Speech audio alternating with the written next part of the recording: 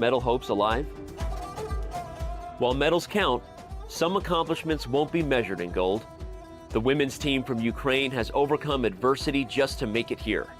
Now they hope to honor their nation with a memorable performance. Namaste, Dosto. In one place for the first time in 4 years, these Olympians are together again. The 44th Olympiad has brought the world's best to the place the game of chess began. And with that, let today's games begin.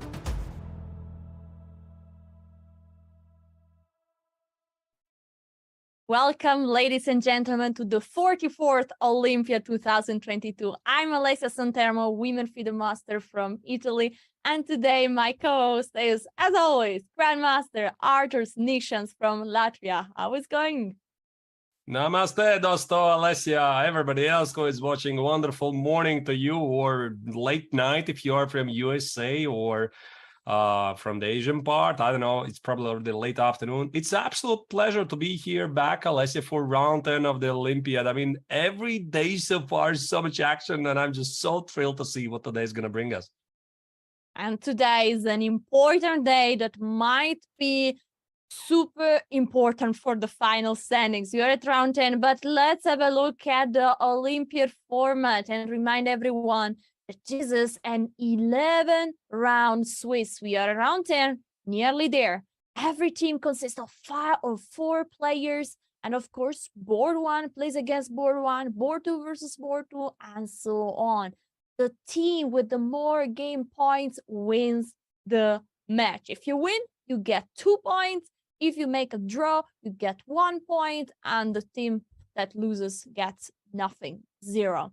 Time control is 90 minutes plus 30 seconds of increment after every move, and additionally, there are 30 minutes of increment after move 40.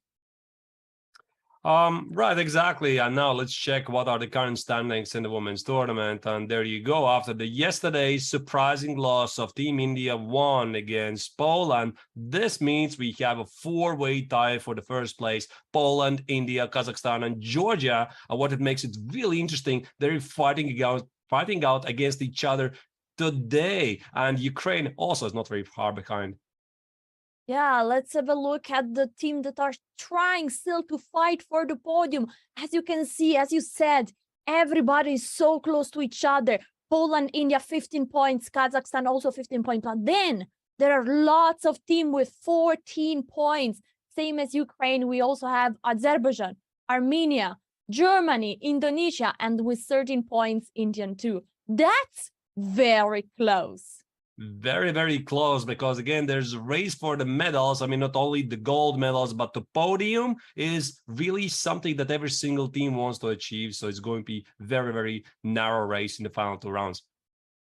And we should have a look at the open section. This is also very exciting. We have a direct matchup today. 1 versus 2, Uzbekistan versus India, and that's important. But of course, also important what Armenia, India, and Netherlands are doing today, because they can still fight for the victory of the Olympiad and for sure for the podium.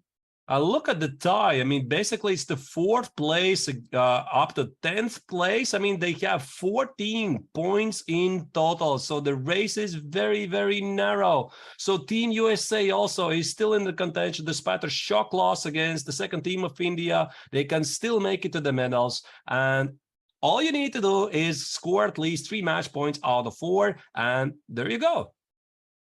Yeah, as we said today, very important matchup, India 2 versus Uzbekistan.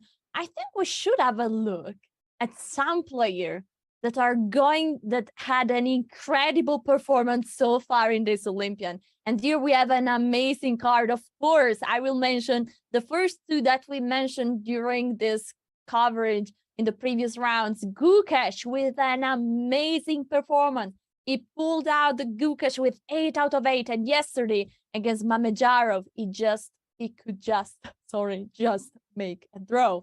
Instead, Olivia Kielbasa from Poland, she pulled out the Olivia Kielbasa with 9 out of 9. That's huge. That's impressive. I'm curious to see how they're going to do today. Right. These are the individual heroes, of course, for the team, and they're pulling the team forward. And also Olivia, yesterday, her amazing performance in this Droy-Shuken game against Vaishali allowed for Team Poland to catch up with the leaders. So they are pushing for their teams to score really good result. And now the question is, what are today's matchups? And here we have it. India playing against Kazakhstan in the women's section. Georgia versus Poland. This is a direct match. Germany versus Ukraine. Armenia versus Azerbaijan. And USA versus Indonesia. Huge matches, which maybe already are going to give us a glimpse what might look the top three. There you go, the pairings for the rounds for the teams 6 to 10. Maybe we are going to jump into that action at some point later, but I guess mostly we'll pay attention to the top 4s and 5 for the medals. What's happening in the open section?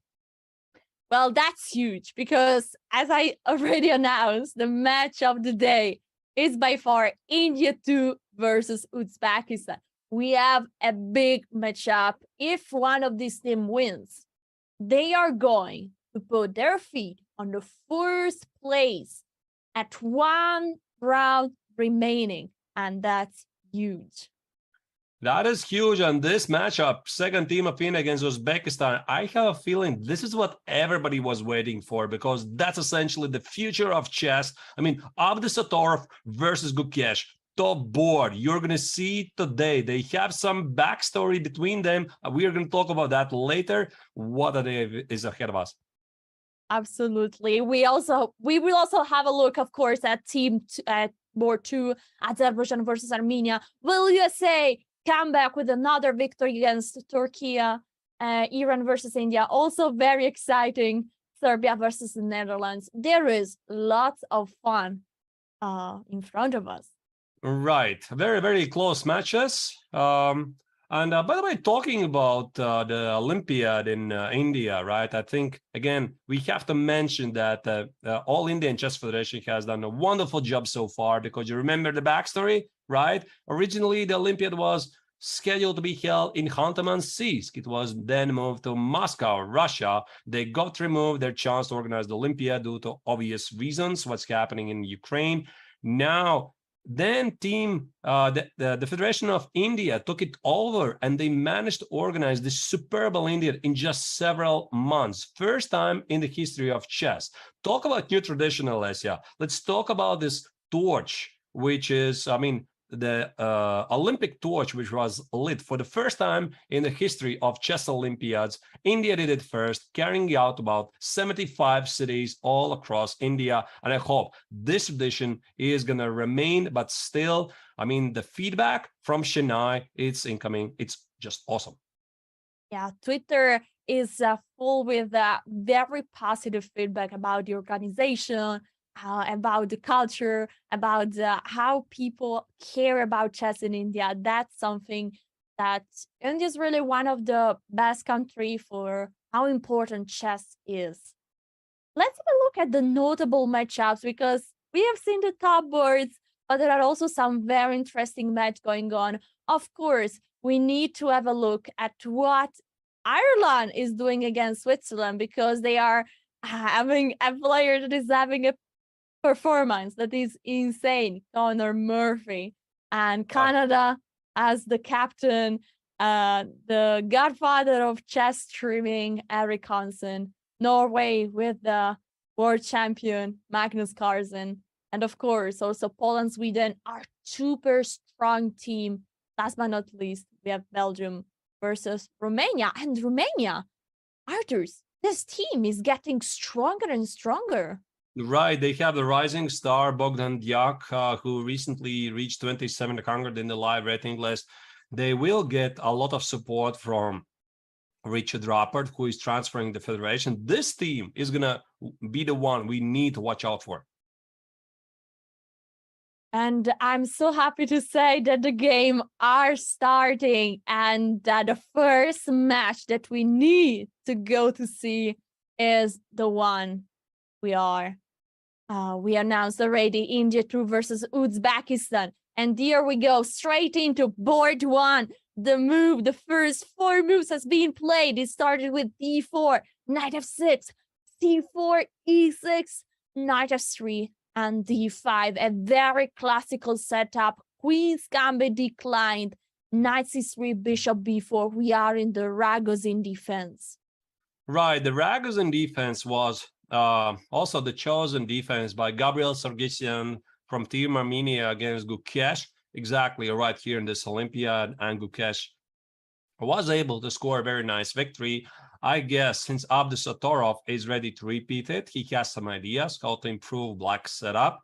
They have a backstory because obviously they are the strongest players of their generation. I mean, Domraj Gukesh right now is about world number 20. Abdusatorov will cross 2700 pretty soon. So Abdusatorov, age 17, Gukesh, age 16. They are going to be the world champion caliber in a couple of years. Now they're playing here, top board, Olympia. They're fighting against each other. And they already did, Alessia. They did already fight against each other just a couple of weeks ago in the Biel Grandmaster Triathlon. And to remind you the story there, Gukesh won in the round 1 with the black color. This means it's the revenge time.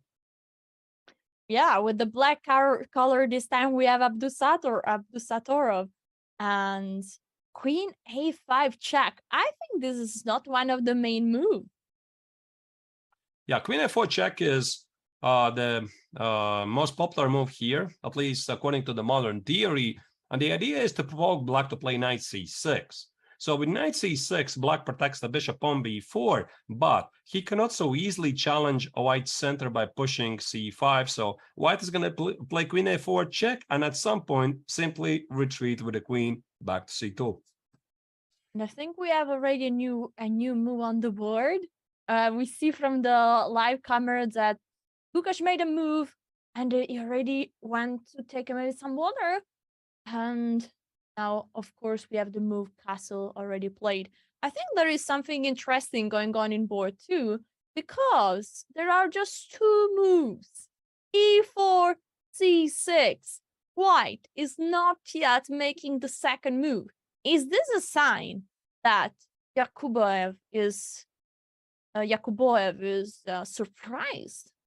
Well, I can definitely understand him because I've done the preparation against Sarin. Well, let's just put it this way. It's impossible to prepare against him. He plays everything with Black, e5, e6, d6, e6, c5, any single opening, right? So with c6 having played, I'm not sure how much time Yakuboev spent for the preparation. He's just trying to recall, wait a second, what was the setup? What was the setup in my morning prep against the Indian player, right? What should I choose here? He's trying maybe to guess where exactly is Michal aiming this game, right? Because usually if your opponent chooses certain defense, he has something in his mind. He's seen something in your repertoire, which maybe is not very convincing. So now, before instantly responding with the normal moves like d4, knight f3, knight c3, whatever, Yakuboev thinks, what my opponent has cooked up. Yeah, we'll come back and see what is Yakuboev reply, what is his decision, how to face the Caro-Kann. And let's move on to board number 3. We have Praggnanandhaa versus Sindarov. Praggnanandhaa yesterday was the hero of India to saving the day with the incredible victory with a lot of ups and downs, I would say. Right, that was a totally crazy game, and it easily could have ended Azerbaijan winning 3-1. Would have had a completely different match today, right? Still, this is what makes chess really exciting, and Prague did manage to win the end. Very, very close match for second team of India. And here we have King's Indian. So this is a very sharp continuation. This means that here Sindarov is all about business. He's not going to try to play for a draw. He wants to go for a fight. And if we talk about the performance of all of the players, I feel I have to mention not only Team Uzbekistan is one of the youngest teams in the Olympiad, and so is, of course, the second team of India, but Team Uzbekistan, every single player, including the reserve player, Alessia, they have performed over 2,700. So that just let sink that in. Over 2,700.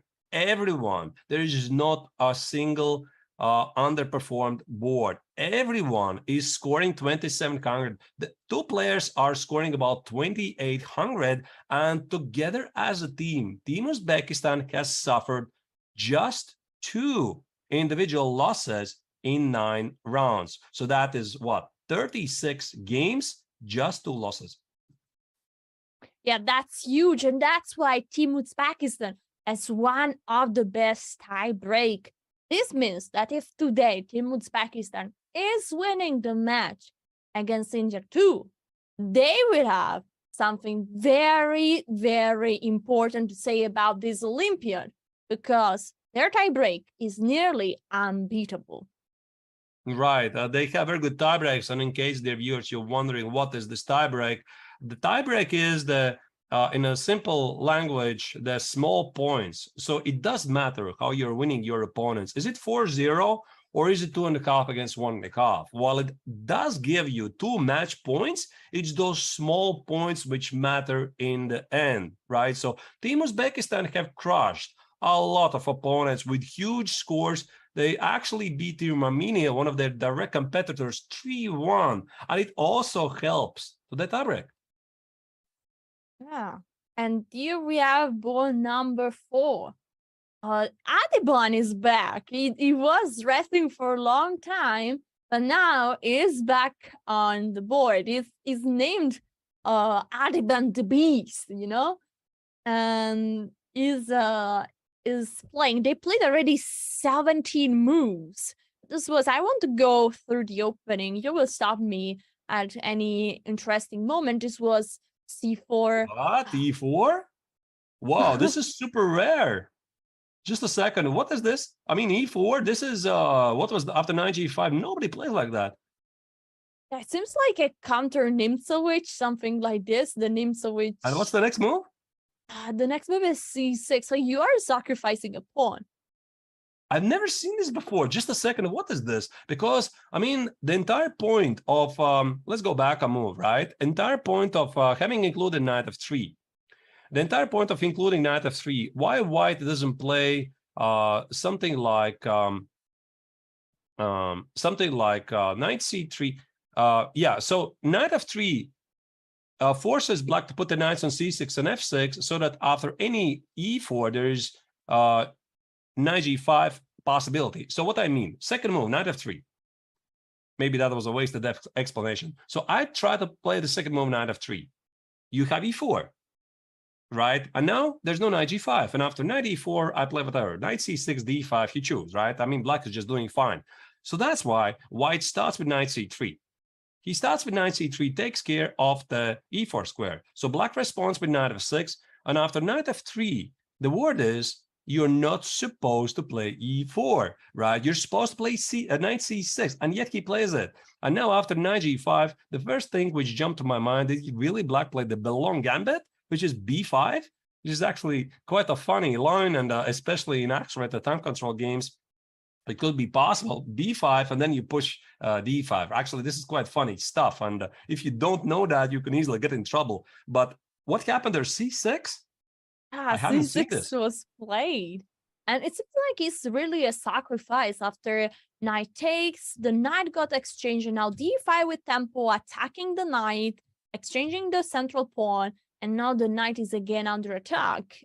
And where is it going? On g3. And now guess the move, Arturs. h5? Boom, exactly. Going for it. e3 and h4. Knight e2 and knight c6. b4 and queen f6. By the way, by the speed the players are playing, I guess that this is no surprise to Bakhidov. It's surprise to me, Alessia. I haven't seen this. Maybe there's maybe there's a game I haven't seen, some latest game between some very good players, because this is very fresh stuff to me. Apparently somebody has already played it, but this is a very new, interesting idea, which could have very interesting new evaluations of this line. But actually, Alessia, if we talk about this game and the entire match strategy, I have a feeling that Uzbekistan, they're performing pretty much the same as Team India too on the first two boards. But the difference is, since I already said, the entire Uzbekistan team is performing over 2,700. Second team of India is not. And they are slightly underperforming compared to Uzbekistan's mighty performance on board 3 and 4. That said, Raunak Sedvani and Adiban, they are only performing, only at 2,600. And I think that probably Team Uzbekistan's chance is try to score at board 4, because they have the white color and they're technically ELO, not even an ELO favorite, but they have the white color and they have the better performance. And I find it to be really interesting that it's Adiban who takes it over and immediately charges forward, and he's like saying, I'm not the weak link here in this match.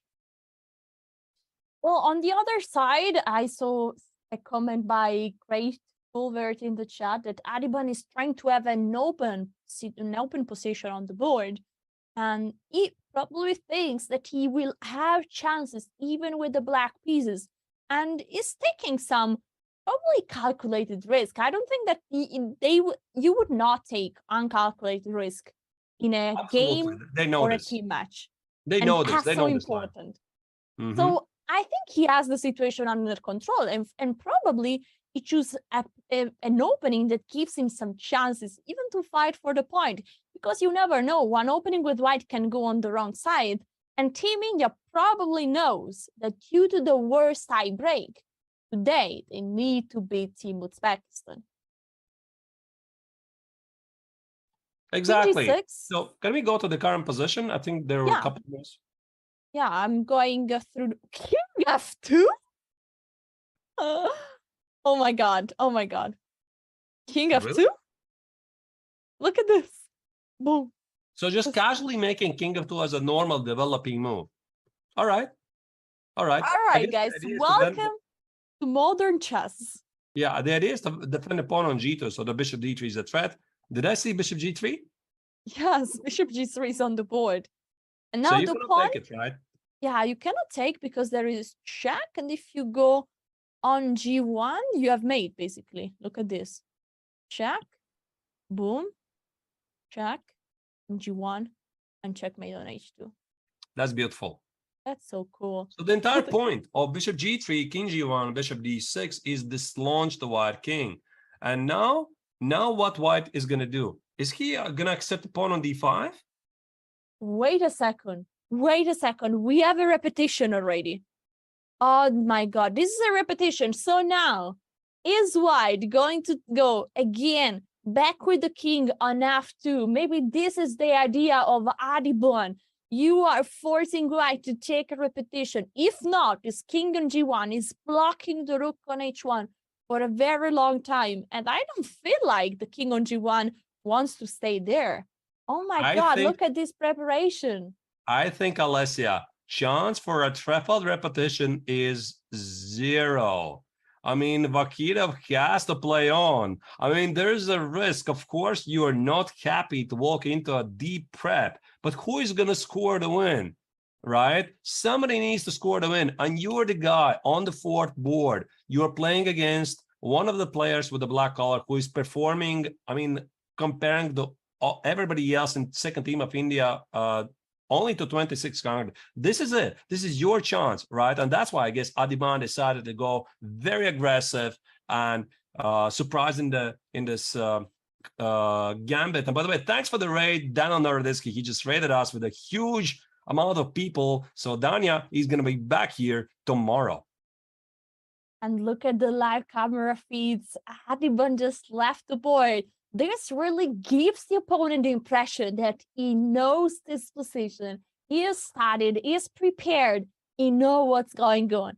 And now it's white that needs to take the big decision, going for the draw with the right pieces in a team event, or go for the fight with other moves. What could be another move for white? Whatever, just not king f2. I don't believe for any single second there's going to be truffled repetition. I just don't believe it. He has to play on. Imagine yourself. This is the worst possible decision you could make. You play a very tight match, and let's say you lose in then 1.5 against 2.5, and there you go. You made this very quick draw with white in the opening. You just don't do that at all, right? You have to fight on. There's going to be risk. So I'm sure that white is going to continue. Yeah, I also believe so. And that's necessary for the team, for the team event. White, the strategy is always this one. White needs to push for a win, and black needs to stay solid and try to get an equal position. But this is a huge psychological moment because, I mean, you prepare something, your opponent pretty much cooks up some crazy opening prep, and there you go. Bishop, I think I saw bishop b5 being played. The trefoil is declined. You're not going to see an easy draw here. And now the question is, has Adhiban prepared some, oh, sorry, it's knight b5. Has Adhiban prepared something against this move? Knight b5 is clearly attacking the bishop. And I think this is one of the moves that you need to look at, because the bishop cannot easily go somewhere easy. There is the threat of knight c7. And I think he moved the bishop to b8. Yes, the move is on the board.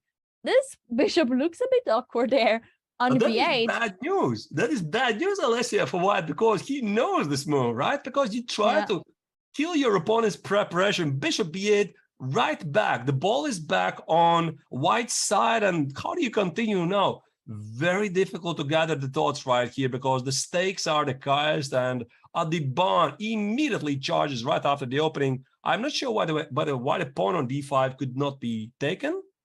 There must be something. Check, because probably there is something going on here. I don't see. Do you see? I don't see immediately. I mean, to me, it looks like a free pawn. Obviously, I recognize the dangers. Maybe h3. Do you? Yeah, h3, because if g3, you can already give away the bishop. Boom. Yeah, exactly. So bishop g3 looks incredibly dangerous. And what about g4? Yeah, h takes, queen g3 is killing. And what about g4? About g4? Must be something at 5, yeah? Yeah, 5. This is nuts. You know, totally crazy opening. I've never seen it before. If you have, congratulations. You have seen more than I have. I have not. This entire sequence of c6 to d5 is big news to me. But that's so beautiful, and that's why probably why it didn't go for the risk. By the way, why, by the amount of time that white is thinking, I believe that he has some idea. I think he's just trying to remember what is going on here, because if not, this is such a critical moment. You don't go for this move with just 8 minutes. It's of course surprised, but I think he has still some preparation going on. Right. All right. I think we move on. Of course, this is going to be a very exciting game, but guess what? It was to be expected. Yeah, let's start to watch the match. Azerbaijan versus Armenia. Board 1, we have Mamedyarov versus Khargisyan. And that's the current position on the board. Mm-hmm. This is already looking very crazy as well. I think currently white is a pawn down, is black to move. So it means that the pawn on a3 could be taken, b3 could be a move. What do you think, Artur? I mean, what is this craziness? I mean, the black rook on a6, the white pawn on c7, h4 included. I mean, I look at the players, of course, it's Mamedyarov. It's Mamedyarov playing with white, a super sharp position, but I mean, I'm very confused, Artur. I see the bar that is in favor of black, but I also see white's time, 1 hour 32. Is this a crazy preparation that the engine doesn't even understand? Not really sure, to be honest. I'm super confused. I'll speak very I'll check very briefly the database about this craziness in the Adibon's game. I want to see. I mean, I already see some games have been played at this line. I just want to see where this is coming from. Yeah, in the meantime, I will do just some general consideration about this position, because if we count the pawns, we see that white is a pawn down. Now, the king is about to be castled. I think both king will castle at one point on the king side, and they should be more or less safe. Now, how are all the other pieces doing? There is a super strong pawn on c2, which is, just one step away from the 8th rank. And that's always dangerous and needs to be considered. For example, I can imagine if white is manages to castle, bring a rook on the c file, bishop d6, and then maybe after the exchange, knight takes on d6, the queen needs to go, and you're already promoting that pawn. This is not a small threat. On the other side, black has an extra pawn. Now it's black turn to move, and I see already the move b3 would attack the queen and secure a passed and protected pawn. Right. I don't know. Alessia, if I can go back very quickly to the game of Adibon, right? Yes, absolutely. I checked what's played before in this crazy line. This is the new trend I was not aware of. Some very high level games already have been played in this line. So going back after this entire sequence, e4, 9, g5, right after the opening, c6 is the modern stuff. And I see a game played between Ding Liren against Arian Tari in one of the online super tournaments back in May, and also Adibon. He has played it himself against Aravinci Tambaram, one of the online super tournaments. But this entire sequence of how did I continue after d4? This was repeating the game of Ding Liren against Arian Tari. And the new move here after h4, knight e2, knight c6, d4 is the move queen f6. That's a new move, because bishop f5 was the only game so far played in this line. This is super freshly baked opening theory. You don't get to see that anywhere else. And I think that Adibon has super deep prep here, and you just don't play this randomly. You play it out in one of the most important games of your career. There you go. Yeah, that's beautiful. Let's have a look at the current position. There is just a move also. Gone is bishop d3, attacking the queen. And Adibon has still 1 hour 32 minutes on the clock. But if I'm not mistaken, now it's taking some time to think. So is it over? I don't think that is over. I think that if you how super grandmaster are starting openings, they don't stop. I mean, they get to this position and they know that there is a repetition, but then they see what are white's options to decline the draw. And knight b5 is an obvious move, and then also everything that happened is logical. There is no crazy move. So I'm sure that Adibon still has much more to show us. Yeah, he definitely has some prep, but I mean, the rule is that it sometimes ends at some point. And if the opponent has played something he doesn't know, there's a good chance engines don't support it, right? You haven't seen this move at all because it's not the top choice of the engine. Now Adibon is sitting out and trying to figure out what is it. All right, let's go back to Mamejaro versus Sarkisian, because this is also some craziness going on. I did already some general consideration. White is for now a pawn down. Both kings should be safe on the king side. White didn't castle yet, but should castle soon. At this point, is black to move. So I think black is considering the move b3 at one point or another. Arturs, what do you think about this position? It's incredibly difficult to evaluate, since especially this was played in an opening phase. Let's not trust the bar. The bar says black is better, but I try to picture what is Mamedyarev's idea. The knight on b5 can be protected by the queen d3. The pawn on c7 is not going anywhere. The knight on d7 and bishop on e7, they're not targeting the pawn on c7. They cannot push out the knight from b5. Also, there's h5, h6 ideas. There's knight g5 ideas. So this is just incredibly complex. And maybe Mamedyarov knows that it is worse for white, but black has to pick up, just insane moves. And if you start to play the human moves, the evaluation suddenly jumps, right? And this is really how the best players in the world, they're preparing. They're semi-bluffing, right? They know that if their opponent, sometimes they're doing this, that the opponent is going to pick up those just absolutely insane moves. They're not losing, they're worse, but they're going to figure it out, right? So they're not really like risking with a draw. But as soon as, for example, his opponent starts to play some human moves here, like, for example, b3, something like human moves like queen b7 and rook c8, maybe, according to the engine, this is just a huge mistake. Yeah, I want to see if you move. Let's move the queen to d2, d3 maybe, or to e2, or c6 even a possibility. Just blocking the queen. Not really, because the knight is protecting. Let's play queen d3. And I want to see, is queen b7 already a problem? Oh my god, yeah. You see the bar? Queen b7 is already a mistake. I told you, Alessia, there you go. So you just made a very normal human looking move and the bar immediately says, oh, that's a mistake. I mean, and that's why it's just a common example how top GMs are making their preparation, right? And maybe the best move is not queen b7. The best move is something like, I don't know, I mean, 98, right? Try to pick this up. 98. So, for example, yeah, maybe it's a ridiculous move, but maybe according to the engine, I mean, there's some crazy idea which is simply not in your radar. Yeah.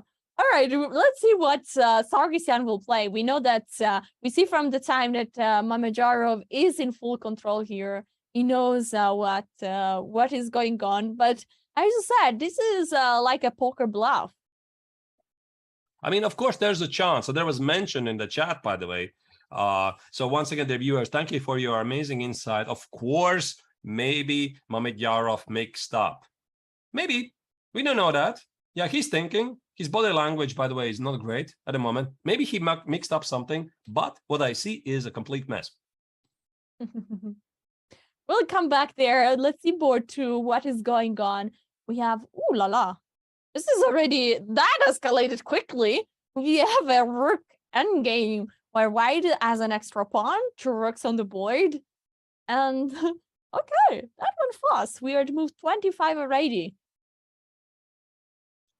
This looks quite drawish, to be honest, despite the fact that white has an extra pawn, probably still part of the opening prep.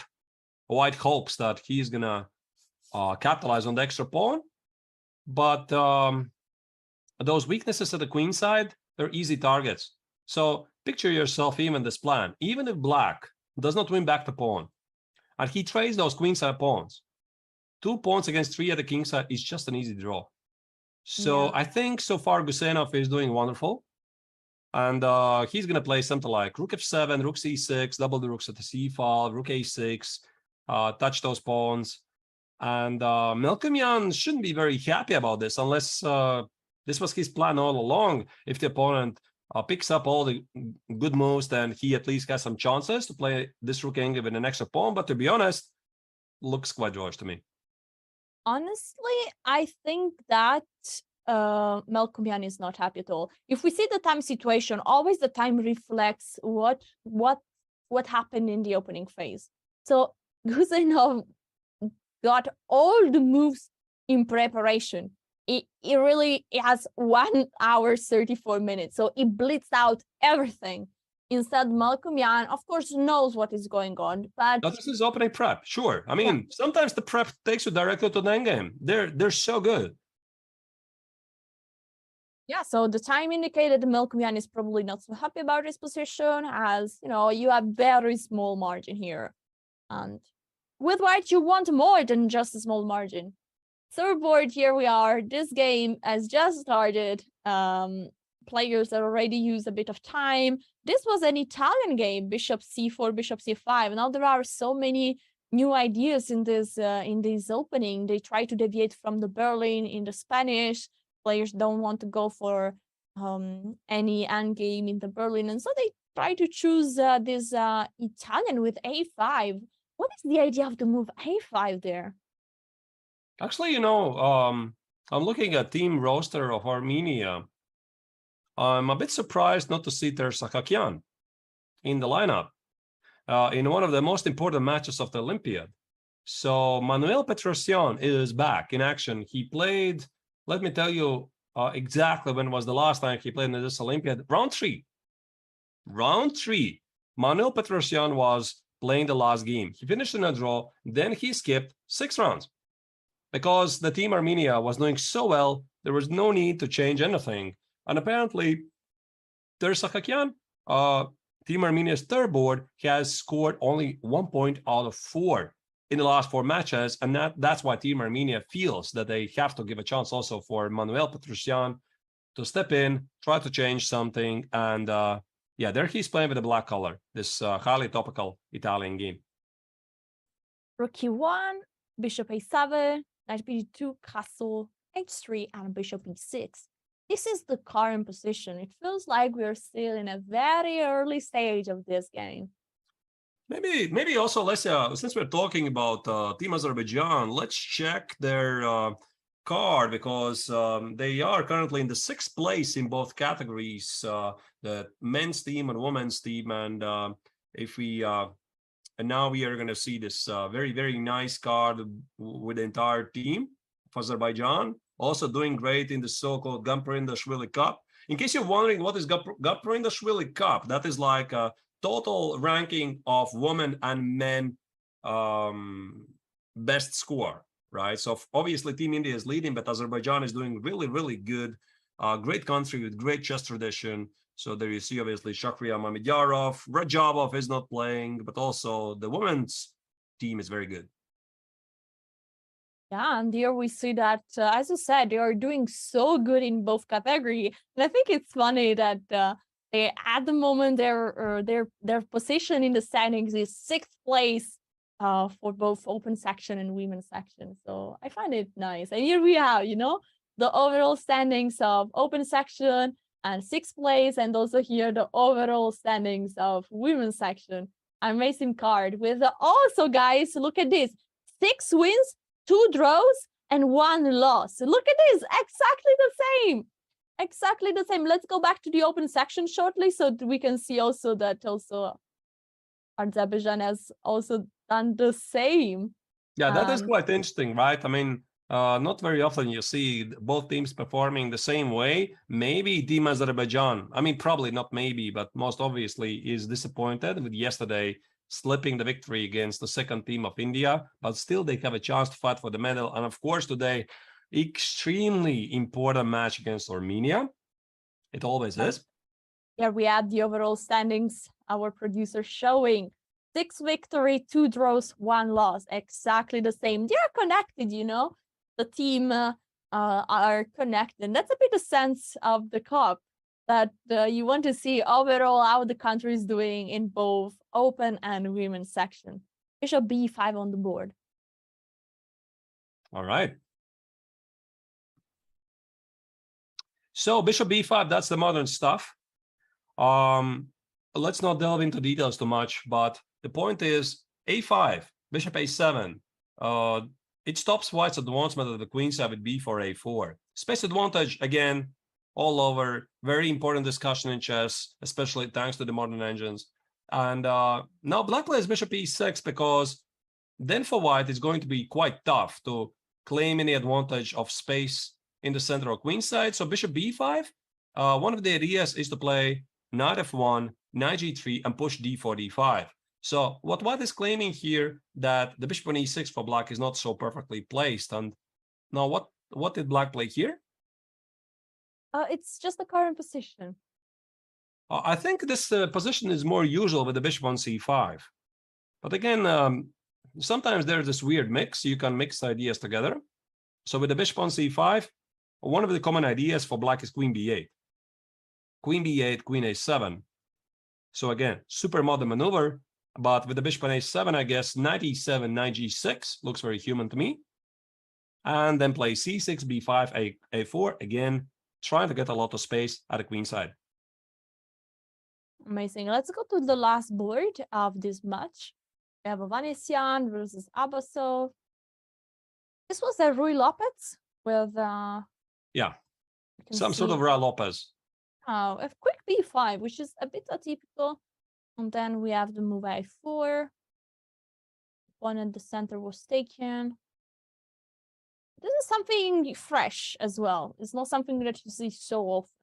Not the most conventional way to continue. It's rather interesting. That's why, of course, I mean, in order to succeed at the highest level, very often you have to come up with new ideas.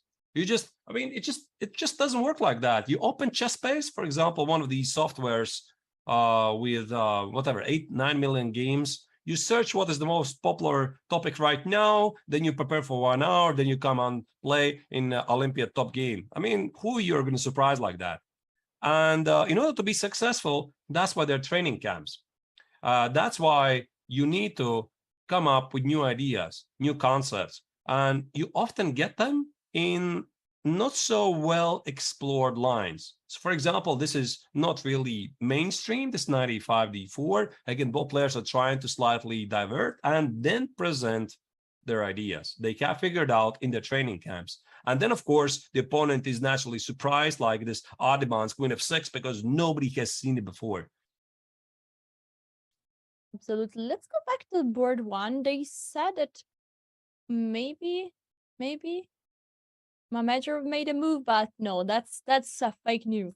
Yeah, there's no move. Not yet a move. Mamedov is taking time to think. And somebody wrote that maybe Mamedov might have messed up with preparation. Do you think is this a possibility? I mean, there's always the possibility, right? We never know for sure, but I guess we're going to see. Do we move on with the next match, maybe? No, I just want to go shortly back to the game of Ardivan, as you mentioned, because it's so right. beautiful. There is a move that was played, and I think it's quite interesting that Ardivan took 9 minutes. So probably this is a bit the end of his preparation. And then here there were many moves available. Bishop f5 was an option, queen to h5. And it's just to go back with the queen on f6 that on one way removes the pressure away from the g2 pawn. So there is not any more h3. This is the current position. And I think both players now are out of theory. Should be. And also, what I see about this queen f6, maybe it hinders white's potential development with some tactical tricks. I'm not saying it's working, but let's try to move. Let's say bishop d2. White plays some normal move. I play a6. Knight c3 and knight d4. Does this work? Maybe not immediately, but the big point is that after e takes queen d4, you suddenly start to see that there is the pawn on d5 that is hanging, so maybe. Of course, that is a very valid point. That's why I didn't even calculate this further. Maybe there's queen d6. Maybe this is still playable, but this knight d4 idea might be a possibility at some point. Maybe I have to start with bishop e6.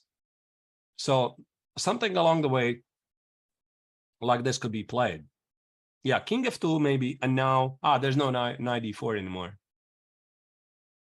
But then again, you look at this position, Alessia, and you start to ask yourself the question, how are you going to develop the king side? Rook goes away, the pawn on h2 falls. You see the bishop on b8, you play g3, you weaken the king. You play h3, you weaken the g3 square. It feels like with natural move, you cannot solve the problem. And this is what Super GM were trying to do. Of course, Grandmaster have the intuition. They have the right intuition where to how to develop the pieces in an harmonious, in a logical way, in a nice way. But the test is when suddenly you need to make very strange moves, and then maybe there is some chances for some very little mistake, and that's where you win a game, no?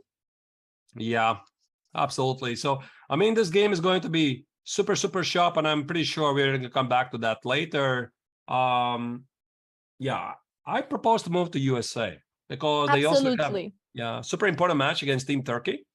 Yeah, we have USA versus Turkey, first board, Caruana versus Yilmaz, and this was another Najdorf. I mean, we have seen through this day Lots of Najdorfs, of course. This is one of the most popular chess opening. And we have seen so many approaches. And today we have one that is very conventional, I would say. F3, E5, knight back, bishop B3. So this is the English attack with queen D2. And black, interesting. Black didn't play the new move, H5, with the idea of stopping, preventing white from pushing the pawns so much. But here I think they are in the old main line with G4, B5, G5, knight H5, king B1. And I think that Caruana might have some new idea. This is definitely a playable line. Probably it's slightly worse for black. But I recall that Fabi won a very nice game against Parham Makhsoodloo a couple of rounds ago, Team Iran. And this idea of Queen F2, if we go back, Queen F2, it's a very common theme. You want to play Knight C5. So for the Najdorf players with the white color, you're going to recognize that. So the idea is to play Knight C5, trade away the bishop on E6, then threaten with ideas like Bishop H3, Bishop G4. I'm not sure, including H4, not including H4. Yeah, by the way, the knight on B6 is conveniently under attack, but also Knight C5 is one of the big ideas. And this Knight A5 is a stunning move. And it's amazing. It's an amazing idea, of course. Can we see what happens? What if queen take A5? Is the queen getting trapped? It is. Bishop B6. Queen B4 and H3. And A3. And goodbye, my queen. Right. So you're going to do that. But I think this Knight A5 is more common with the knight on B6. So Knight A5 is not really totally uncommon move. It's a very common move in the Najdorf. So especially with the knight on B6, can we go back? Sometimes white plays Knight A5 right away so that he can target the C6 square, so that he can defend the C4 square. Knight A5, A3. That is a very common setup. And then at some point, after Knight E5, you get the pawn on D5, you get the knight on C6. But I mean, it really depends if your knight on A5, of course, is not under attack. So instead of this Queen F2, can we go back? So let's say not Queen F2.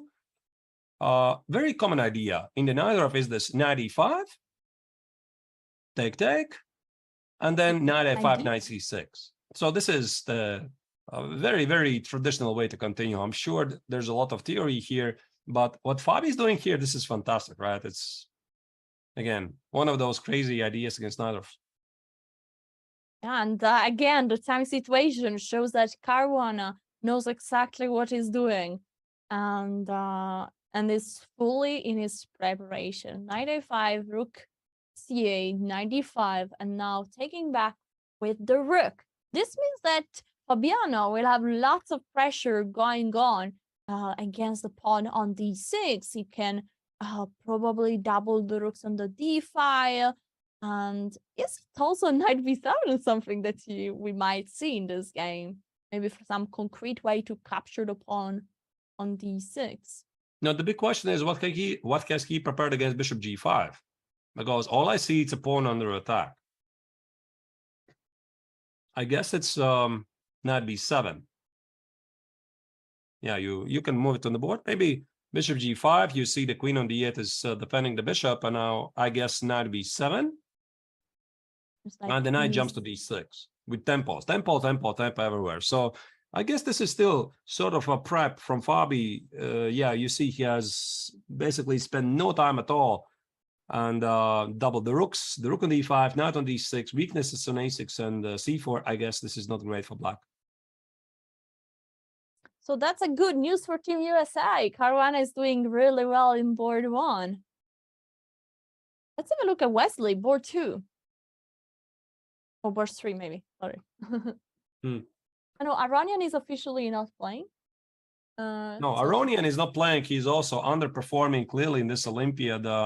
Probably a disappointment for Levon, because I think the entire Team USA and also Levon expected to be seriously fighting for the gold medals. They had a good run until this very painful match against Team Armenia, when Shankland made this terrible slip in the time trouble, touching the king, some hallucination where his opponent actually went with the queen. And then, yeah, then on top of that, they lost against second team of India. And that's it. The gold medal chances are just gone. So it's very, very tough loss for Team USA. But so Lanier is off. And Samuel Shankland is back. So he had a chance to recover after this terrible loss against Hovhannissian. And I still believe they have some chances for medals, to be honest. Of course, I guess all the American fans are going to treat it like a disappointment. But I think if they're going to make it, this will be quite a big comeback, right? I mean, after being 18th place, 3 rounds to go, they could still make it in the medals. That would be something. Absolutely. And again, I mean, the ratings and the starting list is one thing, and then you need to play. And all the teams want to do the best and even more against the #1 in rating and Team USA. So it's not easy. It's not granted that even with such a strong team, you win the Olympiads. Right. So what do we have here? And Emre Khan is playing against Wesley. Yes, this position is at the moment there is 1 extra pawn for Black. Black needs to move. There is a pawn on b5 that cannot be captured because rook on a7 is unprotected. So Black needs to solve some problems here. The knight is very well placed. The white knight on d4 is a strong piece. Might jump on c6, and I think the big problem is how to develop the knight on b8, because of course you cannot go on c6 and also on d7. Doesn't look that like an option. I think it loses tactically thanks to the move knight c6. So Can I play rook b7? Rook b7. Immediately solving the problems. So I skipped the pin. I guess you take on a6. Knight a6. The queen on f6 is protecting the knight. Queen c4. And looks like a dead draw to me. I mean, I think those queenside pawns are going to disappear very quickly. We have 3 versus 3, not enough material. Oh, rook b2. Oh, I missed something. Okay, then it's not so simple. That's a nice. Yeah, because you're attacking the pawn. I mean, take a pawn and attack f2. No, I mean, I saw the knight under attack, but that's a very nice find.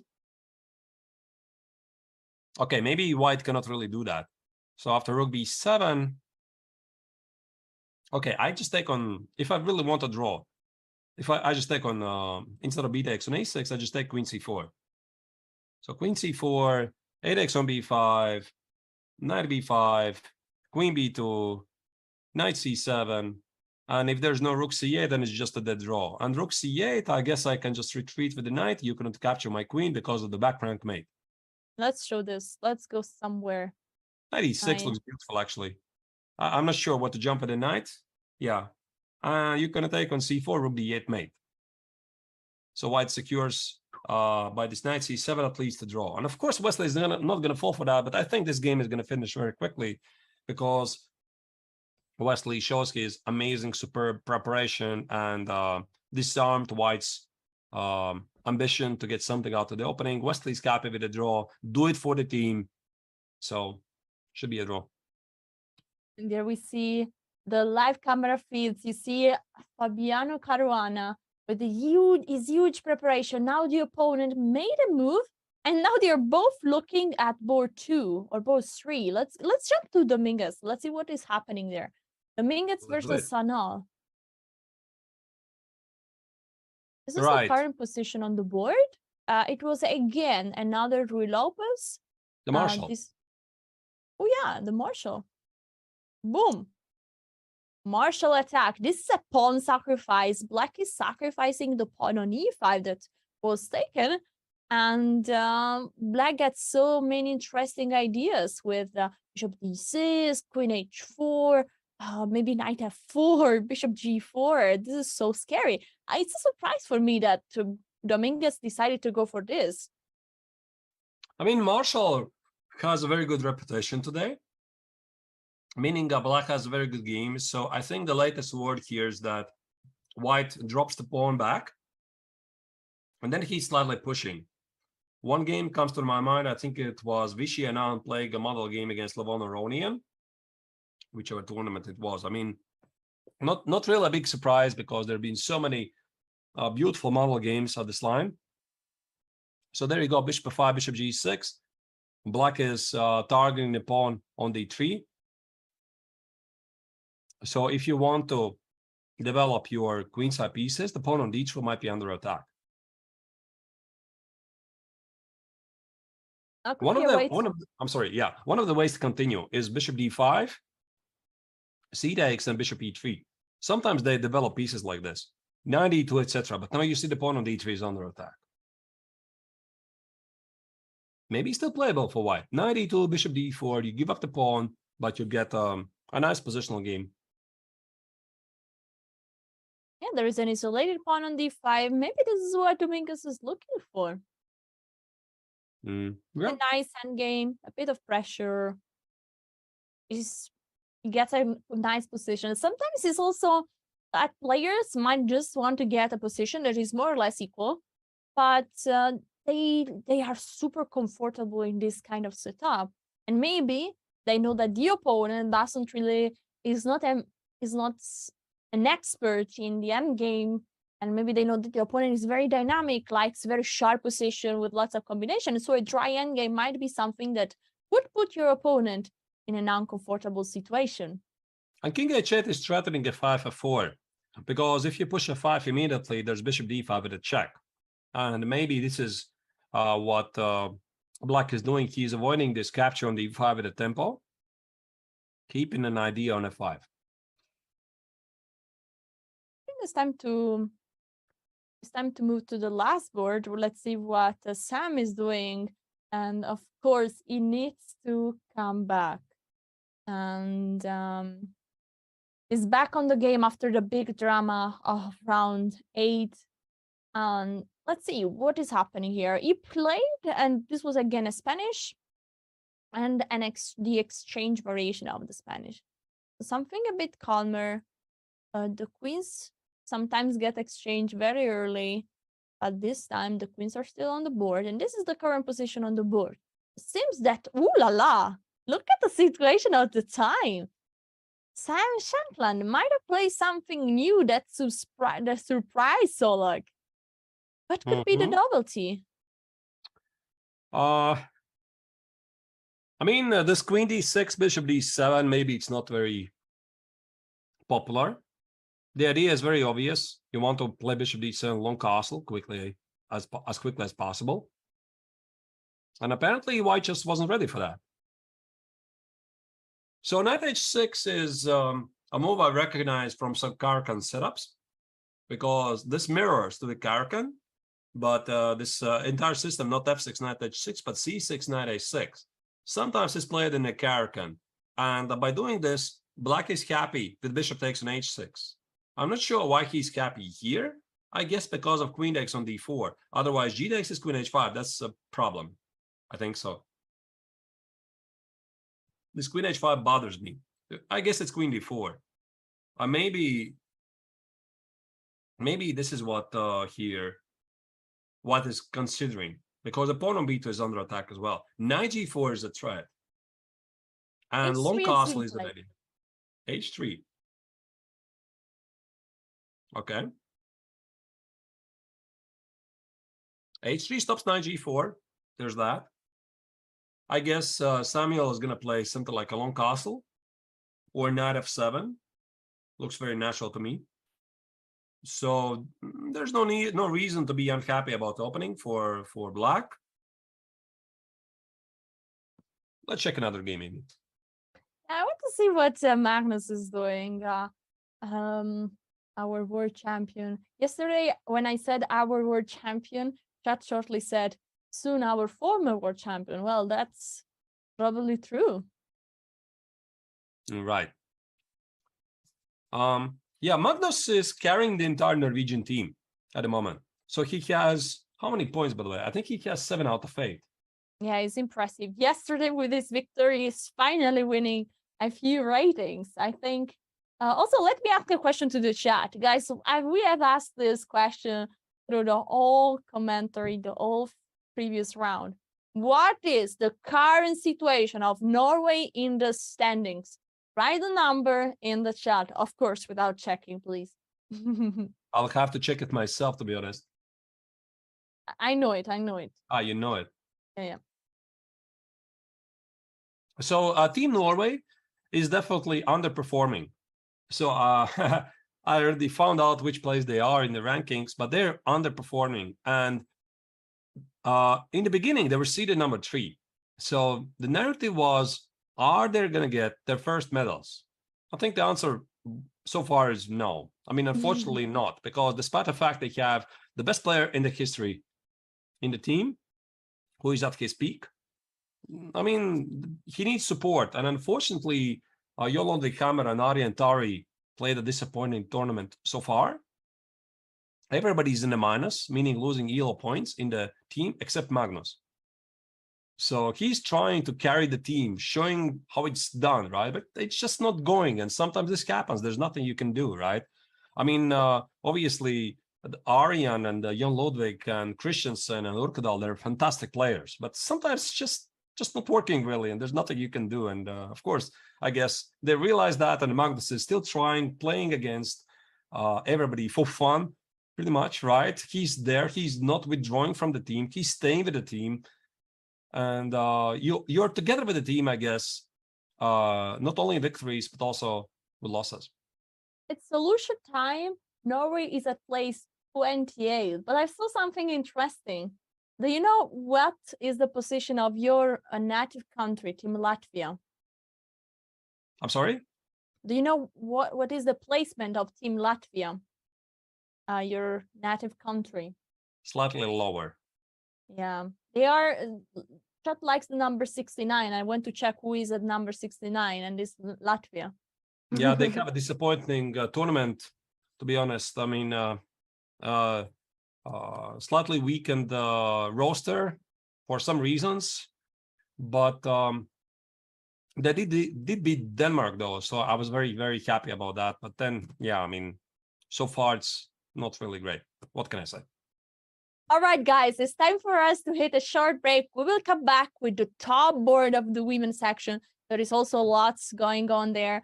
And then, of course, we will come back also to the first board, India 2 versus Uzbekistan. Don't go anywhere. Take some popcorn and see you soon.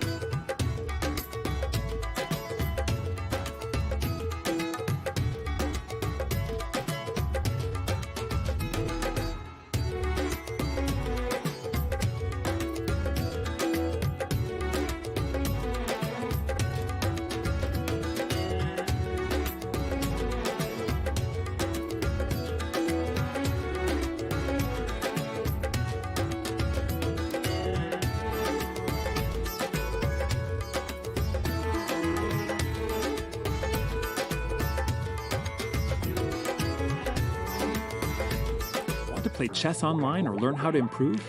Join us at the #1 chess destination in the world, chess.com. With hundreds of thousands of people playing at any moment, you'll quickly find a game with someone at your level, whether you're a total beginner or a grandmaster. You can play games at any pace against friends, other members, or one of our many computer personalities. Chess.com makes improving fun and easy. Sharpen your game with tactics puzzles and enhance your strategy with our videos and lessons by top masters. Learn from your own games with Chess.com's easy-to-use analysis tool. Regardless of your skill level, Chess.com has all you need to take your game to the next level.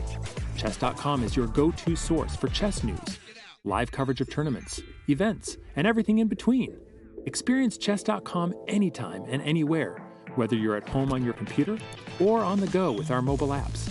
Signing up is free and easy, so what are you waiting for? Join chess.com today.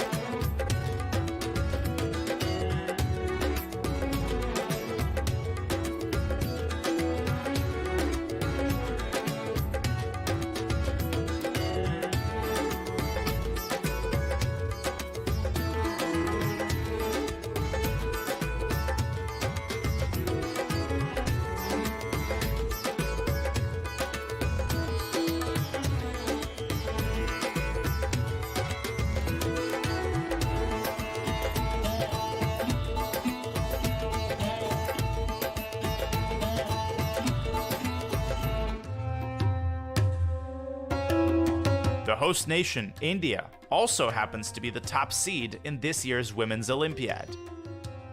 Surprisingly, India has never medaled in this event, but the time to do so is now with their top women's squad. 2011 World Championship finalist Humpy Koneru leads this team. She's the highest rated player in the entire women's event. Because Koneru will be favored in every matchup, Team India's success likely depends on a great result for her on board 1. But India's chances by no means end with Humpy. India has one of the strongest second boards in the event as well, Harika Dronavalli. A 3-time third-place finisher in the Women's World Championship, Dronavalli is likely to be a key contributor to success in Chennai. Vaishali Ramesh Babu is the third board for India and is by far the youngest member of India's top women's team. Playing board 3, Vaishali takes on a similar responsibility as her brother, Pragnananda, who plays board 3 for India's second open team. On this team, the fourth board belongs to commentator extraordinaire Tanya Sachdev. In fact, Sachdev has represented her country in every Olympiad since 2008. In 2012, she even won the individual bronze medal for her board. The experienced Bhakti Kulkarni completes the tournament's highest-rated roster. A medal may be unprecedented, but with a squad this strong, gold is clearly the goal for India's leading women's team.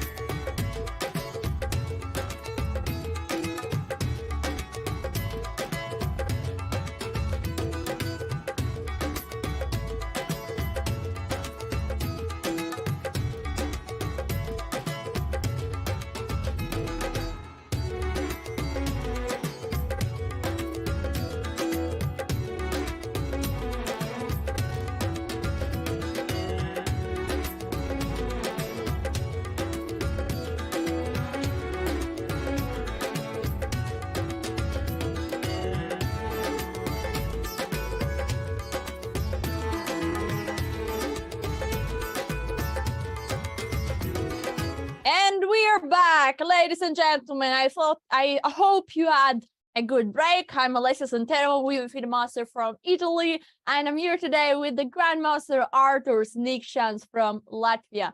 We're going through the coverage of this amazing Olympiad. Now we will move to the women's section because something exciting is happening there. Arturs, what is the hot match for the women's section? Right, so the hot match is the fact that there are 4 leaders after round 9 because the team Poland did beat India yesterday, and today who we have India against Kazakhstan and Georgia against Poland. So if one of them, whoever wins, this is a strong claim for the gold medals, right? Because that means this team is getting in either the shared lead or sole lead of the Olympiad before the final round, which, by the way, is going to be tomorrow. Guess what? It's a morning round. It's 10 a.m. India time. Yeah, it will be very, very, very, very early. But good for America. They will be watching it in the evening, late evening. Oh, I picked up as first game. I want to start with the lady that is making Poland dream big. Kielbasa Olivia. She's with an impressive performance of 9 out of 9, guiding Team Poland to the top of the standings. Look at this position. Yesterday, her performance, Alessia, was very impressive because she beat again Vaishali, the sister of Prague, who's playing in the men's second team for Team India. Very interesting rookie game. I read some discussion online. This was such an obvious draw, but to be honest, I mean, you can misplay it, and Vaishali did misplay it.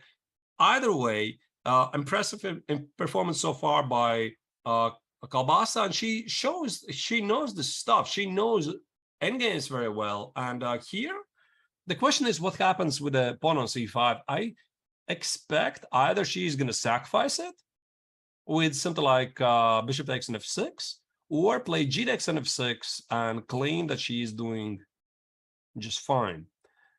I'm not really sure. So what happens if I take with the bishop? That's of course very aggressive, but maybe it's too much.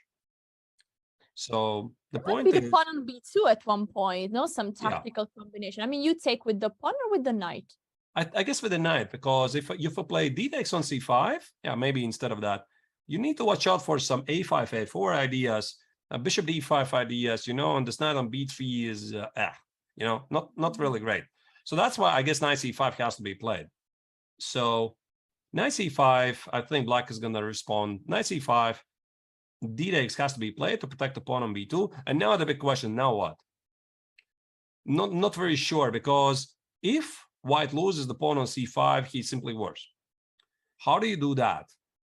And also you need to avoid that white is playing the move b4 at one point. Just queen e3, rook c1, and b4. But queen e3 drops the pawn, right, on b2. So it could be not so easy. Queen c2 maybe. Queen c2, rook c1.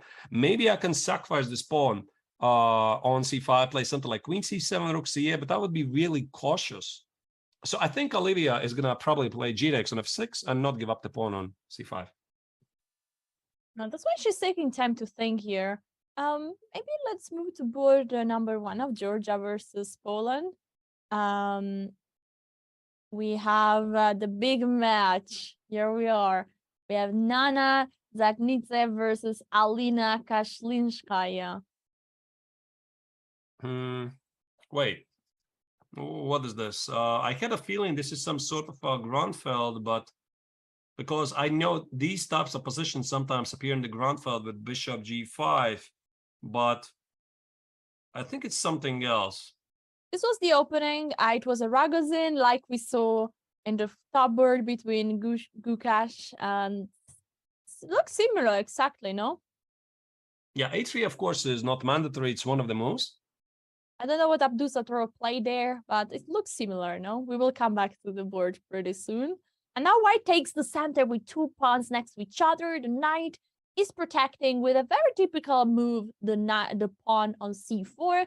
And black is preparing some idea like b5, knight on b3, and trying to keep the pawn, right? It is gloves off game. So bring it on. I mean, doesn't matter, white, black, yellow, pink, whatever. I mean, this means that these players mean business.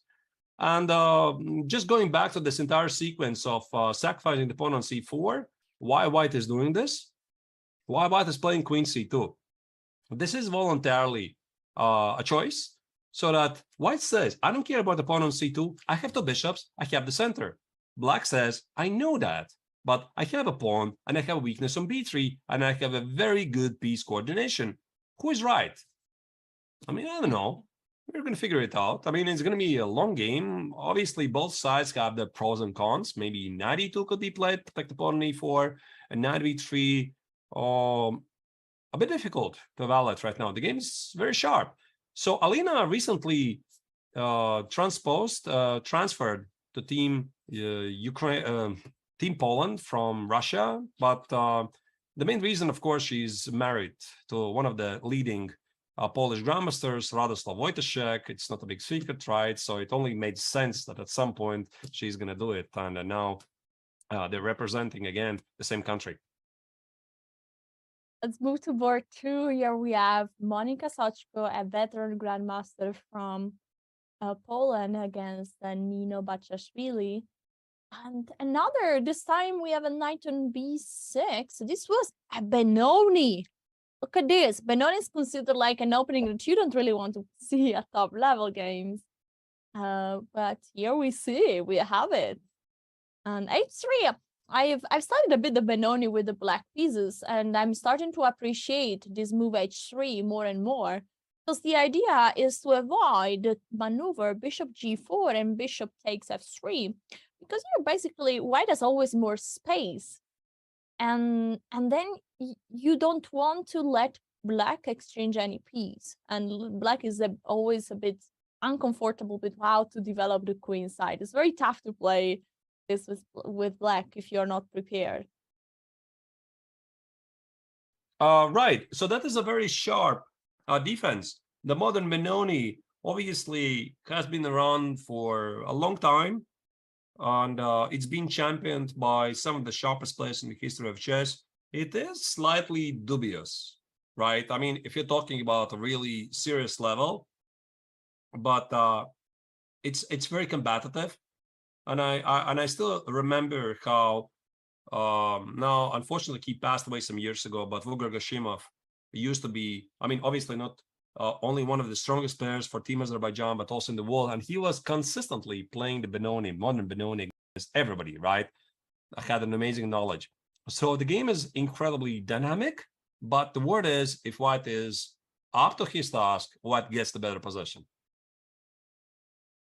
And this is the current position. White is pressing, has more space, nice pieces placement. Just the bishop on h2 looks like he wants more from this position than staying there passive, but whites find a way to reactivate at some point. Let's move to board 4. We have seen already board number 3. And there we are with the white pieces, Maria Malichka versus Salome Melia with the black pieces. Yeah. Similar names. The white king is randomly on f3. Okay, I mean, I even know how it happened.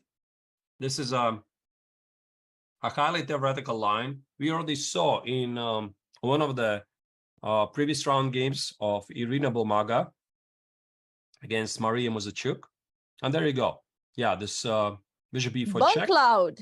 Look at this. The best move, by the way. Yeah, Hikaru will be happy. This is a bone cloud that you can play because the king is apparently super safe on f3. And that's super theoretical, and I play this with the white pieces, actually. You do? Oh, so you definitely know more than I do, because this is not how I ever play. I don't play this line at all. I know it exists. And what white is saying here is that the king on f3 is a full piece, right? I mean, you have space advantage, you have better pawn structure, and if all the pieces get traded, then white is just somehow better. Exactly. I see the chat likes the bone cloud. And your queen d6 exchanging. Well, offering a queen exchange, but Black says no. Because if not, if the queens are getting exchanged, the pawn on d6 is so strong, really avoiding any expansion with the pawns for black. So that would be tough. Sometimes in this position, the risk for black is really to not have any hair, any space, and get completely dominated by white. Of course, queen f5 is trying not to avoid that exchange, not to exchange the queen. Also, because you don't want to exchange the queen when your opponent king is on f3.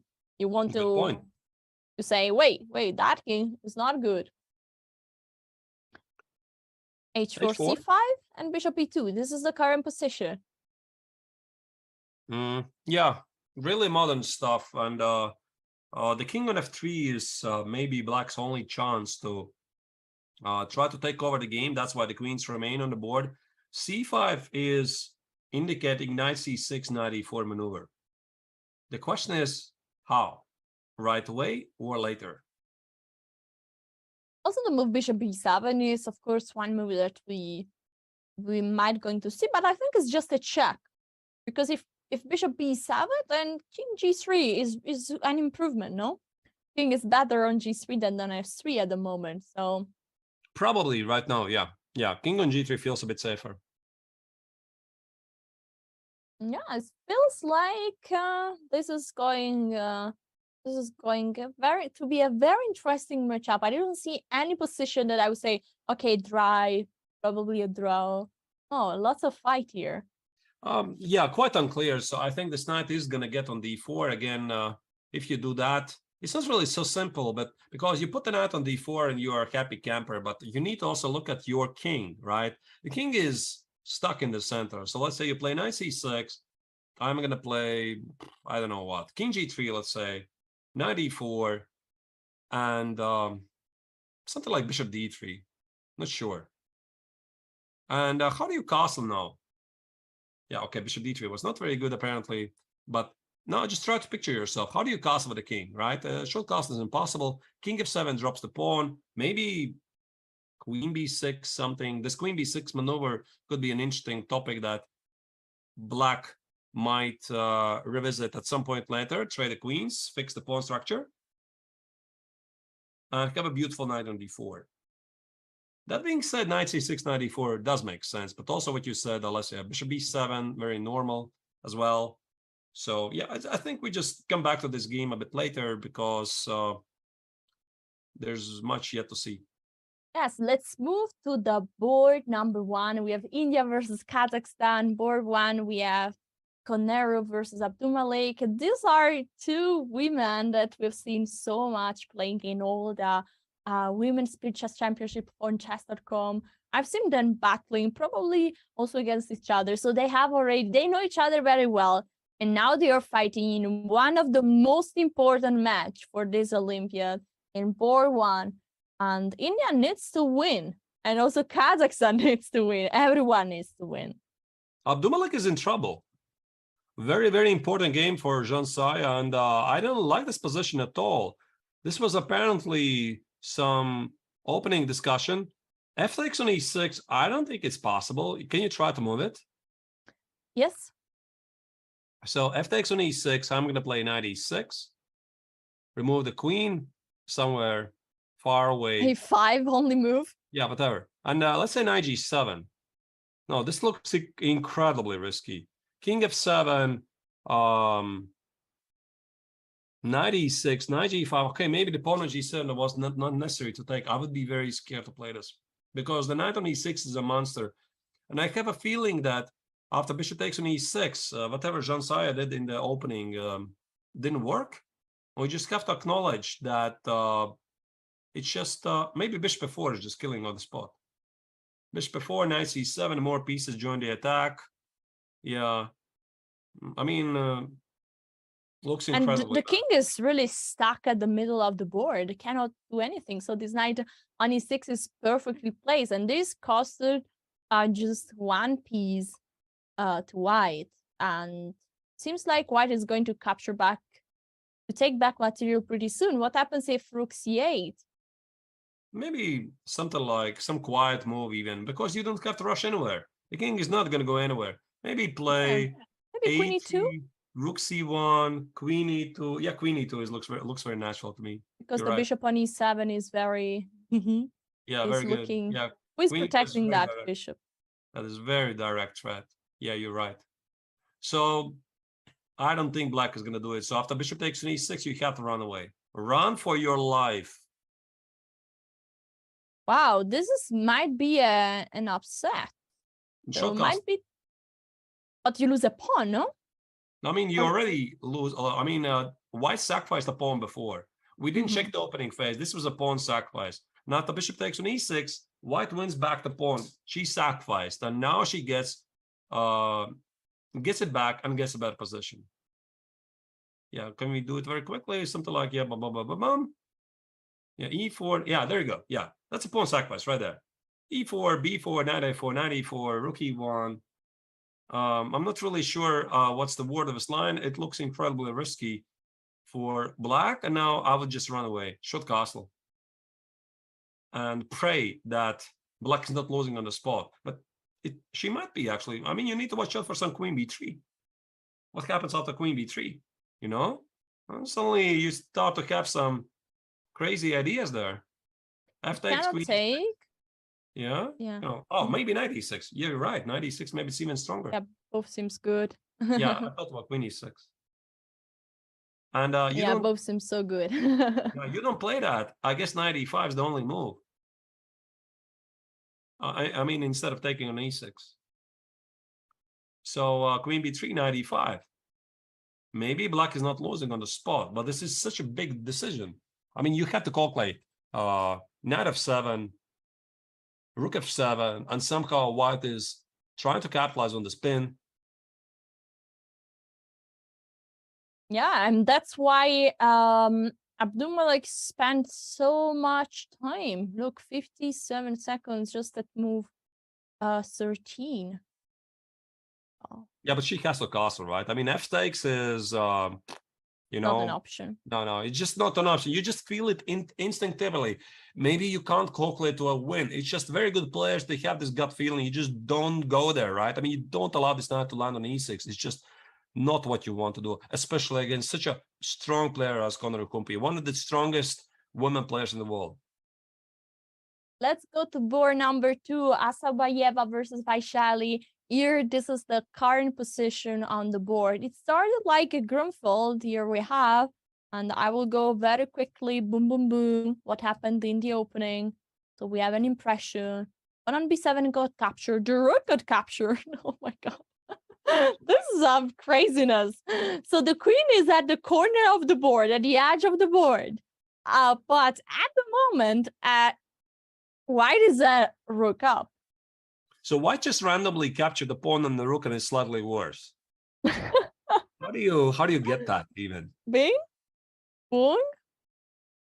And well, the king is still in the middle. This bishop on d2 is unprotected. So, and you still need to bring out the queen. So it's one of these crazy positions where we will discover who is right and who is wrong. Probably we might see already white giving back the queen. Maybe knight c6, rook take Knight f8. b to c6. That's on the move. She's not playing it yet, no? No, she's thinking. What is she thinking about? Because, I mean, okay, maybe there's some other ideas like knight c2 check, but knight c2 check is king d1. And your queen is still under attack, and the knight on c2 now is under attack. I don't think there's any choice. So let's calculate this bishop, this knight c6. It's possible for white to take with the bishop. And then I take with the knight.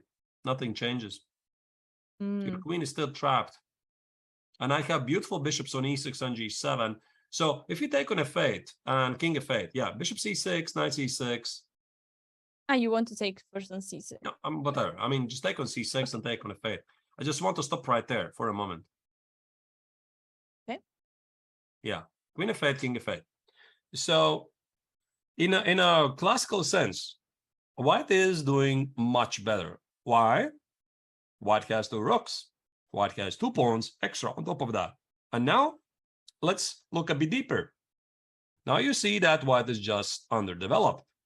Black has a very active pieces, the bishop on g7, the bishop on e6. You see ideas like knight b4, knight d3, knight d4, knight c2, etc. And suddenly you realize those pawns don't matter at all. So that's why white actually needs to be a bit careful here. Maybe this bishop takes on c6 is not good, because bishop takes on c6 gives away all the light squares. So probably after knight b to c6, white has to take on f8 immediately. Keep the bishop alive. But I mean, the fork threat on c2 is still there, by the way. Can we, let's say, go back? Instead of bishop c6, just take on f8 right away. And what is this position? Yeah. So bishop b5, yeah, knight c6, and take on f8, king f8, and try to understand this. But I mean, knight a3, knight c2 still is a big threat. Yeah, exactly. The difference is that now you have to take care of knight c2 immediately. Can you long castle or is like too crazy? You're asking for trouble right there. But I mean, I won't be surprised if long castle is a possibility. But this is asking for trouble. Yeah, this is asking for trouble. And the bar is saying, no, no, no, no, no, take it back. There should be something. Maybe, I mean, maybe rook d1 right away. You play bishop g5, knight here. You take, and just you play rook d1. So you are, you want to. The king is safer by far on the king side. So maybe rook d1 is the best move. yeah, that definitely makes sense. So knight c2 check makes sense. Avoiding your king being castled away, and then somehow collect those pawns at the queen side. Mm-hmm. Very interesting game. Okay, for number 3, maybe we will see why. What is actually now before going to board number 3. Yeah, but we know very well the board number 1 and number 2, but let's see the whole team. We have an amazing profile of Team Kazakhstan, and this is how it looks.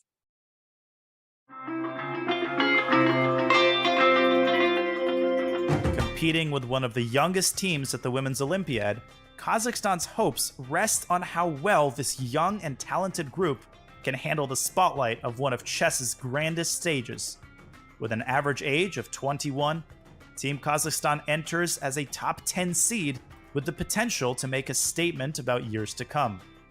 In fact, at 22 years old, Zhensaya Abdumalik, the team's only grandmaster, is the second oldest team member. Playing the first board, Abdumalik's rating and title would also qualify her for a spot on Kazakhstan's Open team. Instead, she chose to lead Kazakhstan's women's team here in India with hopes of medaling. Reigning women's blitz chess champion Bibisara Asalbayeva is Kazakhstan's third board. At just 18, Bibisara is a rising star in competitive chess and considered by many as one of the most exciting young talents in the game today.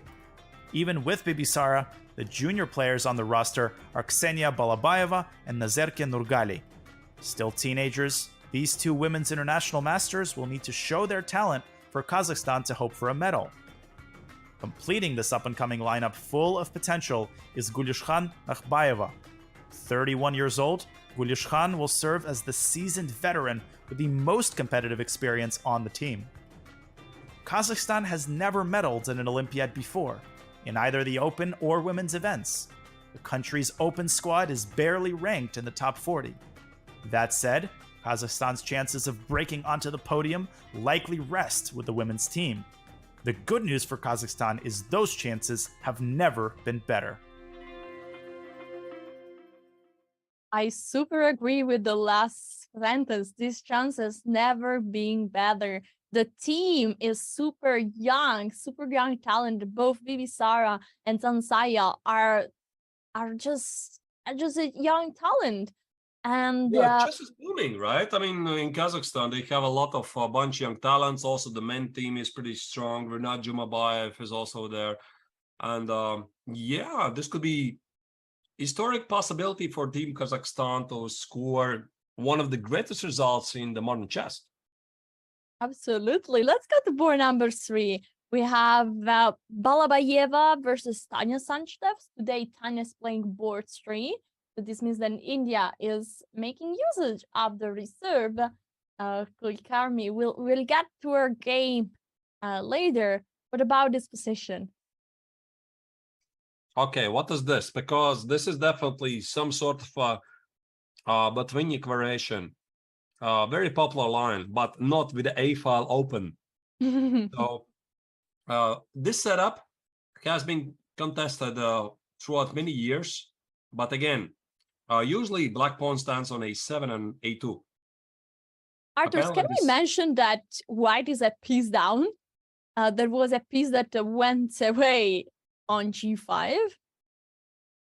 And at the moment, white is a piece down. Of course, there is this pin on F6, so probably white is going to take it. White is going to take the piece back. But what is happening after this? Right, so this piece sacrifice on g5 is a common motive. Again, with the pawns on a2 and a7, having a5 open, I'm not sure how it evaluates the position, but white can, at any given moment, can just take the piece back on f6, and black is going to rely on his piece activity. So can we make a move here? Who is the move, by the way? White, right? It's white to move, yeah. So can I just take on f6? Let's see what happens. How is black taking back? Probably with the knight? Well, And at least bishop in the e7? Botvinnik, black almost never takes an f6 right away. Mm-hmm. I mean, he says the pawn on f6 is not going anywhere, and I can rely on some dynamic counter chances, right? So bishop e7 could be a move, which makes perfect sense. c5 is one of the common maneuvers here. Probably still a theory, you know. I don't recognize this, but again, I'm more familiar with the Botvinnik systems with a2, a7 pawns alive, so should be something very similar. We'll come back here shortly. We should have a look at the last board, as we mentioned. Kulkarni is playing for Ringa. It's one of the first time that they make usage of the reserve. In the last few rounds, they played with the full set of 1 to 4. But of course, somebody needs to rest. And here we have the game. All right. Well, Nakbari. this is something I could talk about. Can we go back very quickly to the opening phase? Yes, it was d4, c4, g6, and we have King's Indian with the move d6, castle, knight e2, knight c6, castle, e5, e5, knight e7, rook b1, going for b4, c5, slave 5, fighting for that idea, h3, knight h5, and bishop g5. All right. I expected slightly different ordering moves from a different line. Still, black c5 is very idea-based move, because before c5, let's go back to that position. Let's talk a bit about where are both opponents' chances to conduct a game. So white usually is playing at a queen side. We're talking about c5 push. c5 push is the bread and butter against the King's Indian. Why? You want to play c5, you want to take on d6, establish a weak pawn on d6, and maybe try to get to those weakened black pawns at the queen side. So black stops it and plays c5 himself. At the same time, black is trying to play in the manner of the typical King's Indian and push f5 and go for the mate. I like this choice for black. And that's what black is doing next, knight h5, with the direct idea of f5. This is a bit in the style of the old Benoni, where you put the piece, the pawn exactly in this way, e6, e5, and c5. You block the center, and the idea for black that has few space, but then eventually f5 is, from a practical point of view, very, very, very scary. You need to defend the king side. Yeah, engines love these positions for white, right? Almost always there's something like +1 in the engine language, b4, b6, take on c5. But the thing is, at some point, black's plan is just a bit simpler. I mean, you have a very simple goal: push everything you have at the king side, f5, f4, g5, g4, etc. While white needs to figure out, listen, I have this supremacy at the queen side. Maybe then I win the pawn on a7 somehow. There's no mate at the king side. I mean, this is not how humans play. So the fact that the engines evaluate this position to be better for white, maybe it means nothing really, because again, black's plan is pretty straightforward. All right, I want to go back to the open section. Somebody wrote, Adiban found a crazy tactic, and I can't wait to see what the tactic is. And there we go, straight to the game. We were at few moves. We have just missed a few moves.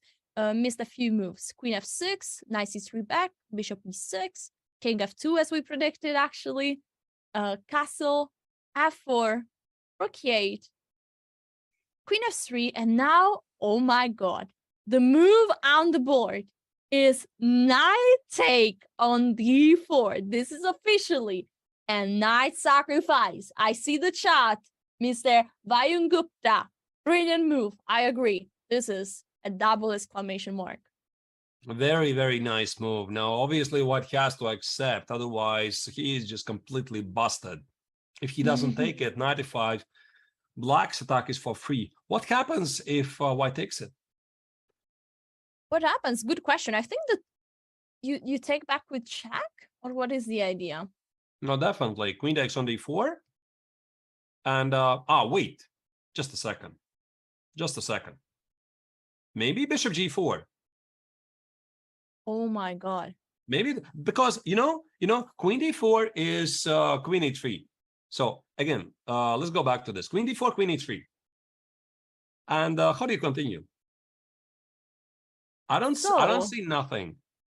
So apparently the entire idea of Adhiban is to sacrifice the second piece. And now after queen g4, how is this even holding for White? Queen d4? And it looks completely lost. The piece on this Yeah, but White is up two pieces, right? I mean, I don't know. Oh. I mean, king of one. King of one, you take on this through the check. The king Wait, needs king to of move two? again. And a6. a6, bishop a7. From India with love. That's so beautiful. That bishop on v8 made the king already go very awkward towards c1. And imagine if the bishop on b8 is winning the game. That's really savage. Yeah, a6. I mean, honestly, I need to give a big credit to Arthurs. Here, you could play moves like bishop d6, bishop c7 that would prepare like in a normal way to give a check on f2. But I like Arthur's suggestion, going for style. A6. I mean, we could argue maybe a5 is stronger. Maybe there's also rook a6, right? Thank you. Bravo. Yeah. a6 looks very cool. It's just very cool move. Cool like a cucumber, really. You know, I mean, I love this move. And whatever is happening here, White gonna do it. I mean, what can he do? Maybe this entire sequence of 94, he takes bishop g4. White needs to play something else because queen g4, queen d4 looks pretty bad, no? Can we say that Vakidov looks like being in trouble? Wait, there's knight e5 also. This is getting super sharp. Knight takes on d5 is also a move. Intermezzo move. You need to calculate that, obviously. And I think Adhiban has calculated that. So let's try to move it. Knight e5, intermezzo move. You're going to play bishop f3, knight f6. White is simply up a piece. So queen d4 has got to be. A bishop e3. And now what happens? Oh, What happens now? Check. Oh, wait, there's queen b2. Oh, my goodness. I didn't see this The move. queen is gone. Yeah, the queen's gone. Actually, that is a very important move. If you don't have queen b2, maybe actually White is fine. Yeah. I was thinking queen d3, queen g4, queen d5, and trying to look at that. But queen b2 just kills the game on the spot.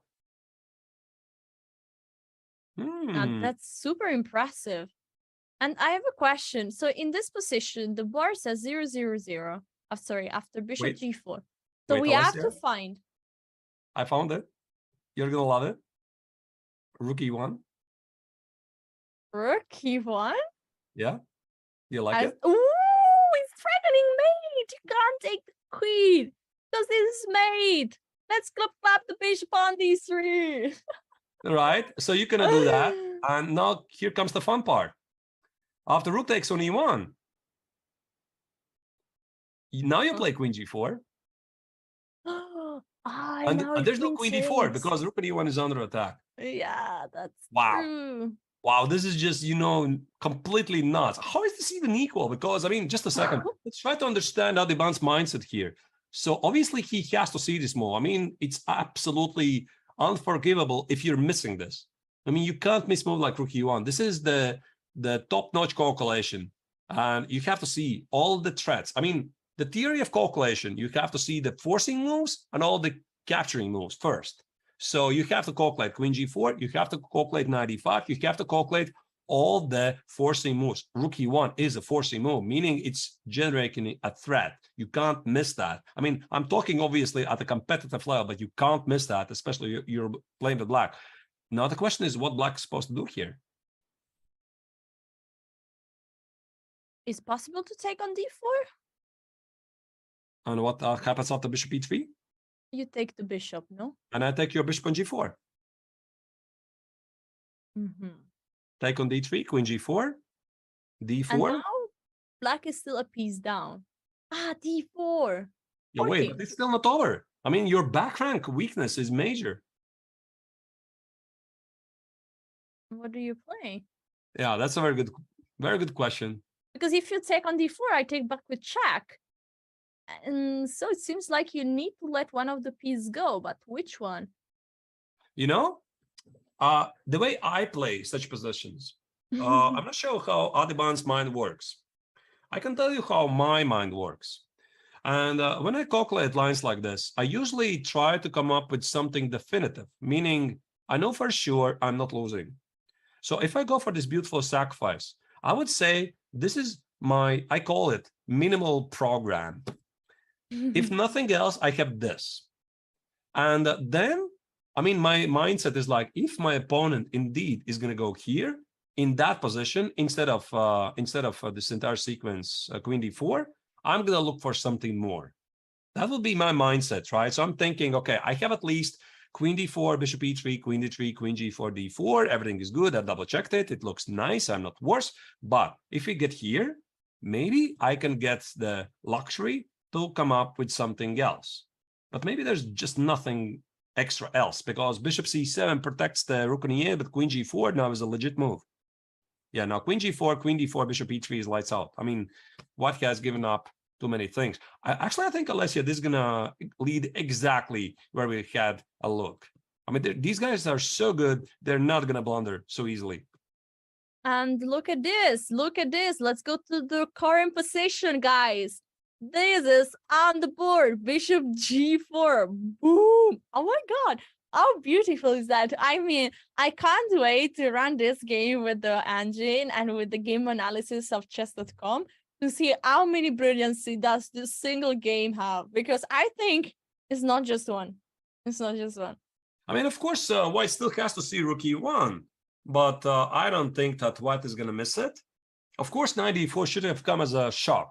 It's a slight shock. It's like you don't venture in that position anticipating knight e4, bishop g4. You feel like you're stabbed, to be honest. What just happened there, right? And it's very unpleasant. And when you're in that psychological state, it could be a bit difficult to gather the thoughts, right? So either you see rook e1 or you don't. That is writing that so far there are already 2 brilliance in this game, which is insane. I think he's gonna find it. I mean, rook e1 should be possible move to pick up. Should be a possible but impossible move to pick up. I mean, possible and beautiful move to pick up. Let me try to move this game a bit further. Like this rook e1, try to make a prediction. So rook e1, we say queen take d4. Yeah, take d4. Bishop e3. Bishop e3, queen d3. Queen g4, d4. e4. And now what is why I think this is now the tough point to find a move for white.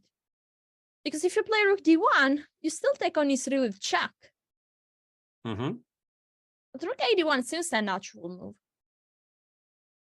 But you know, Alessia, there could be still plenty of moves. Because, for example, let's talk about rook d1. Yeah.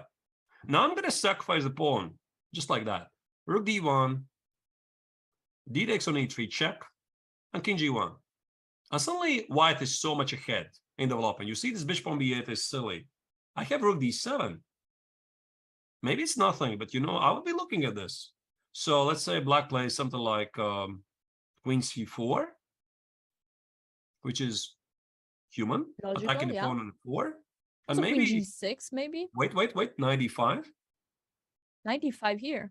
Yeah, knight f6 check. This is totally unclear. I don't know what this is.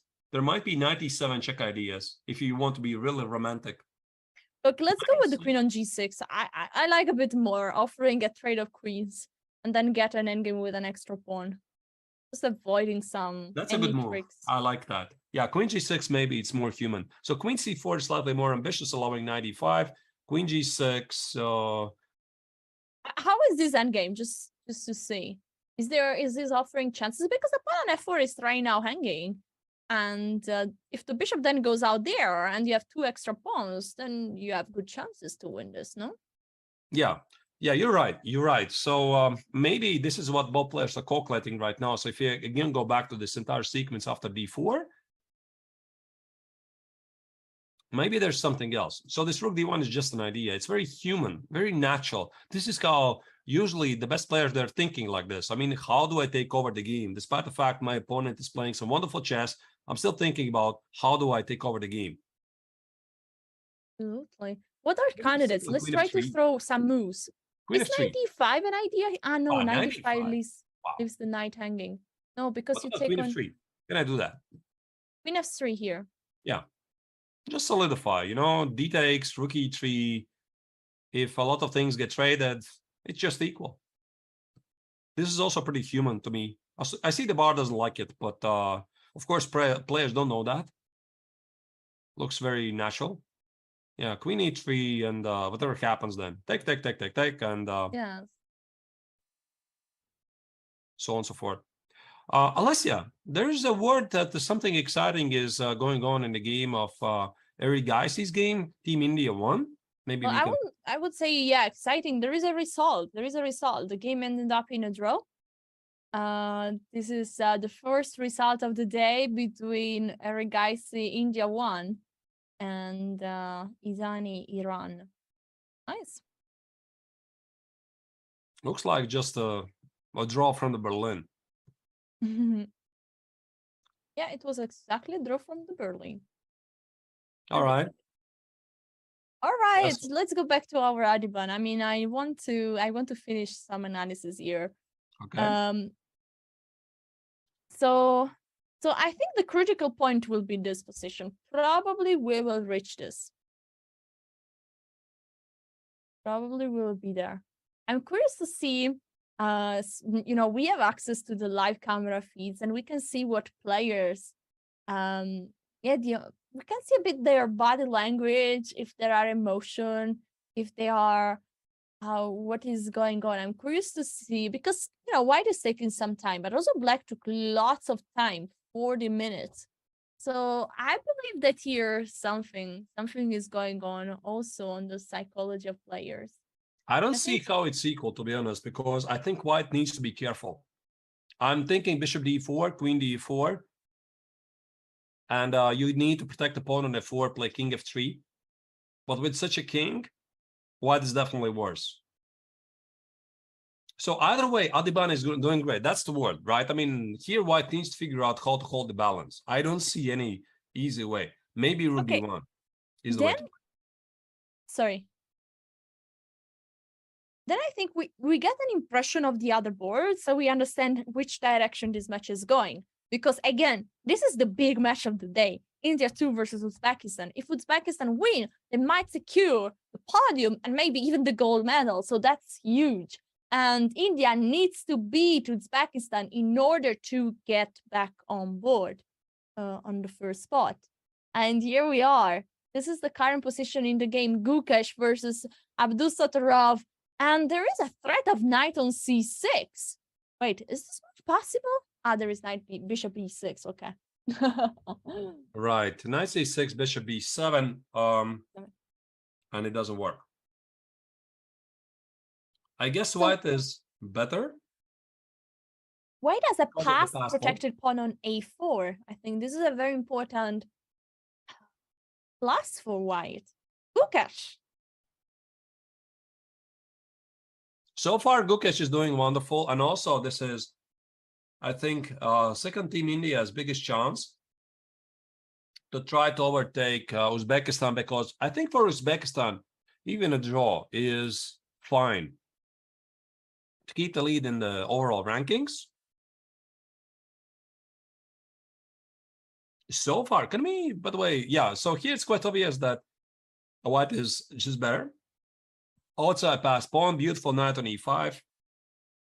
The pawn on c5 for black can be a weakness. how does it feel, the strategy, match strategy on all boards? So fourth board, Adeban is doing fine, but who else? How are they doing? So it seems like let's go to board 3. We have Prague here. Prague with the white pieces. Now the knight on a4 is under attack. Material wise, this is all right. My perception is that is it more or less balanced position, not too much risk for both colors. Maybe I would Prague pick is slightly white. pressing. He is slightly pressing, definitely. There's knight c5, knight c5, bishop c5, and I think that Sindarov's task here is just to try to hold on. This looks like some sort of a Philidor. No, wait, it was the King's Indian, right? Now I remember. Now it looks like some sort of a Philidor. I guess there was d-takes on e5 capture early. Yeah, exactly. There was some King's Indian, and then a d-take on e5 very early. And this is the current position. Right. Yeah, exactly. So this d-takes on e5 idea has been around pretty much forever. White is aiming for a more positional approach, and Prague is an excellent positional player. So knight c5 looks very human. I'm not sure why he's even thinking here. Knight c3 makes no sense. And knight on c3 is clearly not having any ideas where to jump next. Snack Bandit in the chat is saying Mamajev Sargsyan is -5. Let's jump shortly at that board and see what is happening. This is the current position. The pawn on b3 is still there. And now, is black going to capture the pawn on c7 with moves like knight e8 and knight takes c7? Is black to move in this position? It's already quite clear. Shahryar has self-destruct. But that's how it feels. I mean, maybe their viewers were right. Maybe he mixed up something in opening. There was a suggestion from the chat that there maybe was a mix-up. I felt that Shahryar was playing something dynamic, and now you just look at the position. There's no attack, no nothing, and the pawn on c7, as beautiful as it is, it's just a weakness. I mean, knight e8, queen b6, rook a7. Black is just going to collect the pawn on c7. The knight on b1 is just a sad knight. Absolutely. Wow. So it seems like Shah just missed something, and not missed, mixed something probably. No, this is just a bad game from Shahryar. I mean, this is not the Shah we know. But clearly, again, we have to give, obviously, a lot of credit for Sargsyan using the chances. And whatever Shahryar did, it was wrong. Another message from the chat is live on one saying Fabiano is +4. And that's the position we've got on the board. It's quite a move. Last move was King h8. It seems like white has made many progress. All white pieces are aggressive, taking over the whole board, the entire board. They are right now focused on the queen side, but probably there are some margin. I see now that there is a pawn hanging on e5. Is it possible to take? This game, Alessia, actually kind of mirrors to Caruana's victory over Maksudlu. Pretty much the same variation. Caruana shows a better understanding. He grabs a lot of space at the queen side. He has more active pieces. So the same handwriting feels very good for white. The knight on c6 is beautiful. The pawn on a6, pawn on c4 are major weaknesses. So I think Fabi's going to do it, to be honest. You know, once those pawns on c4 and a6 are going to fall, I mean, the pawns are just marching forward. So black's only chance is try to collect something at the king side. Queen g2, take on h2, and try to do the same that white is doing, but only at the king side. I think we should have a look at another game, Yakubboev versus Nihal Sarin. So we have a big picture of what is happening in the big match of the day, India 2 versus Uzbekistan. All right. My first impression, Alessia, Team India 2 is the favorites right now. That is my impression. So 1 hour, no, I'm sorry, no, 2 hours have passed. And now I see that Team India 2 is doing better. So just to summarize, Gukesh has a much better position against Abdusatorov. I Then will we shortly have, put the board while you say. right, So this here we is go. So better for Gukesh is doing Gukesh. okay. He has a great position, right? I mean, outside pass pawn. I'm not saying it's winning. I'm just saying it's better. Then the second board we have, This who do we board. have? Sarin, Sarin. yeah? Yes. Sarin. He has a normal position. Queens are traded. Black is pretty solid. Of course, white is going to try to press it, but black is just doing all right. Short castle, long castle, rook e8, rook d8, whatever. And this pawn on d4 is not going anywhere. So I say it's about balance. Then we have the third board. On the third board, who do we have again? Pragnananda versus Sindarov. Pragnananda against Sindarov, and Prague is better. So both white colors, Prague and Gukesh, they're better. And Also, Adiban is very interesting, no? yeah, and here Adibana has shocked his opponent with this exchange, not exchange, but a piece sacrifice, double piece sacrifice, knight e4, bishop g4, and he has at least equality. I think he has figured it out with his amazing opening preparation. So at the moment, Team India 2 is set to be the favorites in this match. Does it mean anything?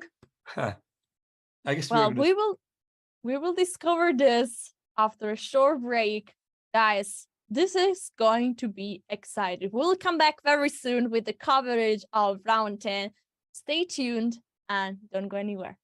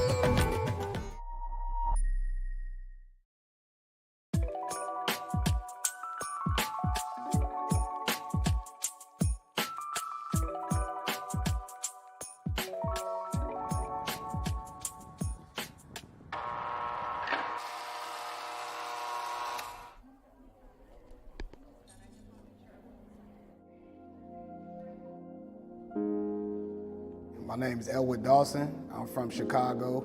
I'm Sika Blackman, My name is Roberto Beza, Jr. and what I want to share is I love tacos. Tacos and chess. So, yeah.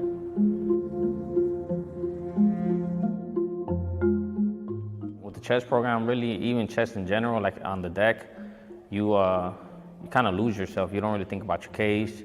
You learn to think differently. You strategize more. I sometimes come out 7:30 in the morning. I'll probably play until lockup, so it makes my day go by faster. It's competitive. It's a lot of trash talk. It's crazy, like the chess players, we got our own little circle, and all of us play each other. We talk trash about who be who garbage. Yeah, I never play that dude again. He garbage. I never play him. But yeah, it's real competitive.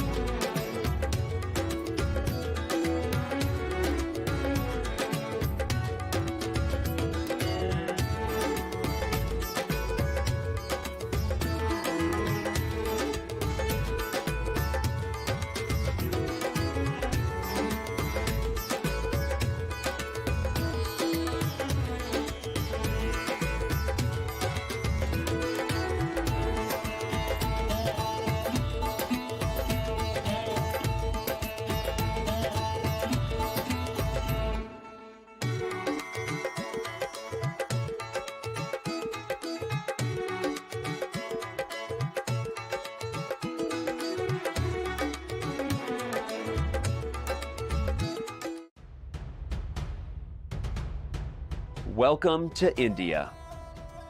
The game of chess was born here. Thousands of years later, many of the world's best players have made the trek to represent their countries at the 44th Chess Olympiad, the most prestigious team chess event on the planet.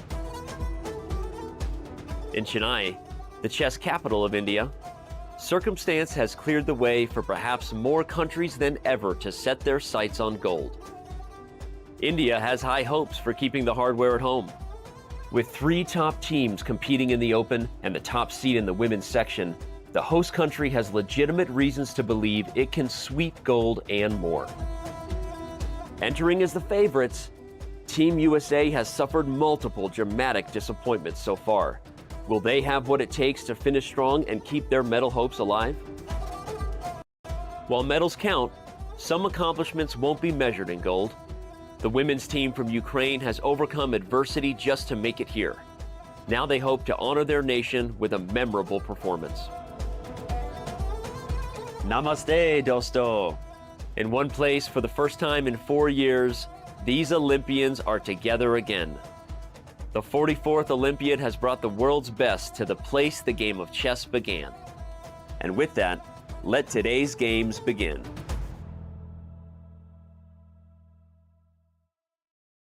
Namaste, everybody. Welcome back to the Olympiad. I'm Alessia Santera, Weaver FIDE Master, and I'm here today with Arders, Grandmaster.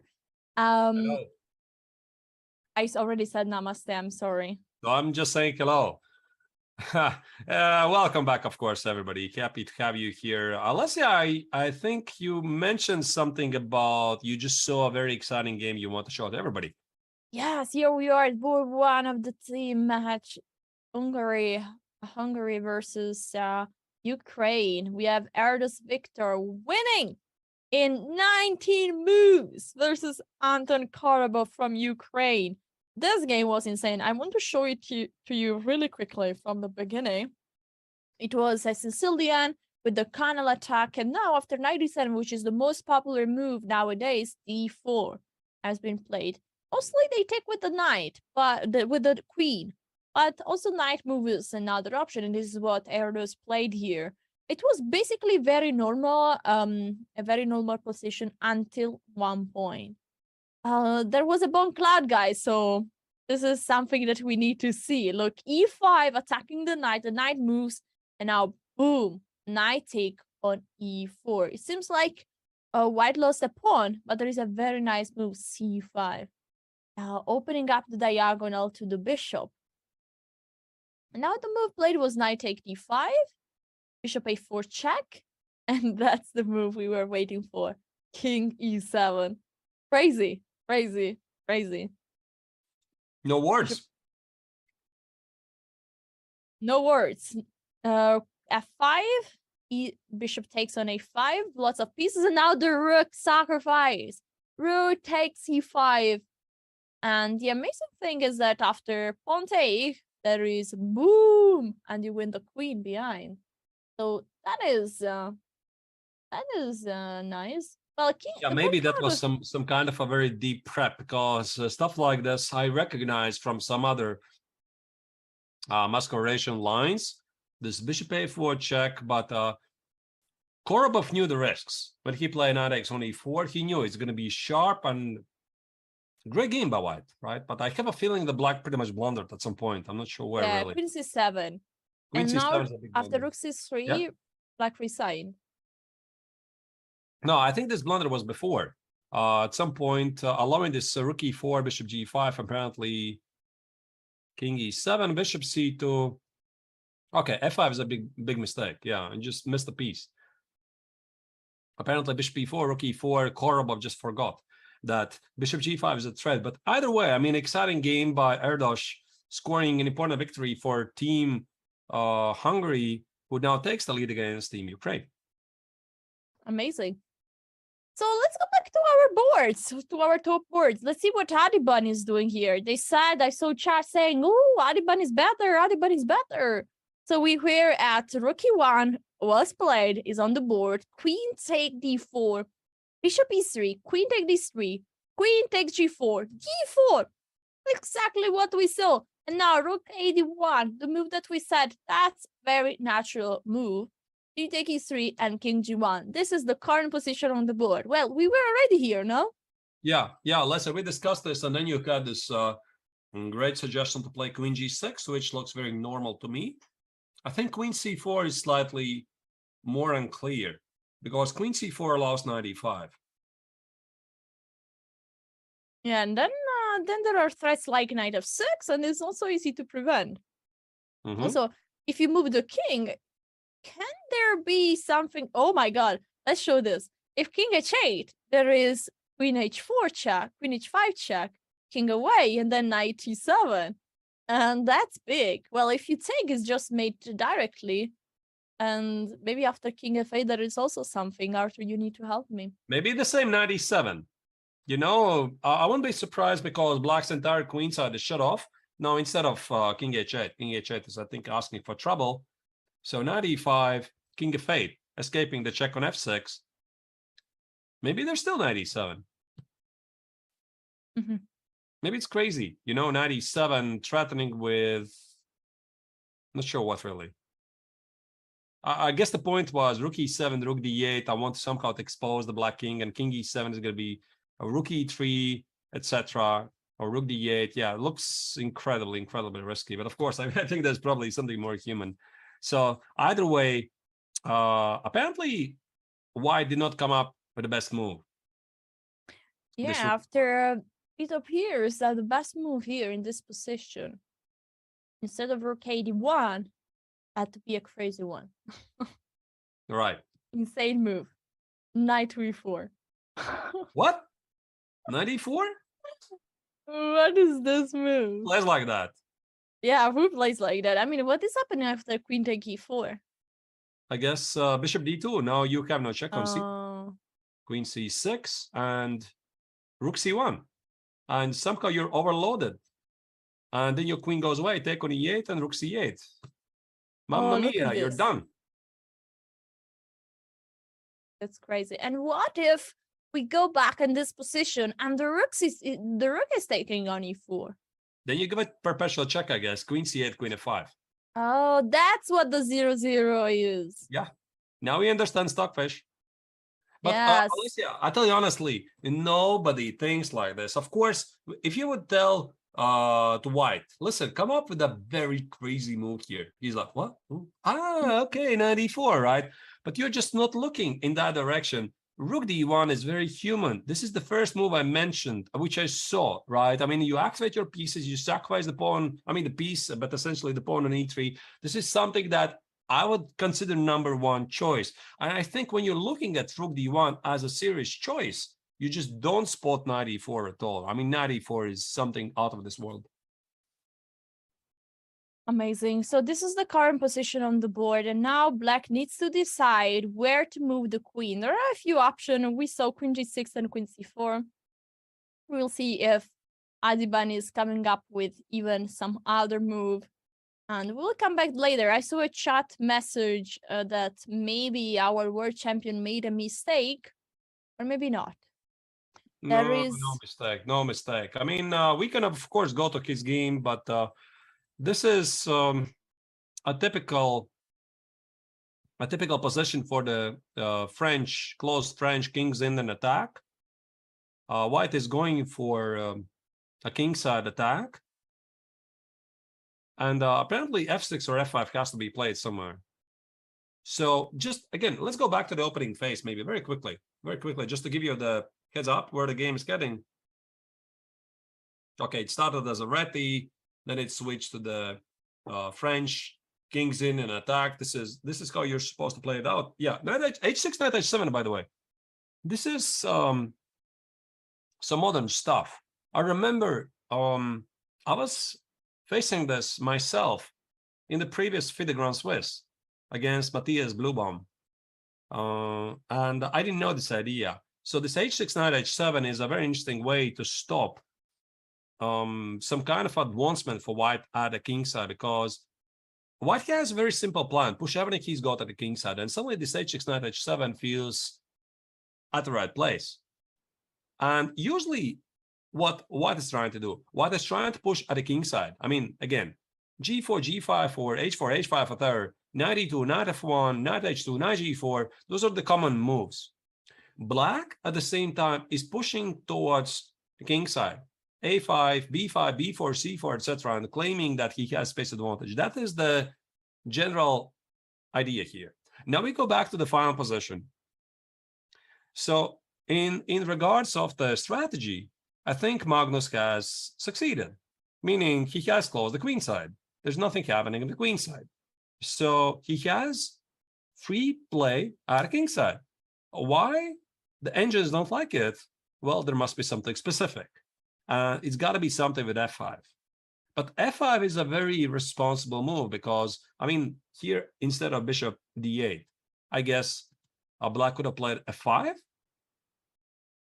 e takes on f6, and you cannot recapture with the pawn because the pawn on h6 is under attack. Take with the knight. And one of the biggest problems of this position is that Black has created a weak pawn on e6 and a great outpost on e5 for the knight. And very often, people who have played this, they know that. So what I think happened here is that Black had assumption that this is the same, meaning he's still suffering because of this weakness on e6, this weakness on e5. That's why he didn't play this f5 at all. And apparently, engines are saying you should have played that, right? But it's not an obvious choice because if White gets the knight on e5, if White gets to establish an outpost on e5 or e4, then Black is just left with the worst position. So that's why Black did play bishop b8. Perfect. Let's jump back to board one then. We have Gukesh versus Abdusattorov. Then we will start to see also the top board of different countries so that we get to have an overview of the entire situation here. But first of all, let's give another update because this is what we want to see. We want to see Gukesh, and we want to see, especially today, Gukesh versus Abdusattorov in board one, fighting for the victory of the Olympiad. Gukesh is slightly better, right? The time management is all right. Both players still have plenty of time. 25 moves have been made. We slightly talked about this that white's position should be better. But again, let's talk about the perspective. If Gukesh is unable to come up with a plan which secures his advantage, if black gets to play f6, e5, position his bishop on b7, there is a potential that those white pawns at the queen side will become a target against bishop. So bishop c2, getting to those pawns, b3, a4, c4. So it's not really so simple also for Gukesh. Obviously, yeah, angels like this position. But the question is, how easy is his plan? I'm thinking something like queen e3, f4, knight e3, something along the way like this. I want to get to the pawn on c5 somehow. Why is the move I don't know. f4 necessary? I'm sorry? Why is the move f4 necessary in this one? Maybe it's not. Yeah, maybe it's just weakening, but f4 is stopping f6, e5 from the black perspective. Maybe. I mean, yeah, we could argue. We could argue maybe f4 is actually a weakness. You know, yeah, definitely. It's a very responsible move, and you can't go back with that. But queen e3 looks very normal to me. Yeah, maybe queen e3, f4, maybe something more modest like f3. I don't know. Looks Or good. rook d3, rook e1, rook d1 Yeah. maybe. Yeah, maybe. So white needs to control the d file. All right, what's this hap- game seems. Yeah. Sorry? Yeah, I was just saying that this game is still continuing. There's a bit slower pace. What's happening in other boards? I want to go to the first board of India 1 versus Iran. We have Maksudlu versus Hari Krishna. This is the current position. There is a difference in the pawn structure. We have white having 2+4, 2 pawns on the queen side and 4 on the king side. Black is having 3+3. So also white is having more space. Yeah, just one open file, a d file. But it seems like both white and black have good pieces. All in all, the 2 knights on g6, f6 are good pieces. Also, the bishop on e7 is hitting towards b4. So the rook has to stay on the b file. I like this position. It's white to move, by the way. Sure. Because I see black's bishop d6. And everything is going to depend how white is going to react to that. Bishop d6, which is quite a common theme from the first opening which comes to my mind is Sicilian Khan. This battery of the queen on c7, bishop on d6, having positioned against g2, f3, e4, and targeted pawn on h2. This is something I can definitely relate to. But usually there's a pawn on e6 in Sicilian Khan positions. Here, again, how does it feel?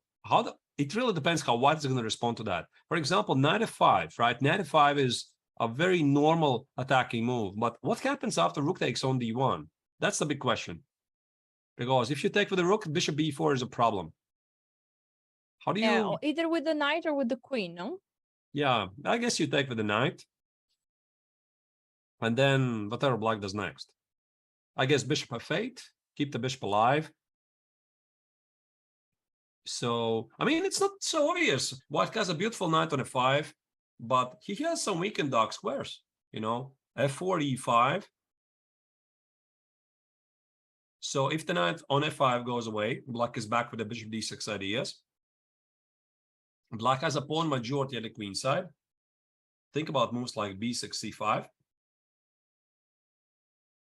Not very clear at all. It's good to see another board. We have here, we have at board 5, we have the match Serbia versus Netherlands, and we have in the first board, we have Indic versus Giri. This is another crazy position.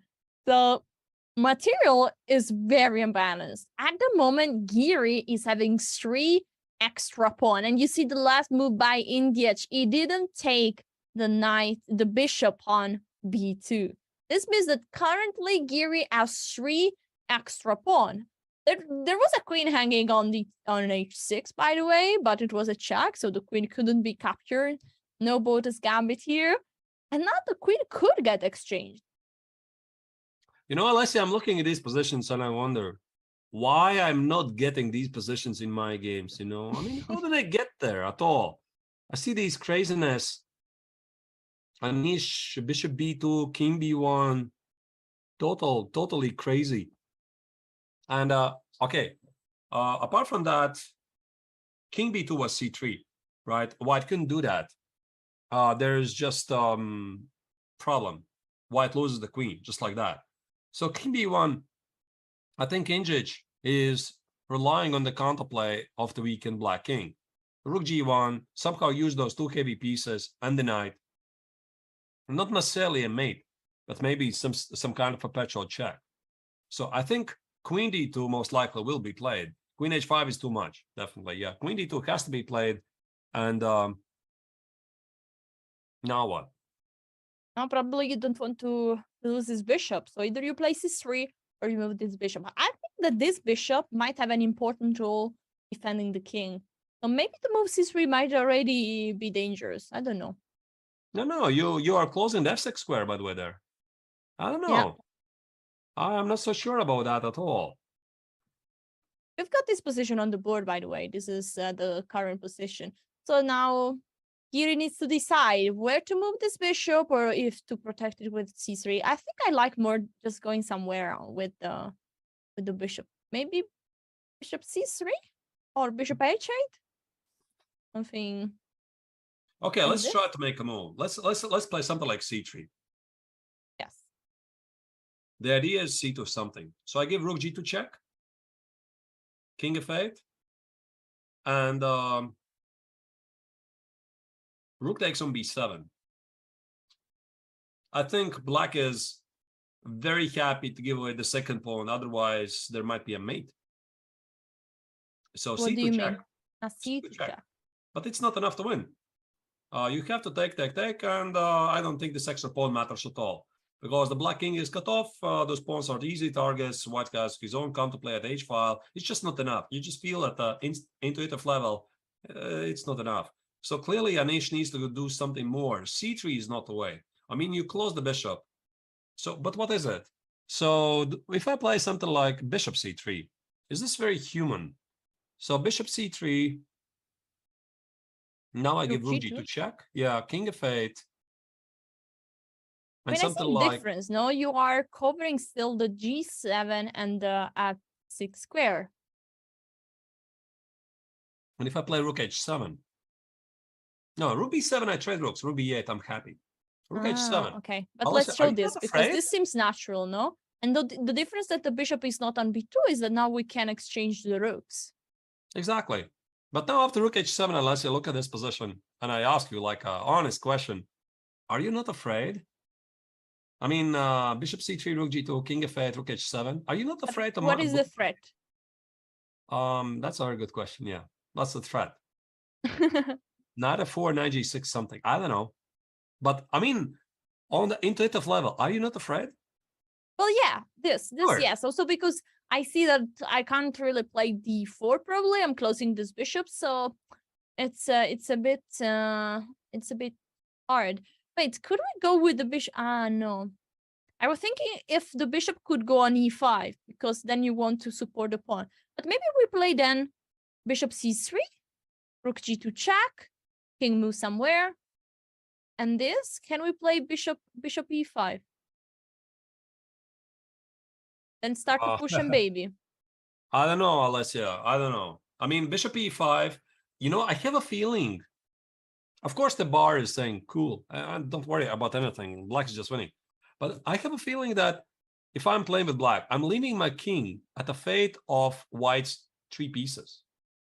So two white rooks and the knight are going after my king. That's a feeling I have. But of course, you have to be very cool. You have to calculate. I mean, you can't give in the fear, right? I mean, you simply have to calculate. But I mean, I understand why, of course, Anish would want to sit here for a while and try to calculate because this is not super obvious. But in the end, he just needs to make a move, and c3 is just not the way. So I think Anish, despite all the fears, he's going to play bishop c3. Oh, okay. Oh, There's just nope. nothing else. King of 8. King of 8 is on the board, attacking the rook. Oh. But it changes nothing. I still play rook h7. Oh, wait, it does change. It does change because then I play c3. And your rook is not on b7. And also you don't have a check, and c2 is incoming. Right. Okay, Anish found a very interesting move. Do we move on? Yeah, so I want to go back to the top boards of the women's section. Here we should get an update about this game. Let's go. This is the current position. Mhm. So this is the game between Kazakhstan and India, board 4. So the women's tournament, right? Yes, Okay. women's section. And it seems like black did some progress, no? The queen is on h4, f5 was played. Also, there is a pass-protected pawn on e4. And generally, as you announced, Arthurs, why didn't you do much on the queen side? There is no b4. And instead, black did so many useful moves. And look now, we just saw the move, knight c3, and the bar goes... Knight c3 is such a strange move. What this knight is getting, actually, I don't understand. Well, to b5, B5? maybe? Yeah, maybe. Or maybe just, I think the reason is that there is a bishop hanging on h5. Yeah, So sure. knight The bishop at c3 h5 is in trouble, but maybe that's the way. But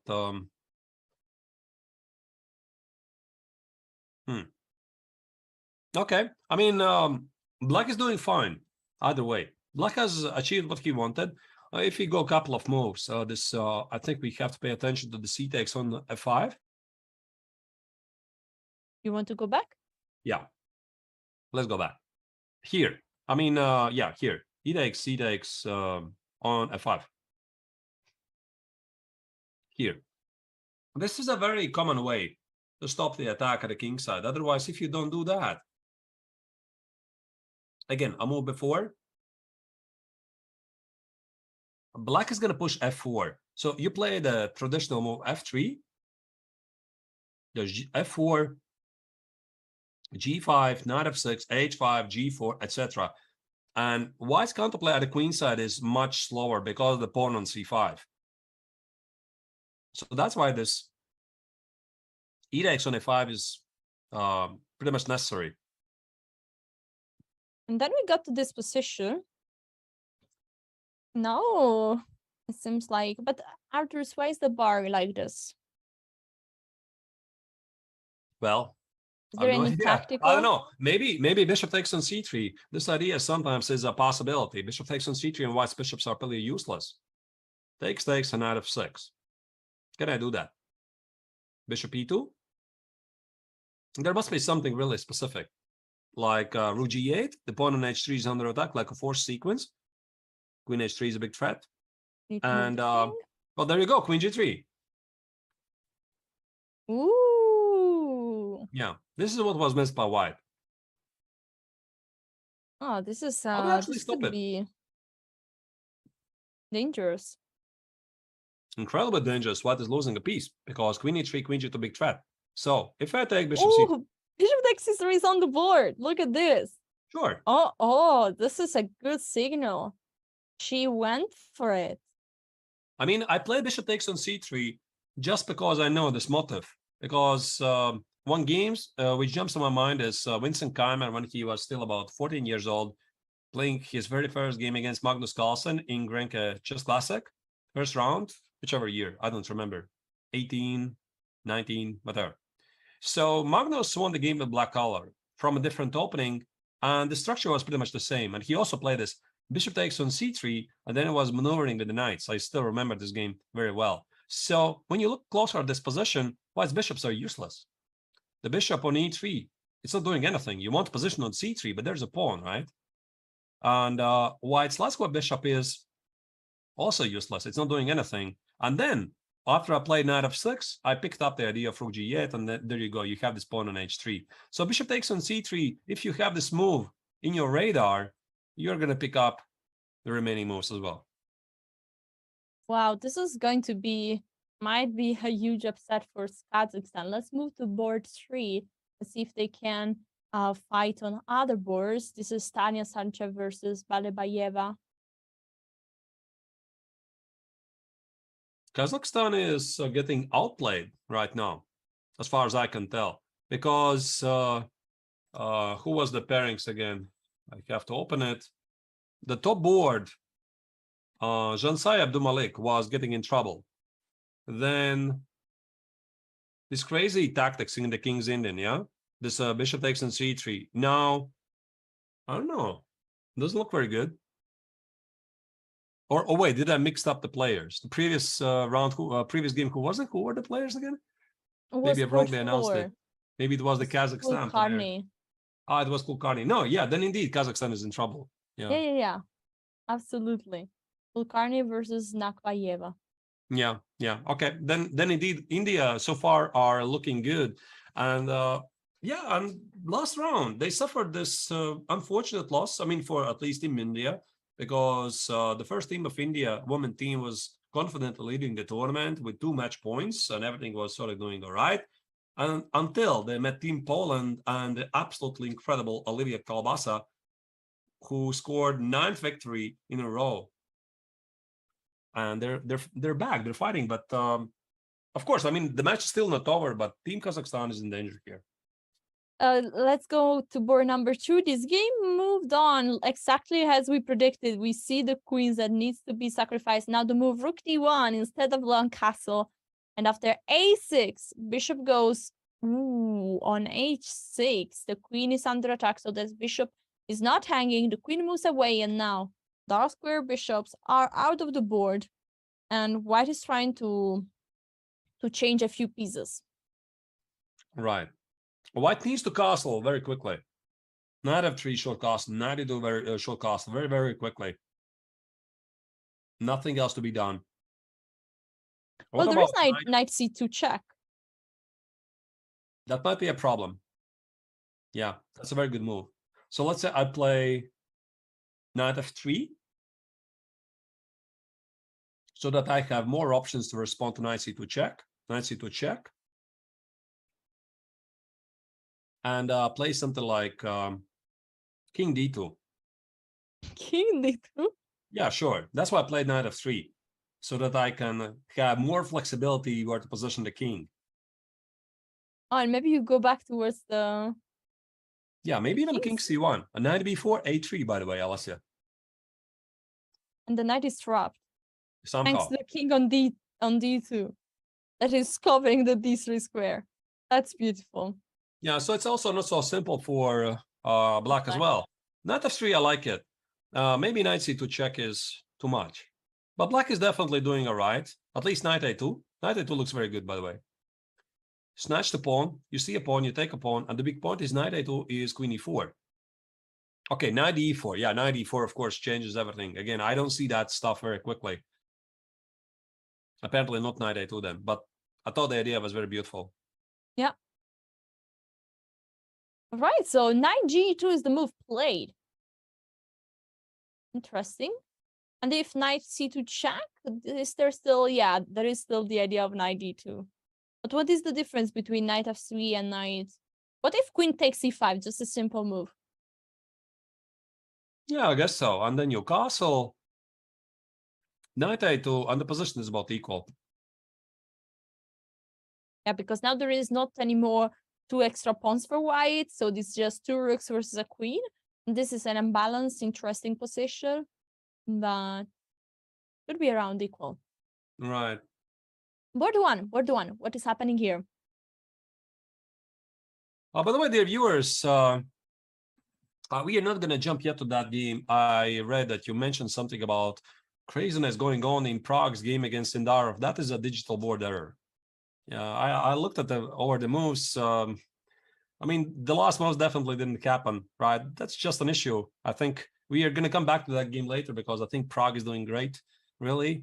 So rook a2, rook a3, these moves did not happen. So don't worry about that. These were not blunders. They are not insane. They know what they're doing. So let's just still stay to this in this match. So queen c2 is the last move. Now there are some threats. Queen take f2. And generally, this was the crazy game with the bishop on e6 we saw before. And it appears like white as an extra pawn. Now the move queen f4 is protecting the pawn on f2. White has the pawn and the compensation for it. Again, right, beautiful position. Everything is protected. So, I mean, at the moment, it looks like Team Kazakhstan is getting crushed by India. That's how it looks like, to be honest. You know, every single board, India has a great game. Every single board, right? Okay, maybe they're not going to score a lot of, I mean, all the points, of course, but for the moment, I would make first team India as very big favorites of this match. Let's So get a clearly they quick have won the impression. opening battle. I'm sorry? Sorry, let's get a quick impression also of Team Georgia versus Poland. Here we have Olivia Kolbasa with the black pieces. This position looks like material balanced. We have the pawn on g6. By the way, you were right when you said she will take with the g pawn, avoiding all the craziness right after bishop take g6. And this is the current position. Equal material. White, black has a weakness here on f7, f6, two double pawns. And now with the last move, there is an offer to trade the queens. What is definitely better.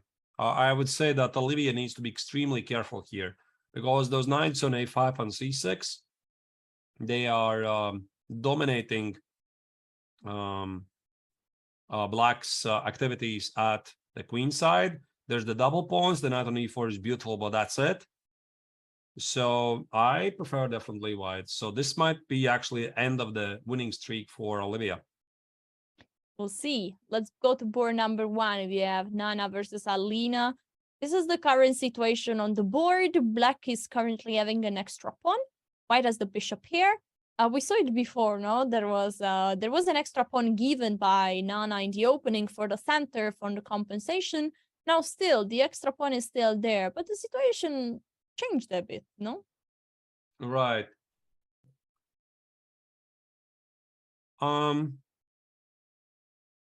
Yeah, this looks quite balanced. I'm actually getting a word that there's some major developments in the game of Gukesh against Abdusattorov. I hope it's not a board issue or something, because it looks very human, whatever was played. And Gukesh appears to be winning against Abdusattorov. Is there a rook d7 incoming? No, I mean, the knight on e5 is under attack. So oh, yeah. go back a couple of moves before, because we left it. So we saw something like... Yeah, I mean, yeah, this we we were saw here, definitely. No? Yeah, this we we were saw. something like here. Right, right. And we said queen f3, knight d3, queen e3, and knight d3. By the way, queen f3 was played. Queen c7, rook a d1, rook a8, and now we said exactly queen e3. But rook take d8 was played. Rook take d8, now rook d1, offering nice. the rook trade, and just That's rook nice. c8 was played. Why not rook d1? Because rook d1, queen d1, black cannot take the knight on e5 because of the back rank mate. Let's show this. It's always important. Yeah, Show all the mates. Wait. Don't go there. Yeah, so queen d8, but show f6. Very important line. f6. And now can you guess the move here? Queen d7. If Yes, you take, there is mate on e8. Yeah, I think Abdusattorov saw this, of course. Queen e5, queen e8. If you trade queens, you're just getting busted. So very nice. And then everything just collapses just like that, like House of Cards. And that's why I think Abdusattorov played rook c8 to avoid a trade, because the position already was so bad. And now, I mean, this rook d7 should be killing somehow. And the first move is yours to my mind, Alessia, after rook c8. Also to me. But the problem is that after queen take e5, there is not a mate on g7, because the queen from e5 is controlling the square on g7. So also to me, this move jumped into my mind. But after this, I don't see a mate, and we cannot be a piece down, right?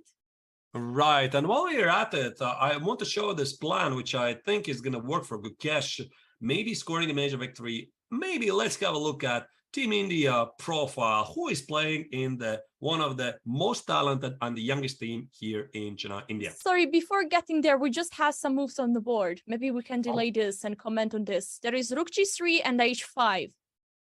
And we just got a few more moves, and I think we want to talk about it. All right. What was the idea of Queen G3? Queen G3, the idea, what I wanted to continue, this thought process. I wanted to continue the thought process with Rook D7. So Gukesh defends the knight on E5 to play Rook D7 next. But you know, Alessia, instead of Queen G3, just go back. Why not Queen H5? This is a very easy move to me. I mean, Queen H5, Rook D7. How to How do you stop even- it? If G6, just too many. G5. I mean, your Just dark square weaknesses are just Yeah, decisive. I mean, Knight G4, this is just killing. So Queen G3 is a bit shy move. surprising. Yeah, surprising. Maybe F5. Maybe F5 somehow after Queen H5. Like this. Right. F5, and maybe this is somehow surviving, but I mean, I can still play F4. F4 and Yeah. you cannot do a Knight thing, here. right? I mean, exactly. So Rook D8 is still somehow losing. Maybe you can even make some spectacular shots like Queen F7. Boom. You love that? Queen That's F7, Queen beautiful. F7, Rook D8, Queen F8, Yum Yum, Knight E7, Knight C5, lights out. And goodbye. Yeah, That's beautiful. that would be one of the most. Queen H5 is the first most, to be honest, which jumps to my mind. But But again, Queen I G3 think is on the board, and H5 has been already played, so this is already in the past. yeah, but I think that Gukesh saw Queen G3. He was so happy with Queen G3 that he didn't even look at anything else. And the idea is quite clear. He defends the knight on E5 and is preparing a Rook D7. Now, since now we have a bit more time, maybe let's do check this India 2 profile. Who is playing in the youngest, one of the youngest teams of Team India 2, and who they are. India has the most teams in the Olympiad, including 3 very competitive teams in the open section. This gives the host country legitimate chances to win more than one medal. The wild card for these high expectations is the super talented but very inexperienced second team for India. Seated just outside the top 10, many consider this squad to be amongst the most entertaining in Chennai. Norway's Magnus Carlsen even suggested he's more wary of facing India's second team than going up against India's top-seeded squad. That's some high praise from the world champion. Just under 30, Bhaskaran Adiban is the team's veteran. He leads by example with his signature aggressive style. Looking up to Adiban are 4 teenagers, a collective of India's most talented young rising stars. Nihal Sarin, Damaraju Gukesh, Ramesh Babu Pragnananda, and Raunak Sadhwani will each be making his Olympia debut here at home. Legendary coach and team captain R.B. Ramesh will have his hands full trying to get the maximum potential out of a roster dominated by teens. Good enough to win a medal, the biggest question is if this team can hold up under the Olympiad spotlight and pressure. India shared gold at the 2020 Olympiad, which was held online. That said, it has been 8 years since the birthplace of chess took an Olympiad medal over the board. Although in the shadow of India's first team, India's juniors are unquestionably a key component to fulfilling the high expectations set by the host country and its fans. Arthur, this was India too, but we know that India has 3 amazing, strong teams. I want you to do a prediction. What do you think will be the team India in the next Olympiad? India will not have any more 3 teams, so you can just name 5 names. What's your prediction? I think it's going to be pretty easy. So definitely not Vishy, right? Vishy Anand. I don't think he's going to play anymore. He's not going to step in the way of the young talent. Gukesh, definitely. Nihal Sarin, absolutely. Arjun Erigaisi, he's going to be 2,700. Probably Prague and somebody experienced, because you need somebody experienced, I guess, also. So could be, let's say, Hare Krishna, could be Vidit. Yeah, by the way, Hare Krishna, I think that would be the dream team. Like Gukesh, or I don't know who goes first. Gukesh first, Pentala second, then Erigaisi, then Prague, and then the fifth board, maybe, I don't know, Vidit. You know, in 2 years. So That you will leave be my Sarin commit- out, No, I put him on the second board. but you put 6 persons then. No, I put Gukesh first and Kari second. And you don't put Prague then. Prague, I named fourth, I think. So again, Gukesh. So you Kari- named Ari Krishna, Gukesh, Vidit, Erigaisi, and I mean, what do you want me to tell you, Alyssa? There's so many good players. I just got to leave somebody out, right? I mean, I don't know. I mean, yeah, please, mine would be Gukesh, Ari Krishna, Vidit, Nihal, and Prague. you left somebody out, I feel. Erigaisi left out. Erigaisi definitely should be there. All Well- right. I mean, let's just have 6 players, okay? Maybe Erigaisi as the captain. Okay. Okay. Somebody needs to be out. Coach. I mean, they're just Somebody so marks good. the coach. They're just so good, right? Maybe in 2 years, Alessia, everybody's going to be talking about a new youngster. For example, there's going to be an explosive start from some youngster who's right now 14, 15 years old, and he's going to be in 2 years, 2750. We don't know that because Indian chess is booming. It's exploding right now. There's a huge boost of popularity. And of course, thanks to the Chess Olympiad, this helps everybody's India is watching. I mean, everybody's watching chess right now. Yeah, absolutely. And they have so many talented players. Just yesterday, we got the news that another youngster, a talent from India, V Pranav, became grandmaster at the age of 16. So it's really, really insane. Right. All right. What happened here? Queen G3, H5, H3 was played by Gukesh. How do you stop Rook Yes. D7? Maybe we have to show why Rook D7 was not played by Gukesh. Seems crushing, no? It seems indeed. Yeah, problem is Rook D8.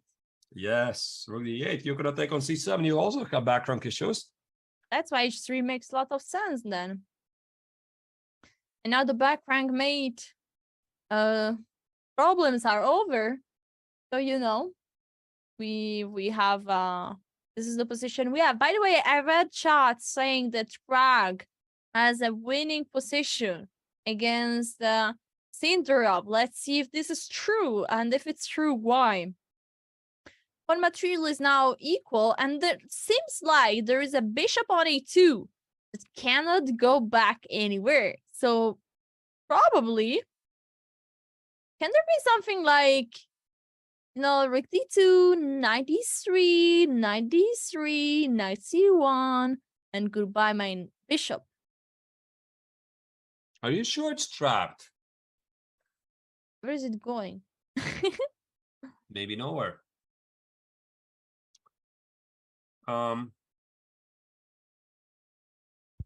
So whatever happened before, a couple of moves before, can you show that? Yes. So, boom. So there was a pawn capture on a2. And then b3. No, bishop take f6 first. And now b3 and queen a5. Can I try to capture the bishop by playing e5, sacrificing a pawn? So how do you do it exactly? E5. I close the diagonal. Bishop e5, knight a5, rook e5. And now? And now rook a1. Can I do that? No. There's bishop e3. No questions. And yeah. Okay, had to check. Okay, so it's not so easy, actually. And this entire idea of 91, 93, I like it. but it's a bit slow. Yeah, that's true. Needs so much time. I mean, we can try to push it. I'm not sure because also black wants to play queen a3 next. How Yeah, is you this can also playing? just take on Sure. c6, attacking the bishop on f6 and the rook on e8. And what can black do actually? I want to put this on the board. Rook e6. Rook e6. And now you give a check on c8, King g7. king g7. Can you just go back on c2 and say, I have an extra pawn? Maybe. And now And maybe queen e5. a3. Queen a3. Queen a3 attacking b3. Now you have knight e2. No, but this is not easy. I don't care what the bar is saying, right? I mean, definitely the knight on d2 is stuck. The bishop on a2 is stuck, but it's not easy to get there. Knight e2, okay, sure, you protect the pawn, but how do you attract more pieces to attack the bishop? You need rook a1. But to play rook a1, you need to close the bishop on f6. How do you do that? Yeah, it's not Still easy. very- It seems very like expensive. actually this is on the board. Queen takes e6. Rook e6. Look at this. So probably now also queen c8, king g7 should happen. And then we will see how will white. Maybe white has something better later. So maybe here you don't need to go back with the queen. You have something more aggressive. Maybe e5. Maybe. Do you have a way to pin the... Do you have a way? So e5, You bishop can try to take. deliver a mate, rook d8. No, rook d8. Oh. There's no mate. e5, bishop e5, rook d8. With this. Ooh. Maybe there's no mate. Bishop f6? Yeah, there's no mate. I'm not very sharp today, Alessia. So bishop f6, rook g8, king h7, the bishop on f6 conveniently defends the h8 square. No? Yeah. Oh. What is happening here? Rook h8? Rook g, queen g8? Oh, wow. Rook h8, that's nice. And what do? Resign? Or no, bishop e8 still? No, Yeah, but bishop d8 is resignation, pretty much. Bishop d8, rook d8, and then still the same idea. Yeah, rook h8, nice find, Alessia. Maybe something like this is actually possible. You know, I'm slightly surprised this bar is jumping. Apparently, there's some technical refutation, the entire sequence, but we are explaining you the thought process, most likely what is in Prague's mind. I mean, maybe this is not Prague's mind. Maybe it's just my mind.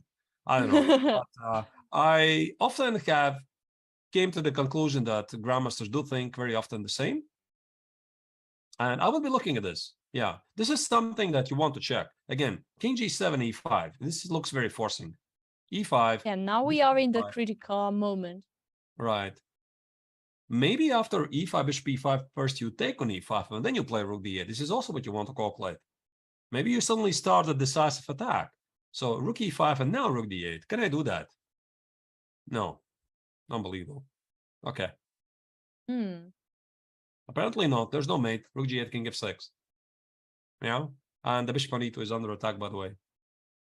Yeah, so it's better to have the bishop on no. Or do we see Okay, it? whatever. I mean, let him figure it out, right? I don't see it immediately.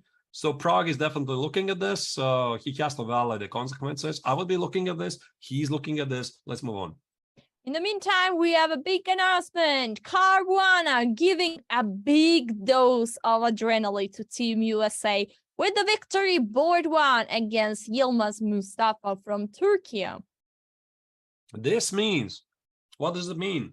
Second victory in a row for Caruana, who was 2 games before jumped down to number 14 in the world live rating list. Now he's back. He's helping his team United States climb back to the medals. And now, dear viewers, what do you think? Team USA, the pre-tournament huge yellow favorites, can they still make it to the medals? Tell us, what do you think? Yes, and Wesley so on board to made a draw as we expected. This endgame wasn't really much for white. So this game ended in a draw. To have a full view, is Team USA pulling out another victory? Dominguez, this is the game. Dominguez has a huge time advantage. Look, 30 minutes versus 1 minute. is putting pressure for sure on the clock. And if I count the pawn on the chessboard, I see that he has 2 extra pawns. So am I mistaken? Or is USA going to win this match with a You're not decisive score? mistaken. I think you're completely right here. So 2 extra pawns should be good enough for Dominguez to seal the deal. And who is the 4th board? Fourth board Stanislav is Shankland? Shankland versus Solak Dragon. And that's the current situation on the board. Again, USA putting huge pressure on the clock. 30 minutes versus 30. No, sorry. I thought it was 33 seconds, but maybe 33 minutes. Oh, it's So 33 Shankland- seconds. If Shankland is going to win the pawn on e7, he is nothing to be afraid of. So I would say this game is going to end a draw, and most likely Team USA is looking for a 3-1 victory.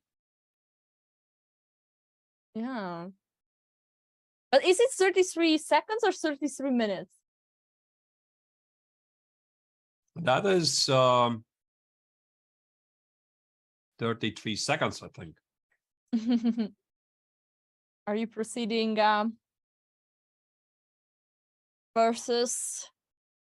So I think that USA is going to win. We saw that Gukesh is really impressive. We saw that Adibon is also impressive. I just want to have a look at this board. What is this right now? Okay, this is interesting. Arthur, what is going on next? The next, I think we are going to make very, very short break once again. We're going to be back in a moment. But before we come back, I would like to remind you about another very special event that chess.com has prepared. So Chess.com is very, very proud to announce the Fall 2022, Spring 2023 Collegiate Chess League seasons in partnership with NACE Star League. So the total prize fund of $50,000. Make sure to sign up, represent your school in the Premier Chess League for college students. Amazing, guys. This is super exciting. Olympiad is going on. Now we will get to the phase where we are about to get time travel in all the boards. Lot of results coming in. This is exciting. I can't wait for it. Stay tuned and see you soon.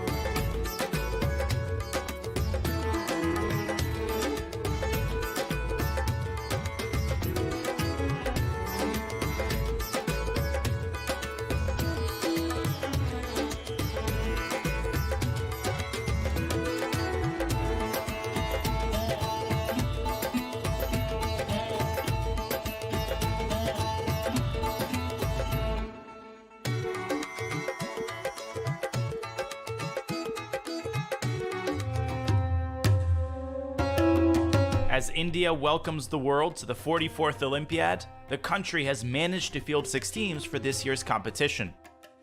Of those teams, the strongest is India's first team, which features an impressive roster with reasonable expectations of keeping a medal right here in the host country. 2 super grandmasters, Vidit Gujrathi and Pentala Harikrishna, lead the squad. Still just 27, Vidit has been a top player for years. Playing as the 3rd board, he represented India in the 2016 and 2018 Olympiads. Now, in 2022, the responsibility of the 1st board is his. On the 2nd board is the 36-year-old Pentala, also an Olympiad mainstay. After a successful June, Pentala actually enters the Olympiad ranked slightly higher than Vidit. At this event, however, they will work together without concern for individual competition. Next in the talented India lineup is the 18-year-old rising star Arjun Erigaisi. widely considered to be one of the world's most promising juniors. Many expect great things from him on board 3. One board down is another top 100 player, S.L. Narayanan. Completing the roster is 4-time national champion Krishnan Sasikiran. Sasikiran assisted the legendary world champion Vishy Anand in his 2013 championship match. That experience could help him in assisting the rest of the Indian team. India has long been represented by a strong squad in the Olympiad, but their best result came in 2014 when they placed 3rd. Sasikiran is the only player still around from that success. Another bronze would certainly be welcome, but first place and a gold medal is the ultimate goal.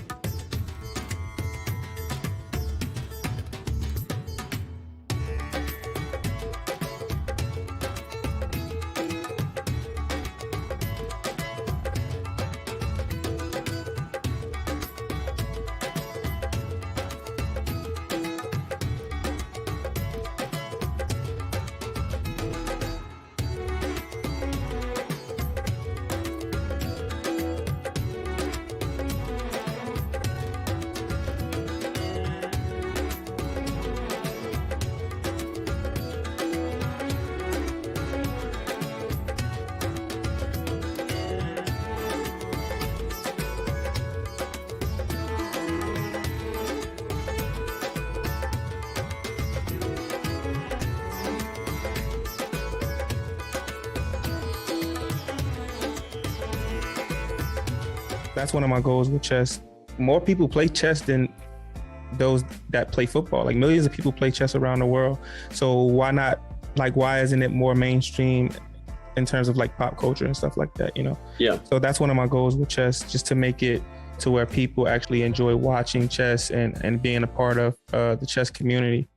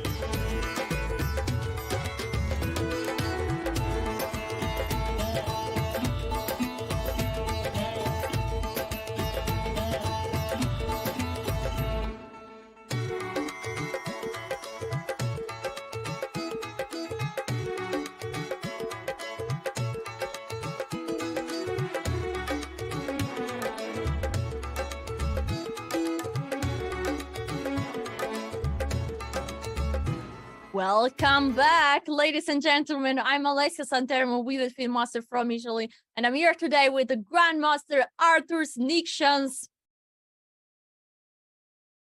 Where's the follow-up, Alessia? Wait, I'm supposed to play Namaste, Dosto. All right. Welcome back, everybody. Happy to have you. So let's continue following the action. And I think, Alessia, we have to go back to one of the most exciting, most important matches of the round, Team Azerbaijan against Armenia. Absolutely. And here on the board, we have the first board Mehmetov.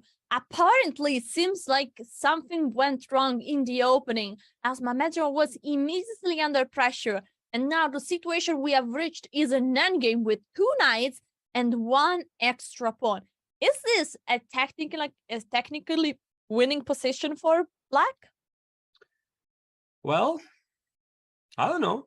I mean, I see White's idea to play knight c5, knight c3, knight a4. Now, the big question is what Black is going to do against it. How do we stop it? So I put one knight on c5. let's start with knight c5. What do you do? Knight c7? That's a good question. Yeah, knight c7. I play knight c3. So I want to take the pawn on a4. How is black winning this, to be honest? I slightly don't understand. Maybe I'm missing something.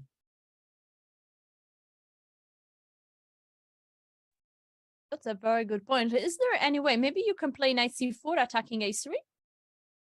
But yeah, still, knight take... Well, exactly. So maybe knight 3 to take a4. f4? Okay, that's not very precise. Knight 3c to a4 or knight 3 to a4. Both Yeah, knights- exactly. So that if knight take a3, the pawn on b3, but still there is b2 here. And I play king c2. King c2. And maybe knight b5. And I play knight b2. b5. Knight Knight x1 b2. d4. Ah. It's not over.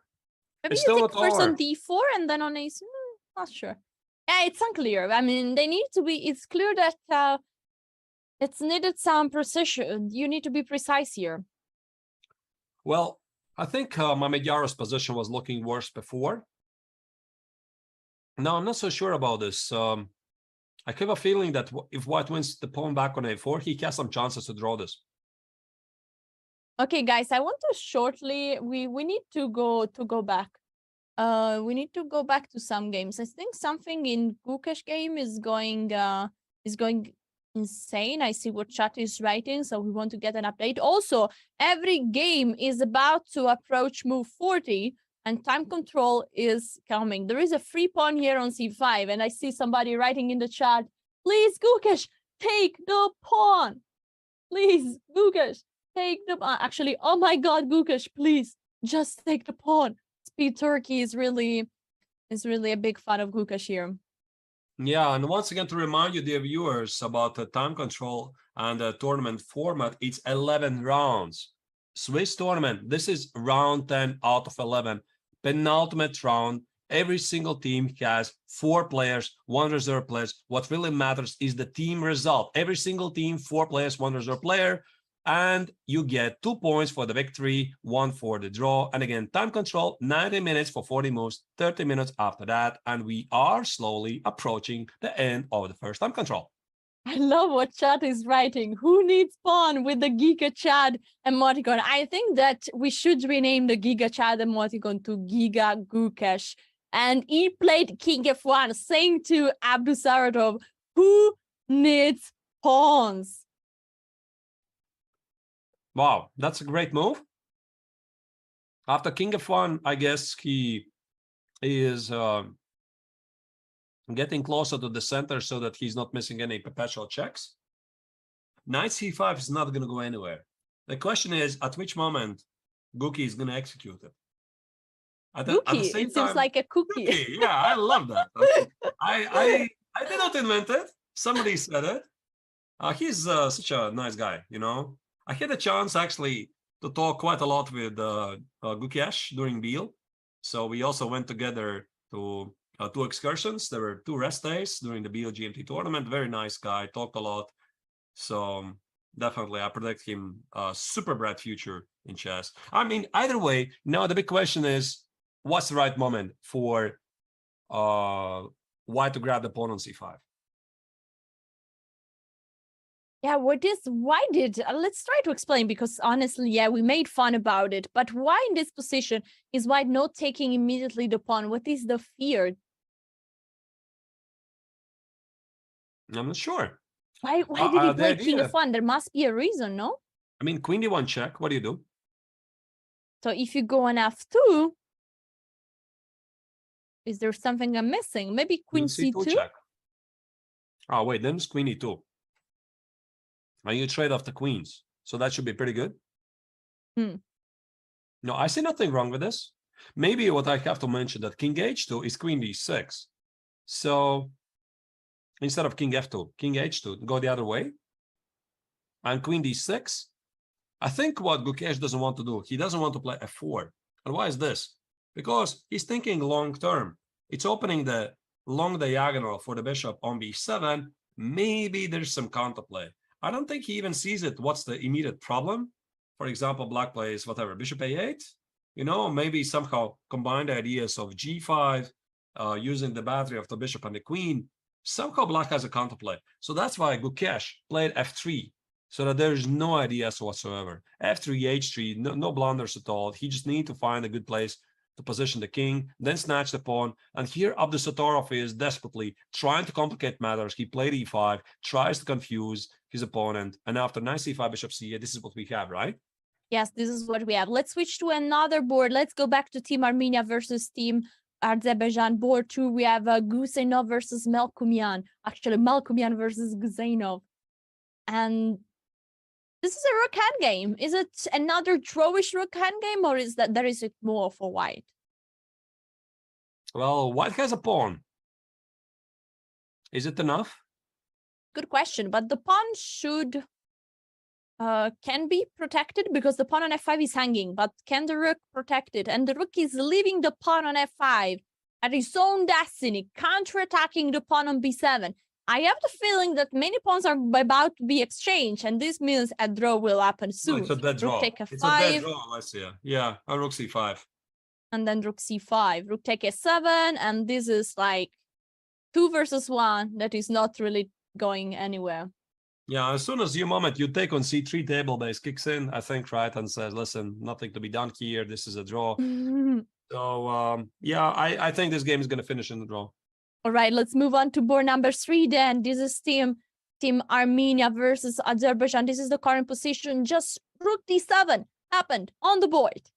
The kings are widely exposed. The king on d2 and on g8. What is happening here? Who's even better, you know? The white king is weak, but black the white to move. is very active. And there is the threat of queen take f7, which would be pretty much deadly. So Arthur, I think we need to find out a move that covers that. Can I force perpetual check here? Queen b2 check. Queen b2 So you check. can't Good play queen point. c2. Rook e2, you resign. Yeah, you cannot do that. Rook e2, thank you. Thank you very much. So that is a big no-no.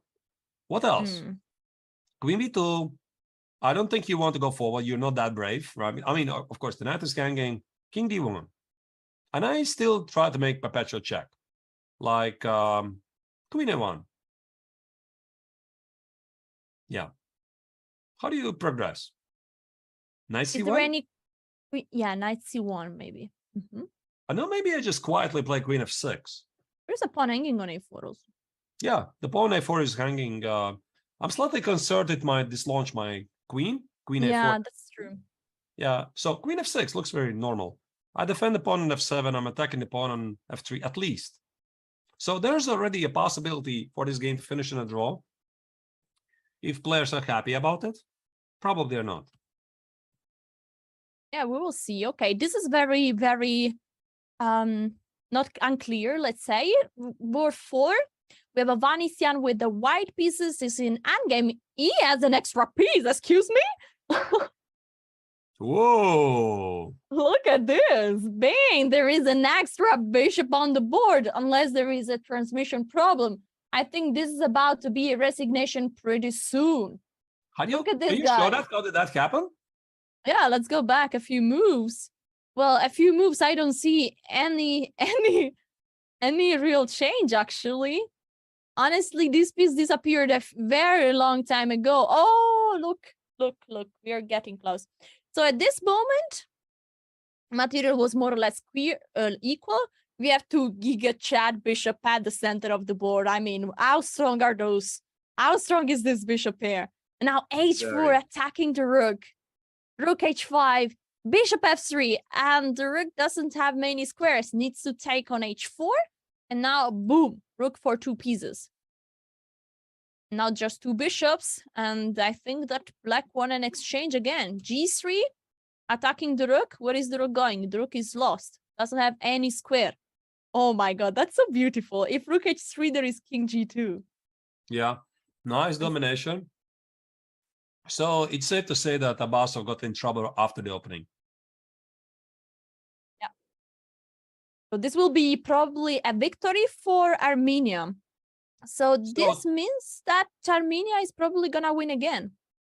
So to summarize, Hovhannisyan is completely winning. Durarbaili is continuing, and that means Petrosyan with black on third board has to continue. There's no perpetual check. You have to continue playing on this game. It doesn't matter. It's equal. It doesn't matter. You have a draw. You have to play on.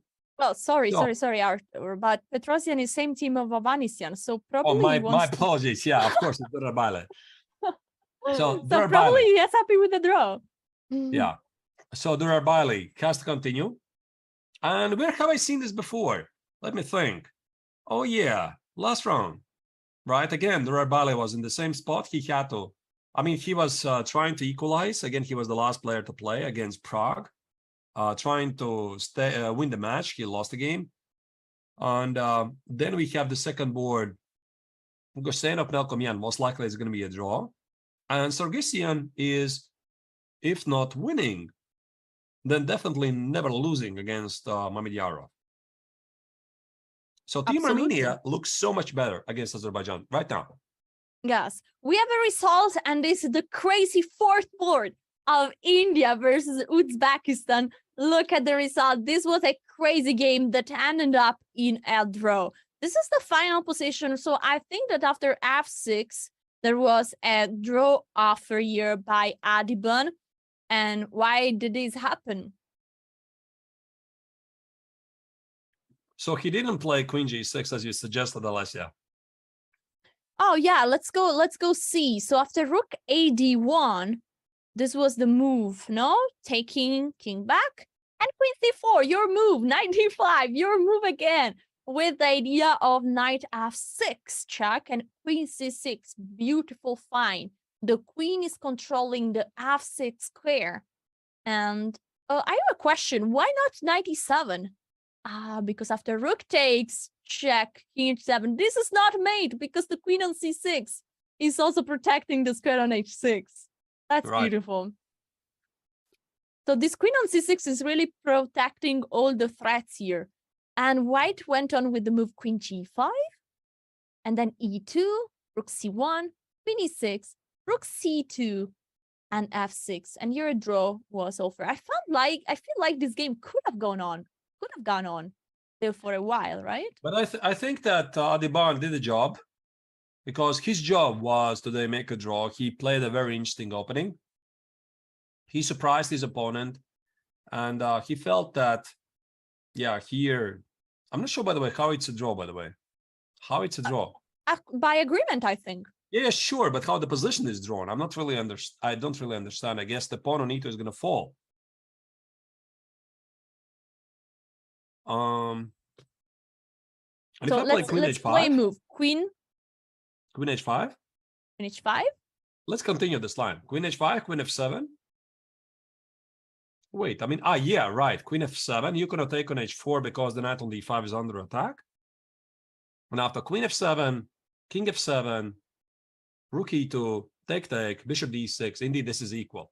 I mean, they didn't play it out. This could have happened.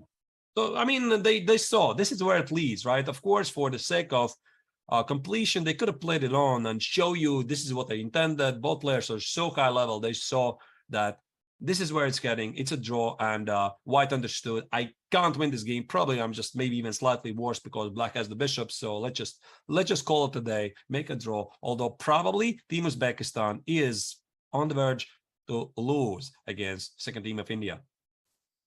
I think it's very interesting to see what Praggnanandhaa is doing against Sindarov. We were in a very complex position right now. The situation on the board is that Praggnanandhaa is down a piece, but look at this rook. This rook is pinned and attacked by a pawn. This means that soon Praggnanandhaa will have an extra exchange. Will this be enough for winning? Maybe black can try to set up some kind of a fortress. I mean, I'm not sure here. Do you have to include G-Dex on F6, G-Dex on F4, or play King G6 right away? But because actually, it's white to move. So there is Rook taking 5 just, and that's maybe GG. Well, then it's definitely winning. I mean, Rook E5, Queen C2. Oh, wait. Let's just stop it here. So queen c2, I take, and rook b5. G takes. Now, is this some kind of a fortress? It feels like that having two pawns is definitely a good thing for white. I don't think this is a fortress, Alessia. I mean, definitely there are some fortresses. And that's why Pragg is not playing. He's not playing right away. He sees this position. I think he's trying to visualize how this game is going to continue from here. If he goes here. And otherwise, if you go here, you realize it's a fortress, nothing to be done. But should be winning. I have a feeling, right? I mean, maybe get the king on e8 somehow. King goes far around. I mean, honestly, doesn't it feel that white at most of the time can just sacrifice a rook for a pawn and a bishop and then win the pawn endgame? Wait, it's not so simple. I mean, maybe if you play king g7, f6, can you show it on the board? Yeah. Let's say something like king g7, king g3, f6, bishop g6, rook b7. Yeah, bishop f7, f5. And maybe in some lines, indeed, yeah, you go with the king on d6, you sacrifice the rook on f7, and then you win the pawn endgame. Yeah, sure. Yeah, Probably. but sometimes you can also target, if the pawn is on the white square, you can attack the pawn with the rook and with the king and take it at one point, or take the bishop at one point. Yeah, that's what I'm saying, right? I mean, put the king on There are d6, some- sacrifice Oh, on sorry. f7, but that's why Pragg is making sure he can do it. And after bishop e6, what options he has actually? Maybe he's thinking about keeping the queens on the board. No, he did play something. Yeah, Oh, there you yeah, go. we are Here we getting have to the the second. endgame. We're getting to the This means endgame. Pragg is sure. This means he is sure. You don't go into that endgame. If Okay, you're so not we sure, will discuss. Thank you for the arbiter. Thank you, the arbiter. Let's appreciate the arbiter. I want to come back to this game soon because we will have time to discuss the endgame. There is a big thing going on in the endgame between Gukesh and Abdusattorov. This pawn is not stopping. Look, a6. And I think what is next? Is knight a4, a7, knight b6, or queen b6? Is this the next move? Knight a4, queen b6. Gukesh is gonna do it. I mean, I don't believe he's gonna throw away such a huge advantage. Well, what can we summarize about this game? Of course, Gukesh has played a flawless game, but I have a feeling that maybe Abdusattorov just slightly, crumbled under the pressure. I mean, he had a normal position after the opening, nothing was wrong, and then somehow he misstepped and everything just collapsed for Norderbeck. So here, I think Gukesh is well on his way to score phenomenal 9.5 out of 10, and a major victory for second team of India, making a strong claim for the gold in the 44th World Chess Olympiad in Chennai, India. Oh my God, this is so exciting, guys. There are so few games. There is one game that already ended up in a draw, just 3 games going on, and Gukesh and Pragg are both pushing for a decisive result. Is this meaning that India too is going to win one more time and take the lead of this Olympiad 2022 with Can I play one? knight b7 and already seal the deal? Knight b7, bishop b7, queen a7. This is what I see. Knight b7 comes with the idea to limit black's pieces activity. Can you put it on the board? And queen a7, yeah. Can I do that? Looks very straightforward to me. A takes on b7, b8 queen. No? I found the draw. Oh, I missed the draw somehow. There we go again. Queen a5. Oh, queen a5. This is what I missed. Okay. No question. And then there are thousands of checks. Yeah, I missed queen a5. Apart, if not queen a5, it's completely winning. So my Are you idea telling was me to that play knight things could b7. go wrong? Yeah, knight b7 would be nice idea to play queen c5 next. Are you telling me that things could go wrong? We have the live camera footage here, very big. There's a move played. I think I see. Yeah, I think Couple of that the pawn was captured. Let me see if we can get a zoom in of the board. A7. I think it was a7, queen a5. I think that's what we got. Oh yeah, here we have it on the No? board. Here we have it. Wait, Yeah, what? yeah, yeah. We have bishop c8 and knight d3. Giving away the pawn. This is strange. And now queen take e5 is happening. Mm-hmm. Yes, queen take e5. So he gave away the pawn on the side of the board, but now probably he's taking also the pawn on b4, and then it's just an easy club. Well, what choices does Dodrbek has apart from resigning and trading queens, which is resignation? I mean, he has to avoid trading queens at all costs. How do you do that? The pawn on b4 is lost. Don't care about it. You need to keep the queens on the board. You cannot allow to trade queens. If you trade queens, that's it. Maybe queen a7. And then white could dominate black's pieces by playing knight c5 next. I mean, look at this poor bishop on a6. It hasn't even said anything in this game. It's just not finding his way in the game. I see the chat that whatever Gukash is doing, no matter what, if he's drinking water, if he's not taking a pawn, for them, this is always a giga move. They are always impressed. I think that Gukash conquered the hearts of our audience. Wow. I know wow when it comes in terms of Gukesh is clearly overused, but can I say that again? Wow. You know, it's just such a pleasure to watch him play. And again, to remind you, he's only 16 years old. Yeah, only 16 years old, right?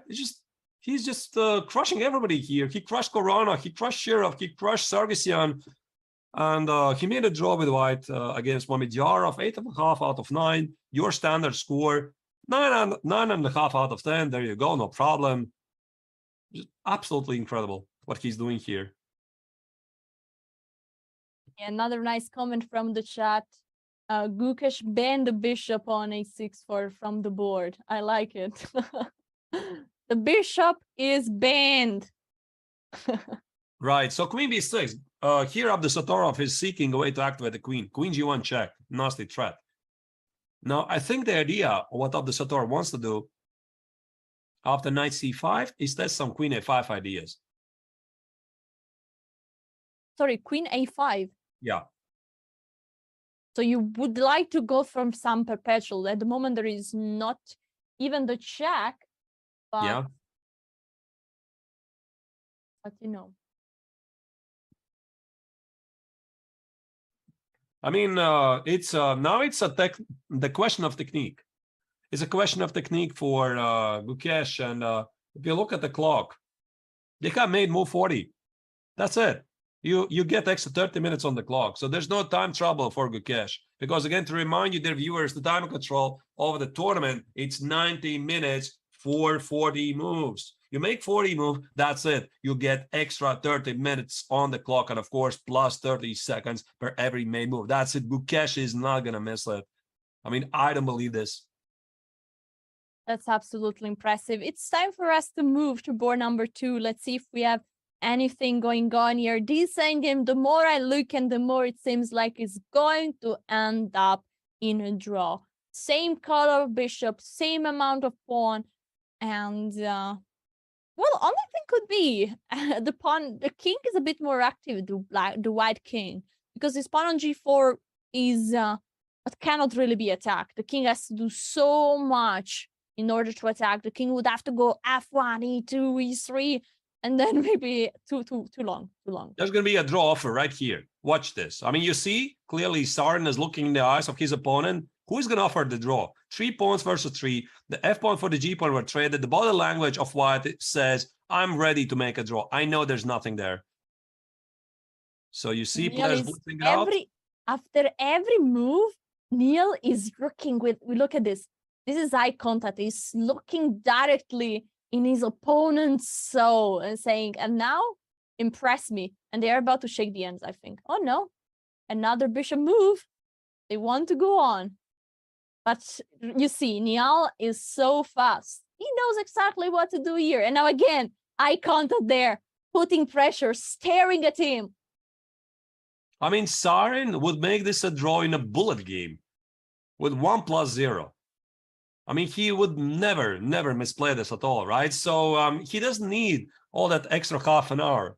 He's figured it out. B5, the simplest way to simplify the position. Trade off the pawns. That's it. I mean, piece of cake for Sarin. Did you notice the Kit Kat also today? And this time is Team Uzbekistan that has the Kit Kat. Yesterday we saw Team Azerbaijan, but apparently it's not bringing good luck. Maybe they're going to fight it out until the Bear Kings. This is just disappointment from White. So I know this expression too well, right? I mean, you're just disappointed. You don't want to agree to the draw, but you make some moves. You know, the game already in your mind is finished. You're not thinking about even the game. So just let's just make a couple of moves, whatever, for the sake of, I don't know, move 50 and then shake hands. Yeah, Praxis wrote a nice comment. And I'll be like, really, bro? You want to go on? But yeah, it's more like, you know, you're not happy with what is going on. You're not happy with the situation of the match. And yeah, you're waiting a bit more move. But I think that now it's time. Table base arrived and said, that's a draw. It's time to shake the hands and admit that there is nothing more to do. The game will end in a draw. So far, I mean, both black colors for second team India have done their job. They were supposed to make draws. They're supposed to stop their mighty opponents who have been performing 2700 plus in every tournament. I mean, in every game of the tournament so far, they have succeeded. Sarin did a job. He easily makes a draw. And here we are going to see very quickly transferring this to a pawn endgame. Doesn't matter who wins the pawn. It's still a draw. No, he's not going to trade the bishop. Sarin is not even exchanging. And now the repetition, the move is repeating one more time. Sarin very fast with another check. And now White needs to move the king again. And now I think we are about to get to the position. 3 times the position is going to be repeated. Okay, technically, when you have a threefold repetition, you don't have to offer a draw. So maybe that's why he's doing this. I like physically don't have to use those words. I offer a draw. You need to write, let's say to the chat how to do. You need to All write. right, then they did it. Congratulations, Warriors. You finally agree to a logical result of the game. Yeah, mostly the right way to do is that you need to write the next move on your score sheets without making the next move. And then you need to stop the clock and call the arbiters. Of course, Niall went for the very direct approach. Bro, do you want to make a draw or what? What's going on there? And then they had some nice eye contact and they shake the hand for the draw. Of course, you can see the disappointment in White's face, right? He knows. This was a very, very important match. One of the most important matches maybe of his life so far. He missed it, but that's sport. And now we have all the time to appreciate the beauty of this other endgame. White is an exchange up. The question is this enough?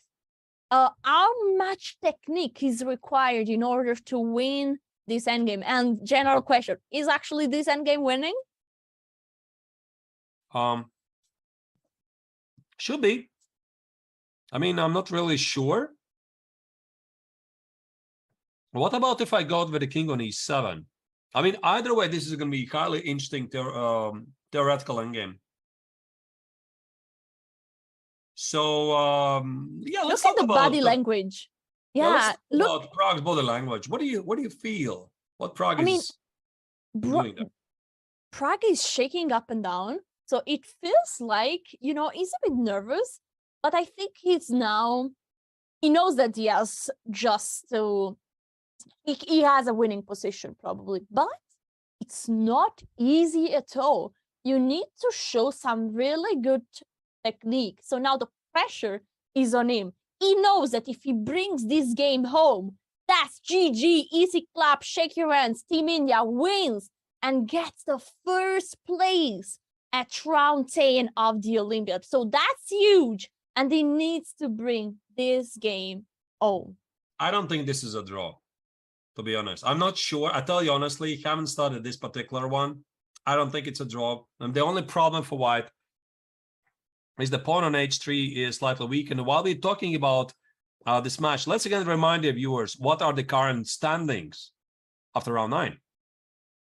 Yeah, as we can see, Team Uzbekistan and India are tied with 16 points. And this means that this match is like huge because you're not just getting 2 more points, but you're stopping the team that has the most points. And so that's really important. You know, it's also quite important for Prague's psyche that Gukesh wins the game, because if he wins it, that's it. They already did the job, right? So there's going to be a lot less stress. So he has still 23 minutes on the clock. There's no pressure. And if Gukesh is going to do the job and he's going to win his technically winning position against Abdusattorov, that's it. There's no stress for him. However, things could change if Gukesh somehow misplays and doesn't win the game. Let's say he draws. Then there's a lot of pressure for Prague, right? Because you start to get scared because you're the final one playing. You need to win. Your position is maybe winning, maybe not. We have a news. I don't know if it's sad or happy, but Olivia Kielbasa stopped ended up her streak and made a draw today. This is something that you might be sad or happy about. Or Olivia today was in a tough situation. She was under pressure. So a draw is, looking at the position, is a good result. On the other side, her amazing streak of 9 out of 9 is over. Yeah, I mean, again, 9 out of 9, Alessia. I'm just totally stunned. Gukesh got 8 out of 8, 9 out of 9. You do this in the Olympiad, it just gotta feel great, right? Great help for the team. But in the meantime, let me give a good news, guys, because I think that Olivia can be super satisfied. And she's not just chasing records, but she just did a women grandmaster norm. So chat, clap your hands because Olivia made that big norm. And, you know, that's a good achievement. Yeah, absolutely. And I think she's also going to go hard on that, definitely. So you score 9.5 out of 10 in Olympiad. You already should be aiming for not only for the women EM or GM, also for the men EM or GM titles, right? And many women players have done that already. So I think Olivia eventually also is going to do it. Let's have an impression of the situation of Team Poland versus Georgia. This is the first board, opposite color bishop, 1 extra pawn for black, but honestly, things are looking pretty stable, no? I'm not sure. I mean, definitely Kashlinska is pressing here with an extra pawn, but maybe there's just no progress.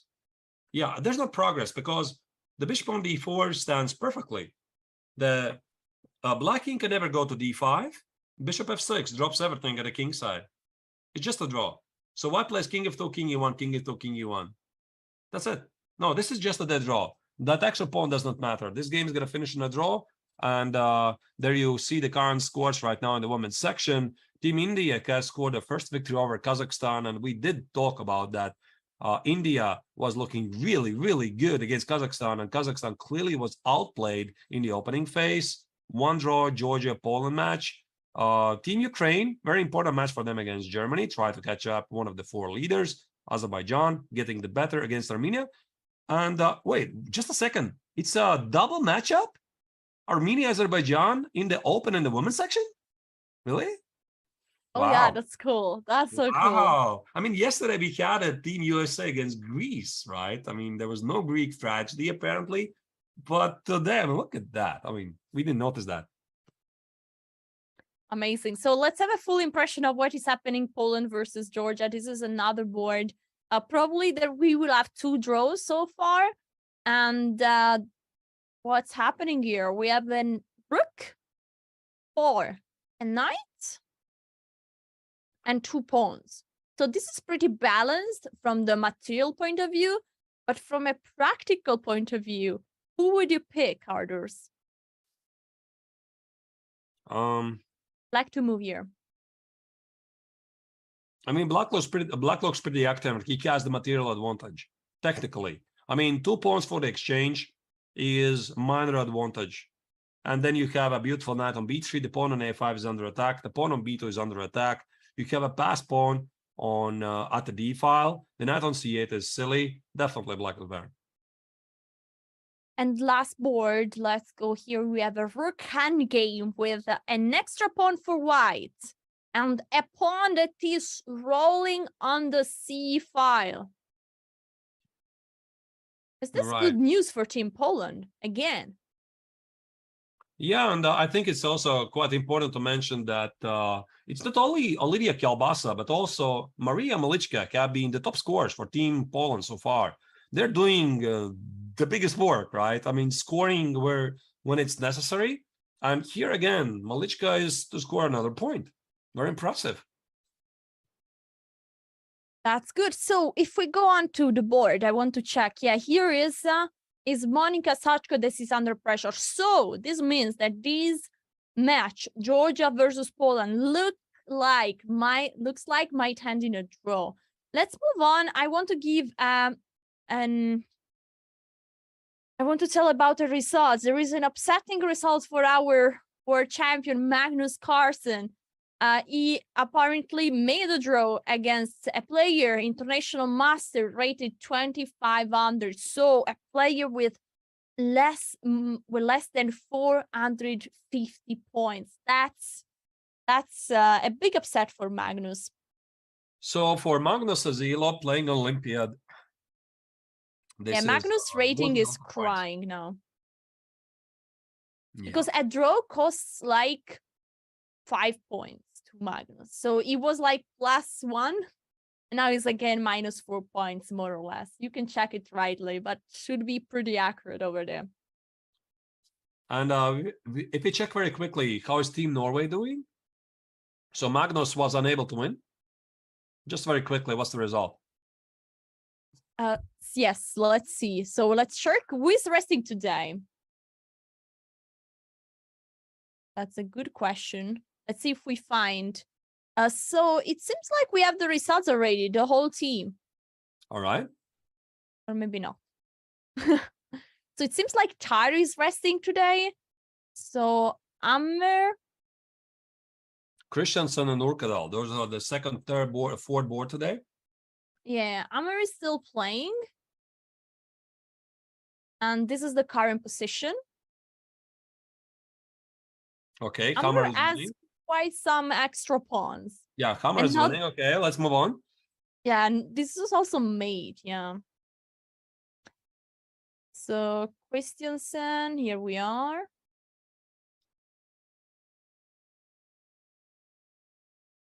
And Christiansen again is losing. Oh dear. Ouchie, Christensen is having so far really a very hard Olympiad. And But this again, leaves the fourth board. Fourth board, how they're doing. So far, if nothing is going to change, it's going to be 1.5 against 1.5. So the third seed, Norway. This is the fourth board. Oi, oi, oi. Black has an exchange up, but look at those pawns. G5. And the king is really not in a good position. I've seen in one of the title Tuesday a beautiful checkmate. And imagine you're the pawn on G6 and then a check somewhere, and this could be a big problem. I sense another upset for Team Norway. I have a feeling this is going to be Olympia they just want to forget, really. They had such high hopes coming in third seeded. This looks like another loss, to be honest.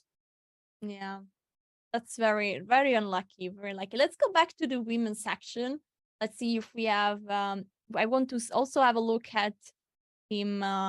We have two results. So it's official. Team India is dominating against Team Kazakhstan. Board 4, Kulkarni won against Nakbayeva. And also board 3, Tanya Sajo, having an amazing performance in this Olympiad so far, won against women international master Balabayeva.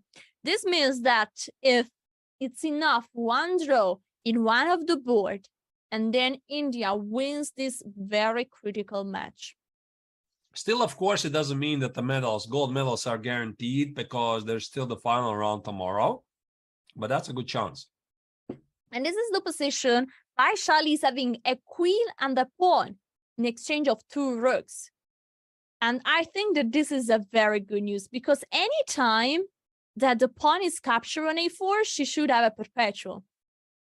Are you sure? No? Queen I mean, E2, Queen F2, King H3. But I want But to, let me continue play. the thought. I mean, I didn't want to contradict you, but I think you're right. It's going to finish in a draw. a bit later, meaning there's not going to be an immediate draw like queen f2, queen f3, queen g4, etc. But you look at that position. Let's say the pawn on a4 disappears. How do you make a progress? I want to play queen e4. Yeah. And then, this is my idea of perpetual there. Oh, you did find a perpetual. My bad. G4. Yeah. Queen e2, My queen bad. g4. My bad. But even if, okay, but I just And it's happening. Arthur's. But even if there was no perpetual check, I mean, position the queen on the 5 and white has no progress. I think they agreed for a draw. Oh my goodness. No, I'm kidding. Come on. How, I mean, is there any risk for white here if there is not a draw? Yeah. So anyway, draw is agreed. Let's move on. Yeah, first board here we have. Oh, white is about to promote the pawn on d7. Oi, oi, oi.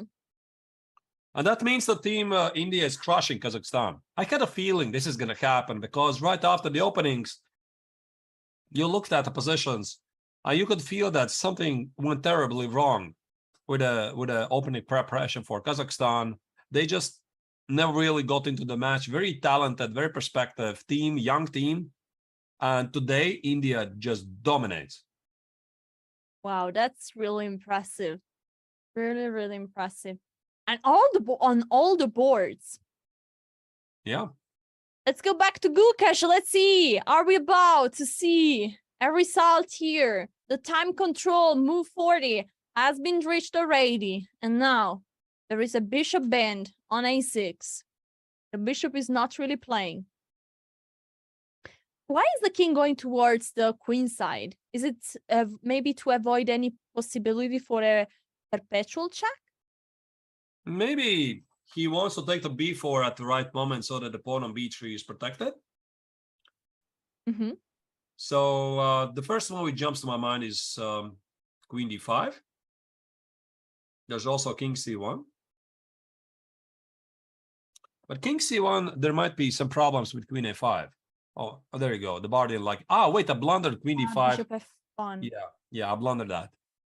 Yeah, but you said before as for a disclaimer, you said that this could be a risk. The bishop on c2 or the bishop on c1, because of course all white pawns are on white square, so you need to watch out for this endgame. Absolutely. So king c1 or king c2 look very natural. Now the bishop on a6 is not doing anything. Let's try bishop c8. And then how to improve? Maybe knight d3? Yeah, exactly. It's a very normal move. Just collect the pawn on b4. Do it slowly. Take the pawn on b4. And again, looking at the both players, I think that Abdusattorov has sort of accepted the fate.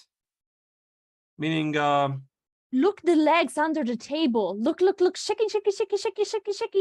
Look at this. Right, under the table, you can see there is an earthquake going on there.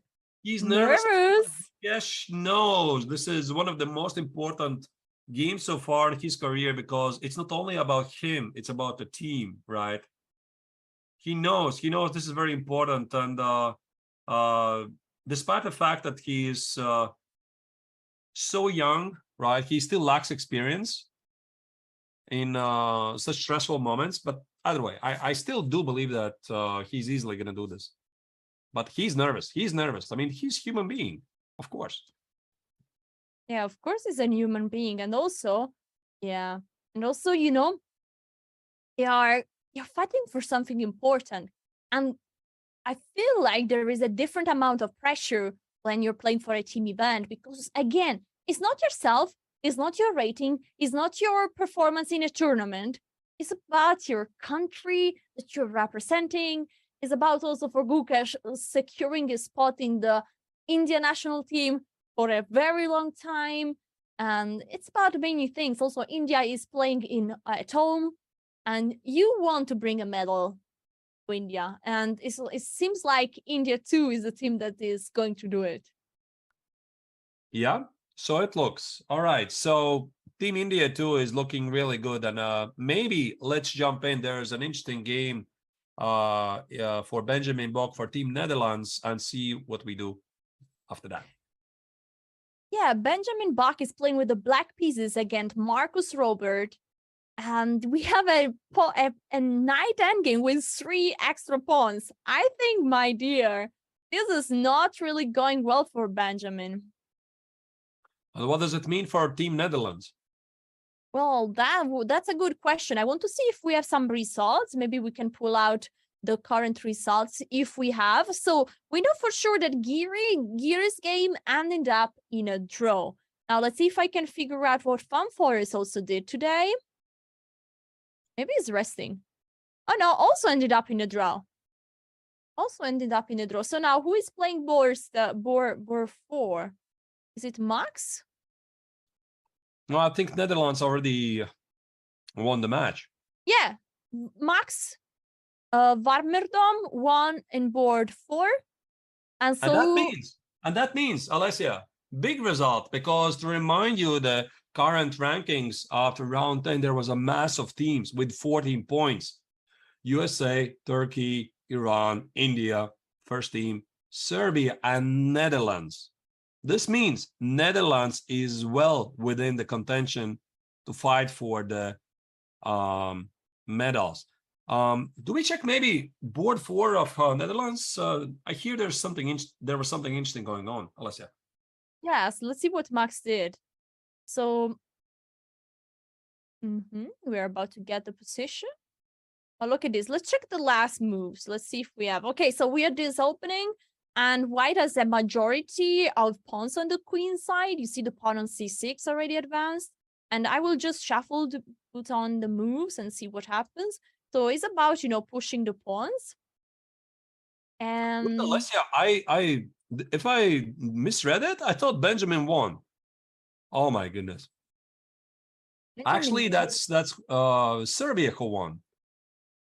I stand corrected. I think I simply mixed the colors. So that means Team Netherlands against Serbia actually is a draw.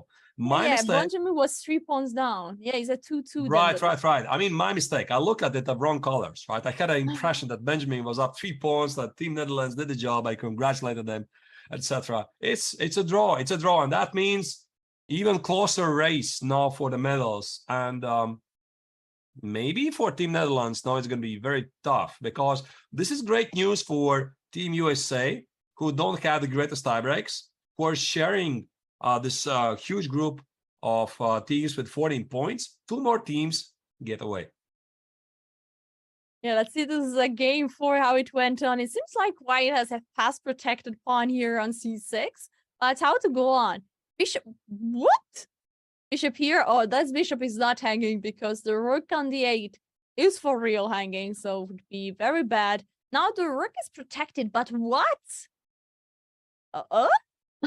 Wow, that's so beautiful. If you take here, probably there is rook take d8, and then queen f7. And after this, I still am struggling to understand. d7? c7?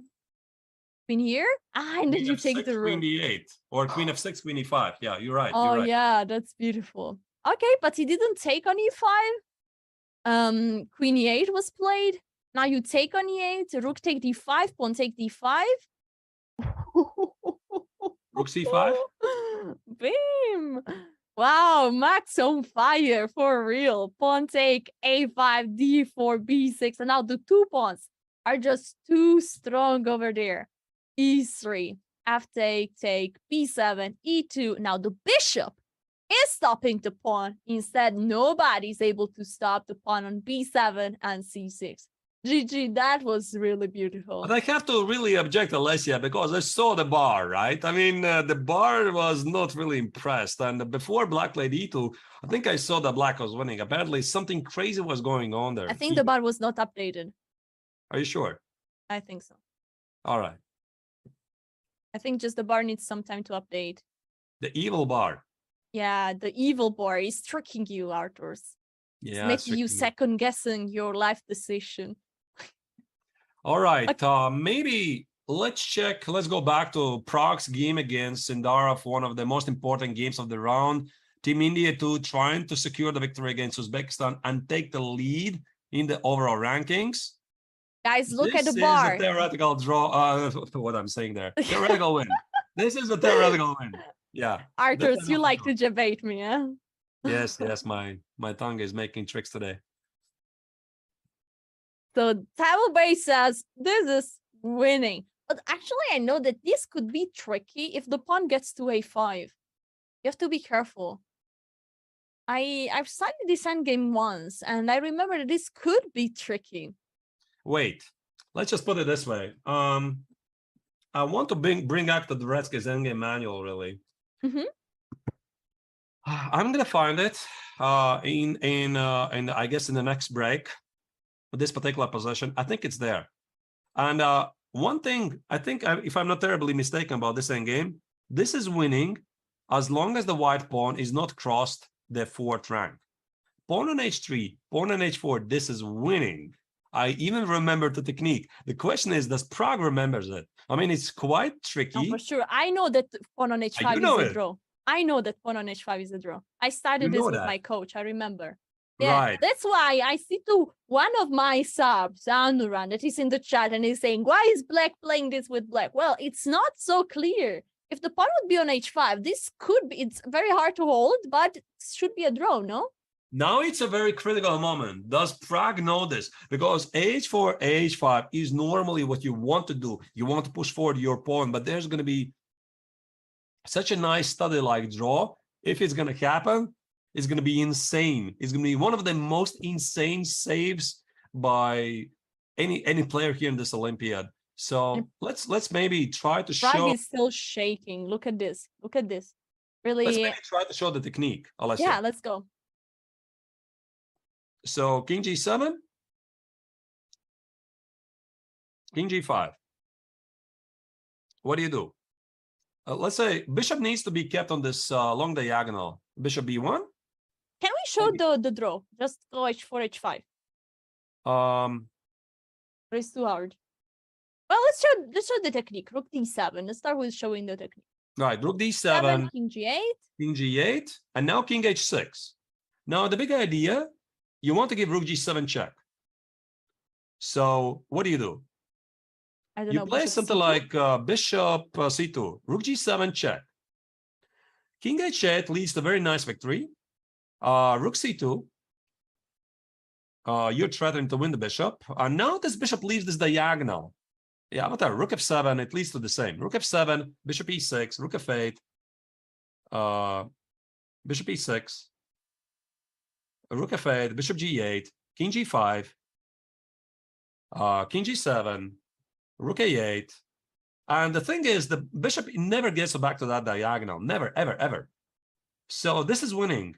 And I think we're going to get there at some point. And why this is a draw with the pawn on H5? Can we show that maybe? After Rook G7 check. After Rook G7 check, obviously the king has still a choice where to go. King F8 is the best defense. And now, after King F8, there's Rook G5. You want to hide with the king, King H5, King G4, keep the king cut off. No, Rook G5, Alessia. So you want to play King H5, King G4. And keep the king, black king cut off. H4, H5, H6, Rook G7, King G5, King F6 is winning. And that's why you have the pawn on H3 and H4. Because if you have the pawn on H5, you cannot escape the king through H5 square. This is it. That's it. So it really matters where this pawn is standing. And now I think the biggest intrigue is if Prague knows this. I mean, he should know this. But Yeah. I see from the live board, Arthurs. Look at this. He's going with the king. He's giving a check. Exactly what you said.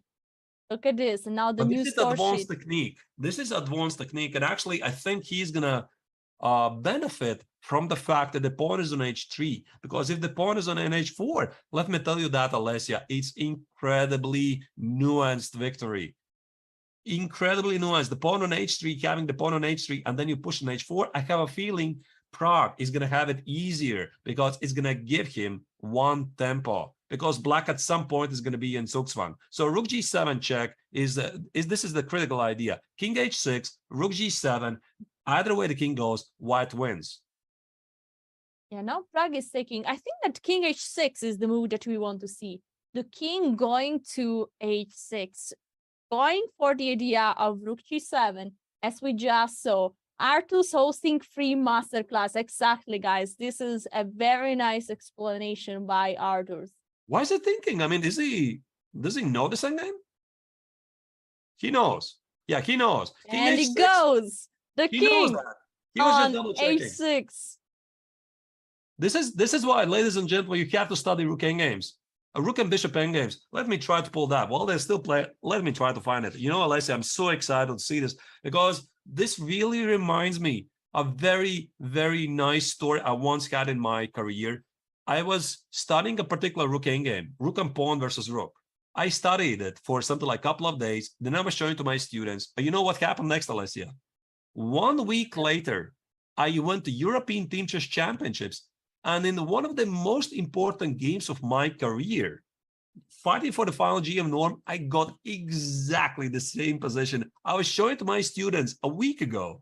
You could feel I was so excited. I know everything about this position. Did you refund your student? I told everybody, my students, this is how you do it, right? So, and I just blitzed it out. I just blitzed it out over the board, and obviously I won the game and I got my final GM norm. So study the endgames. You never. 1 second, 1 second. I think something incredible happened in Guka's board. Oh my God! Don't tell me. What happened there? Don't tell me. King b2. Appears like something. This king is not safe on b2. There might be a queen a8, and then queen a3. And then maybe there is a perpetual check. Where's the perpetual check? I just queen c2. Queen b2 always covers the check. It's okay. I mean, maybe it's still not the most precise victory, but I don't see any perpetual check. Are you saying the chat debated me one more time? Yeah. I had to interrupt Arthur's. I mean, maybe they're still going from +5 to +2. Okay. No, I think he's still fine. Thank you, Arthur. So I think we can stick to this end game, and maybe should we go for it? Right. I just gonna find this position in the Dvoretsky endgame manual. I know it's here. I know it's here. Well, there you go. Dvoretsky endgame manual, 4th edition, page 250. You want to know everything about this endgame? Open it right now. It's right there. Yes, it's exactly the same position. It's exactly the same position. So I have it right here in the book, right?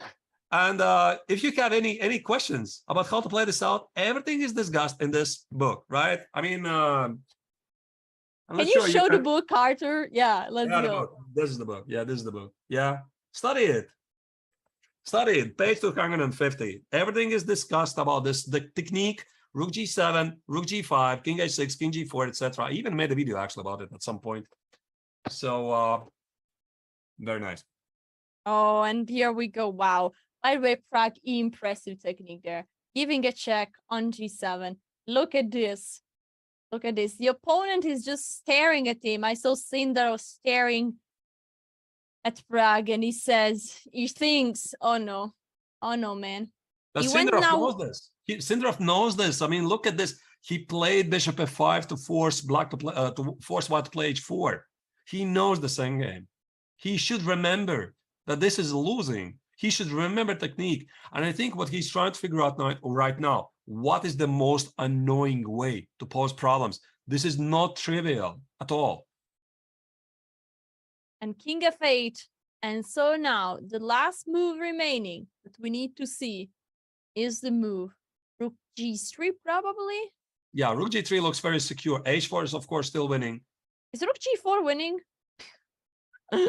What? Rook g4? Rook g4. How is this a fun endgame? It's winning, no? Yeah, it's winning. Yeah, it's winning. Rook g4, by the way, it's not in the book, but it works.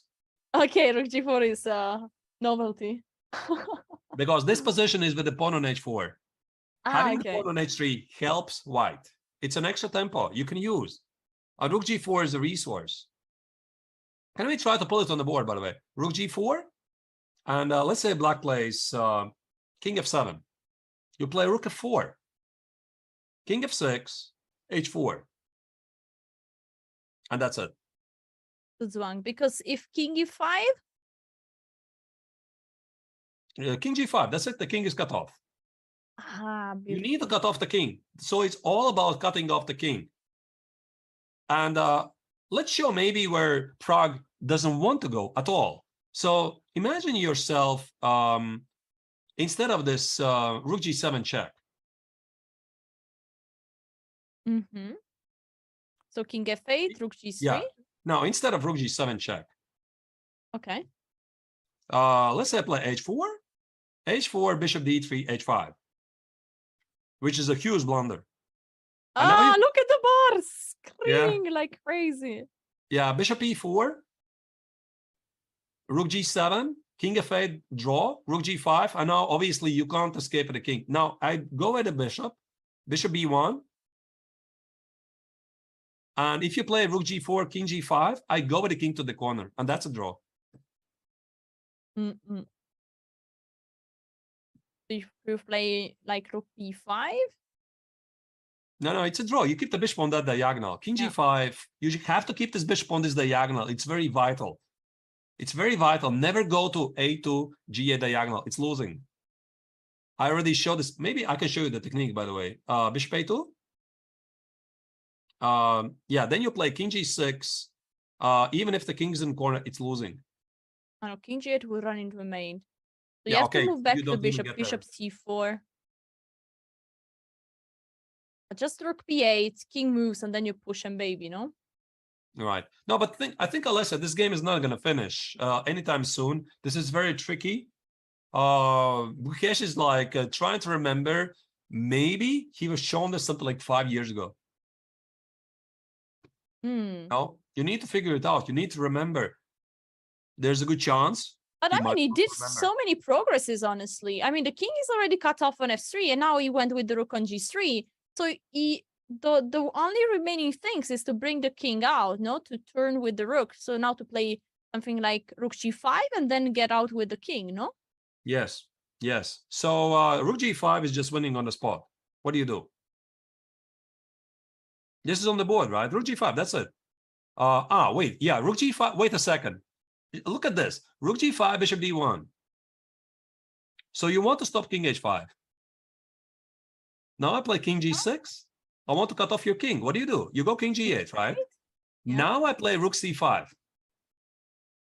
I'm threatening with a mate. And that's it. King f8. And you're cut off. I mean, I play rook c8, king e7, king g7, cut off the king, h-pawn, promote. And goodbye. Rook f8, whatever. Are you saying that Pragg is just one move from winning? Yes. Oh my He's god. one move from winning. He needs to know this. I mean, if he knows the technique, rook g5, it's very critical. King g5 is not messing up, but king g5 allows the black king get to the corner. Again, maybe we have to go back to the same endgame. So let's say king g5. Can we? Yeah. You want now king g5? I mean, it's a mistake. I just want to show why it's a mistake. King g5, king g7, and whatever. King h5 or king f4. You go king h8. Oh, whatever. Right. And now, if the bishop remains on the b1 h7 diagonal, this is with a pawn on h3, with a pawn on h4, it's winning. With a pawn on h5, it's a draw. If the bishop leaves the diagonal, what wins? I mean, either way, it's winning. Just don't play h5. Chat has an incredible trust in Praggnanandhaa technique. They write, is 2700. He will find it. The facts, guys, are that he has 11 minutes on the clock to find the technique with rook g5, bringing the king out behind the rook, keeping the rook there on g5 to cut the king off, and then, just then, you can start to push the pawn.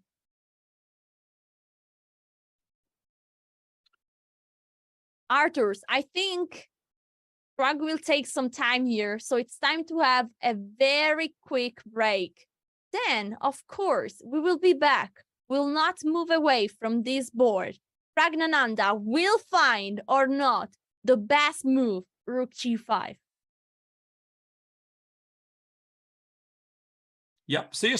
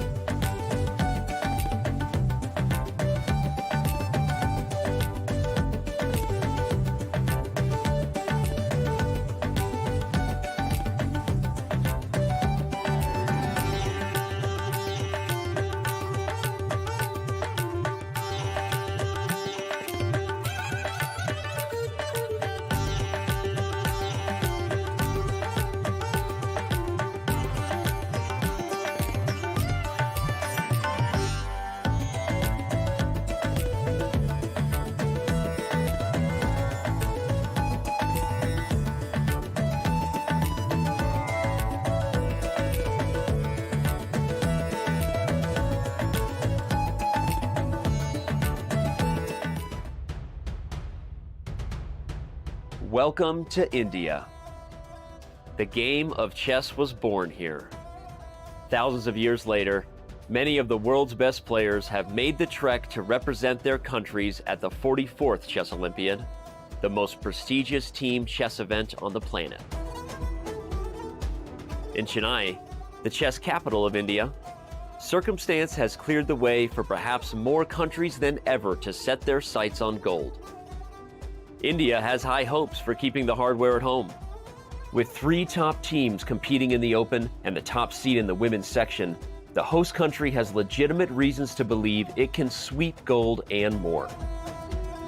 Entering as the favorites, Team USA has suffered multiple dramatic disappointments so far. Will they have what it takes to finish strong and keep their medal hopes alive? While medals count, some accomplishments won't be measured in gold. The women's team from Ukraine has overcome adversity just to make it here. Now they hope to honor their nation with a memorable performance. Namaste, Dosto.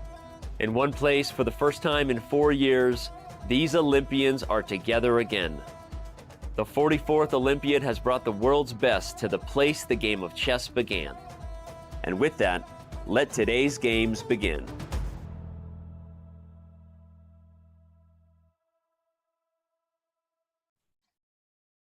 Welcome back, guys. We are back, and I'm so excited to go through the last moments of this round 10. I'm Alessia Santerum with the FIDE Master, and I'm today always with the Grandmaster Artur Snikshan.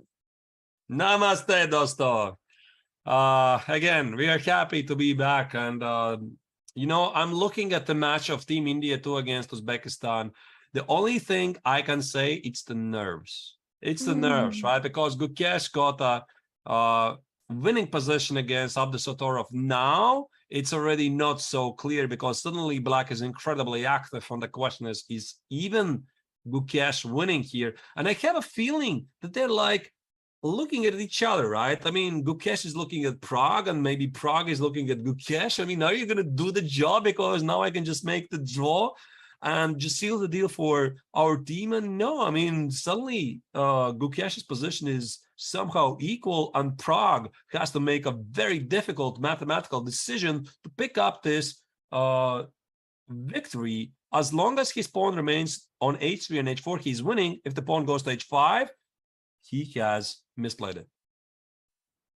Wow, we will see what will happen there. Pragg has really few minutes to think and find out the solution. We will come back there in a second. In this position, there is a check, and so White has basically a few ways to cover this check. Either knight to e4, knight e4, okay, or king c1, but knight e4 has been played. And now queen a7, the queen is suddenly approaching another side of the board. I see queen f2 or queen g1 could be an option, and suddenly the pawn on g2 is weak. Is Pragg having even chances to lose this game? I don't know. I'm scared here. Yeah, and the bar is merciless.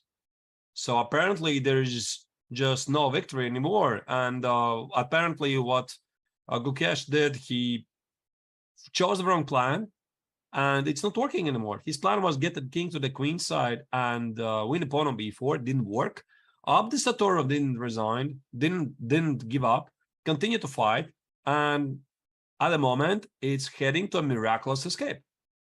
Yeah, and this is insane because now the pawn is under attack, and I see already check on f1, check everywhere, and the queen needs to cover up if you don't want to hang the pawn on g2. And if you hang that pawn, then Black is winning. And so after queen f1, queen e2, yeah, queen c2. Now I see already. Is queen f1 already leading to a perpetual? I don't know, because you need to watch out for the white king is escaping king d4, king d5. This is, I think, what Gukesh wants to do, right? You want to escape from these checks. Queen g1, king d5. I mean, king is a piece, right? I mean, why not? Bishop e6, king c6. Why not? Looks good. But imagine the queen staying safe on c2 and the king running towards c5. That's beautiful. Guys, this is not over. Let's go to see what is happening with Mamedyarov here, playing against Sargsyan. This very difficult knight and pawn endgame. It appears like right now Sargsyan has secured the possibility to enter, to create a pass pawn. Is this completely winning? Let's see. After pawn take, king takes. This is a pass pawn. And the problem here, I think, is that this knight needs to protect the pawn on h4. And what Mamedyarov played here is the move knight to e1. This means that there is another free cheese macaroni on h4. Yeah, this looks really good for Sargsyan. However, I think what Shahryar is aiming for, he tries to trade off all the pawns so that his plan is somehow, obviously, d pawn goes for the pawn,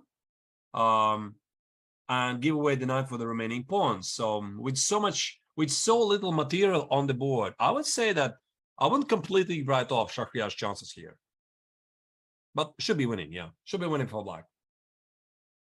Absolutely. And as we see the result already of Team Armenia, they are already leading 1.5. So this might be a very strong, decisive victory. And Durabaili against Sargsyan. Petrosian, again, huge game.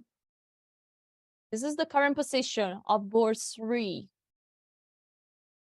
The queen are about to get exchanged. I think white to move. White has the opportunity to change the queen, but Durabaili might say, no, I cannot let this happen.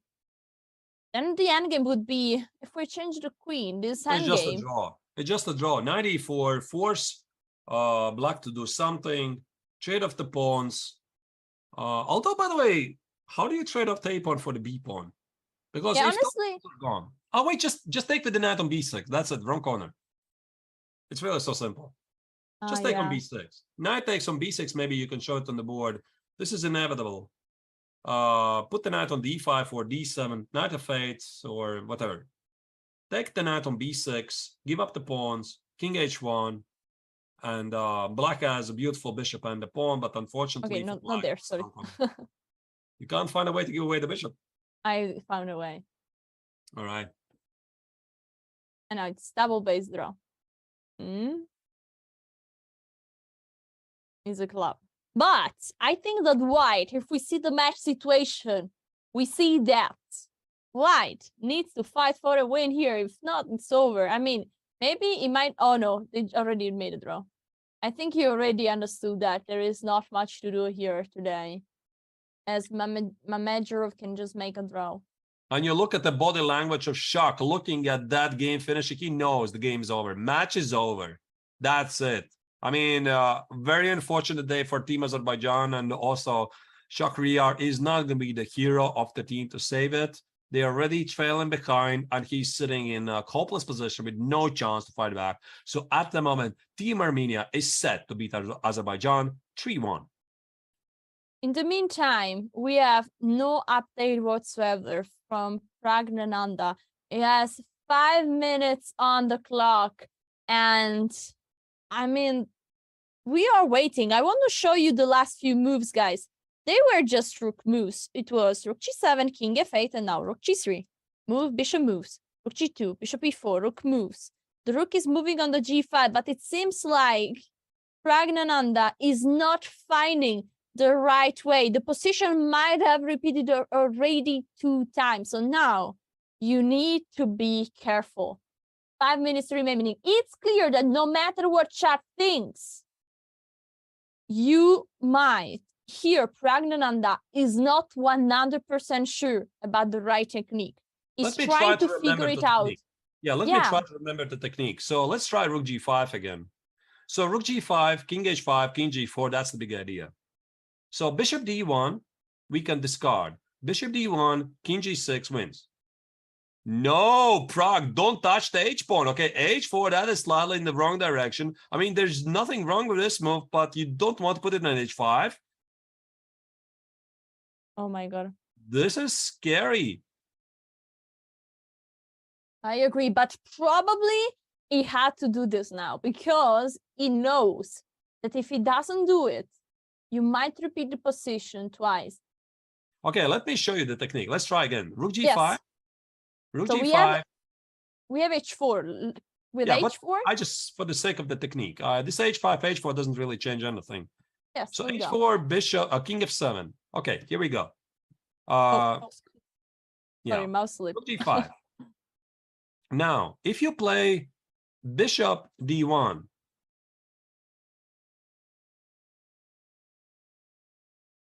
then it's king g6, king f6.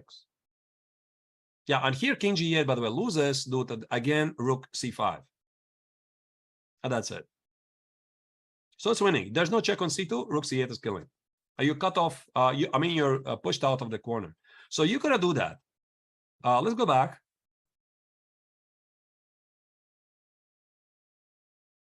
Let's go back. Yeah, so rook g5, king f6. But if king f6, I play rook g2, rook f2, I cut off your king. This is very important. So there's no king g8 go back. So black gonna do that. And if I remember correctly, it was everything about the placement of the bishop. It's just locking squares. Let's go back a move before. And if you play bishop b1, now this is the critical moment. Oh my God. Alessia, bishop b1. Now you play king h5. Do you see where the bishop is standing? There's no check on d1. That's the idea. I think I want to jump really at the live board because yeah. some we have some update, and look at this. Look at this. The king, the bishop, he left the g5 with the rook. Now he's going back, and the king is again on g8, and the king is coming back. This is really not a good sign. The king is back on f7. And now you would have the move rook g5, but if rook g5, attention, he gave a check again on g7. He found it. Wait. King f6 is rook g1, and what about king f8? King f8. You have to play rook g5. You have to play rook g5. I mean, king f8 is the only move. King f6, rook g1 kills the game. So king f8 only move here. Rook g7 check. King f8. So what I can see from the camera, Sindarov knows this endgame. Pragg, maybe not. So if he doesn't know, he has to figure it out, and it's a tough one to figure it out. So king f6 is killing the game immediately. Again, rook g1, right? And you cut off the king. Rook f1 check or whatever. I mean, rook f1 or any check on that file is impossible to stop. So let's say rook g1, king f8. Yeah, king f8, you have to do it. And now the big question: does Pragg know rook g5? h5 is a horrific blunder. You can't do that. It's immediately theoretical draw. Rook g5, king h5. This is the maneuver. And if bishop c2 again, we have all right. h5, he knows. Check. He played it. He's on the board. He's on the board. He's on the board, guys. He's done it. Rook That's it. is on He's g5. He knows. So king f7, king h5. There's no check on d1.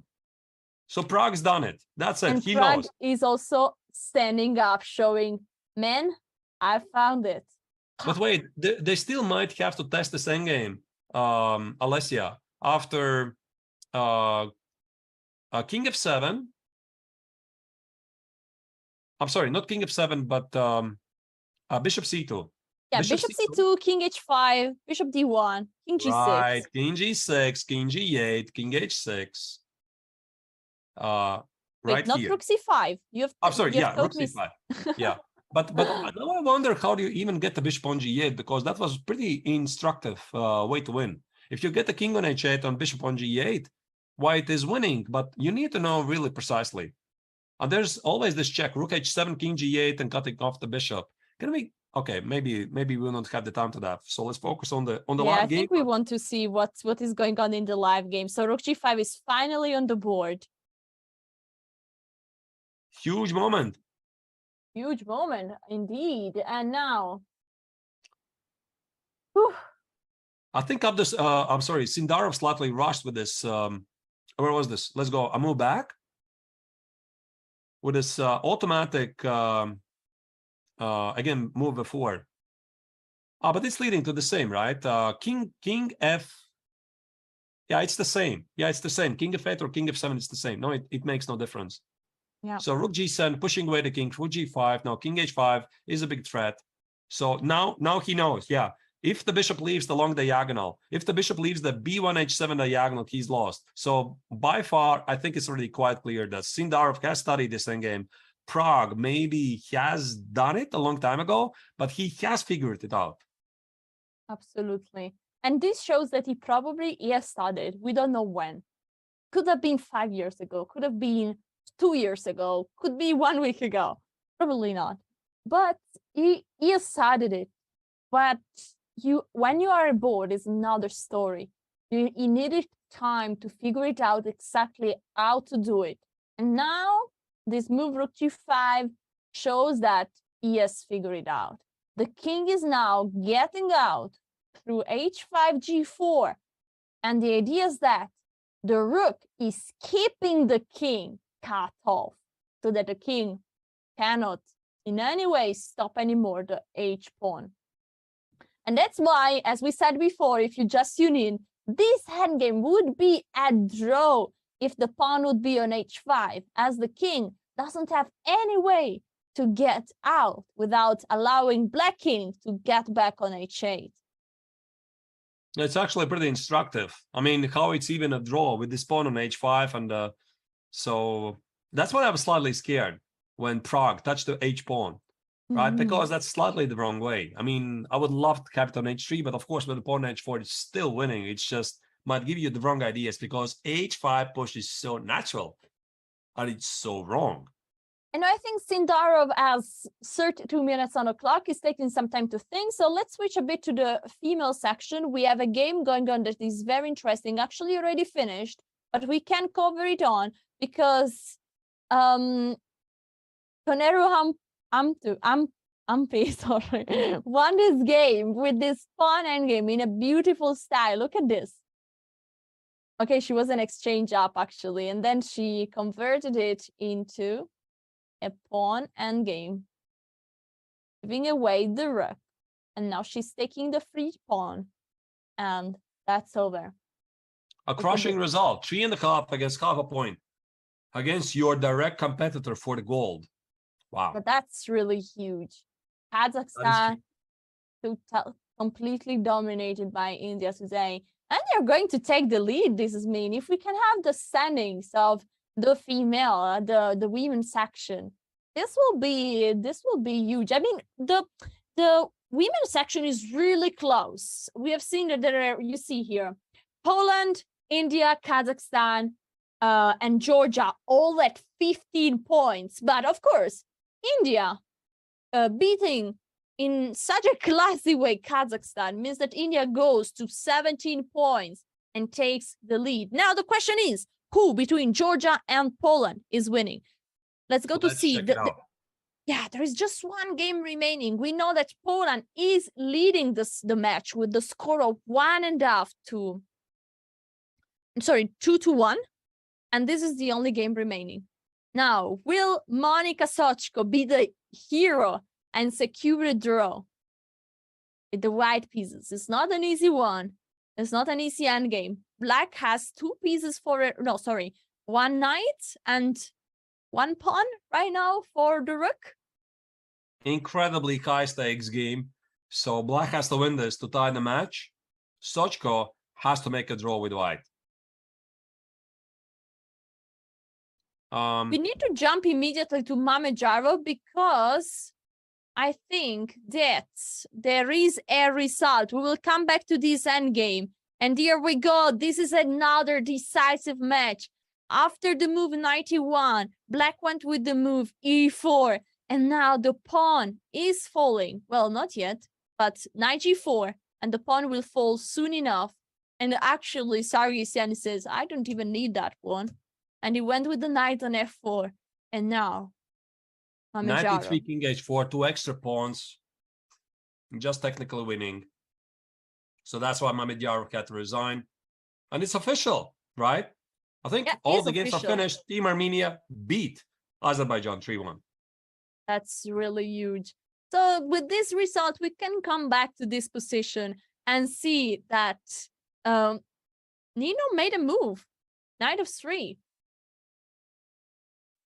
Knight of 3.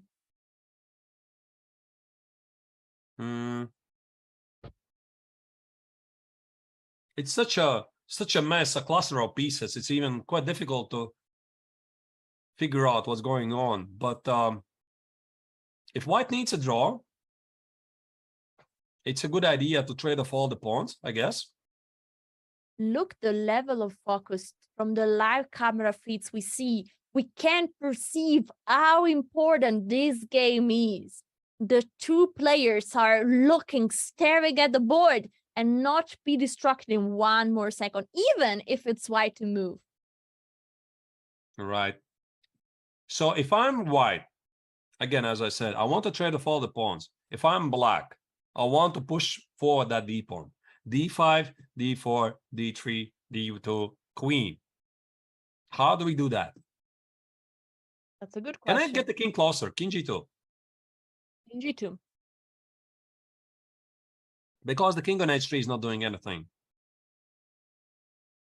Let's say you play d5.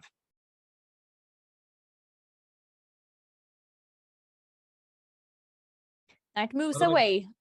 Oh, wait. I'm No, knight having e6 that is knight. not a check. It's not a check. So something like knight e5, maybe? Knight. Oh, Knight b6. Knight b6, okay, bishop a5. Or knight g1, king g1, bishop a5. Once those pawns are going to march forward. You know, I think it's actually more likely that black are going to win this than white is going to draw, to be honest, Yeah. my opinion. Because I agree. somehow white's pieces are disconnected. The knight on c4 barely holds the pawn on a5. d5 is incoming. So black's plan is simple. d5, d4, d3. Snatch the pawn on a5. Beautiful knights on f3, f5. The bishop on g1 for white is doing what? Of course, white has an exchange, but maybe something. I mean, king g2 is very human. And which So king g2, d5, whatever happens there. But I got the word, by the way, Alessia, that something incredibly crazy is going on in Iran match against Team India 1. Parham Aksadlu has sacrificed something against Pentalakar Krishna. All right, let's go to the current position. And here we are. Look at this.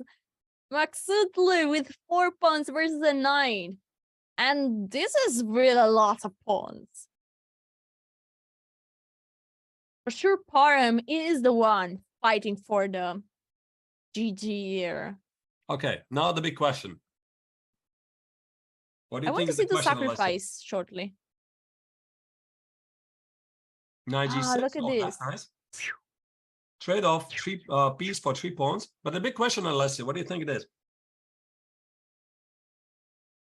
Is this winning? Well, I don't know if he's winning, but I know that white can push all the pawns, especially the h pawn. I would try to push. I would try h5, h4, h5, h6. How is black stopping this? Because I feel like that if you keep the pawn on f4, e5, these pawns are really covering also your king. Instead, the h pawn can basically run without any issue.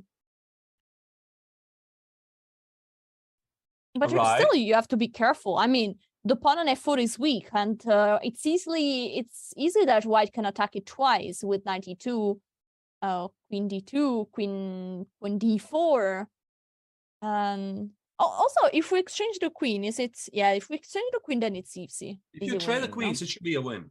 Should Yeah. be a win, right? Because, I mean, 3 pawns against the knight, I think it's a theoretical draw. But of course, the stronger side is trying. 4 pawns, I have a feeling is going to be too much. Yeah, I How agree. do you trade queens? It's queen d6, the pawn might be lost. So it's not very obvious. No, just in case, I was I checking out. think let's just put it this way. Maybe somehow black is miraculously holding, but in practice, white is always winning. Mm-hmm. And what's All going right. on in the other board of Team India? Because the score is 1.5 against half a point. So Vidic won, and then let's try to find. So Eric Geis is probably not playing today. I need to see who else is in. Yeah, here we have the team matchup. So Eric Eric Geis is Geis playing made a against Idani. draw. And so He we have played a draw. Narayanan. Right. And here we see. So there is just one board remaining. Okay, No, together 4 with boards. Yeah, 2 boards remaining. 2 boards. So it's Maksudlu against Hare Krishna and Dhanaswar against Narayanan. But Narayanan is doing very well here. He has an extra pawn, a very dominant position. The only problem is you don't have a pass pawn. But I must say, this king on g8, oh my god. And Right. now, it's time for us.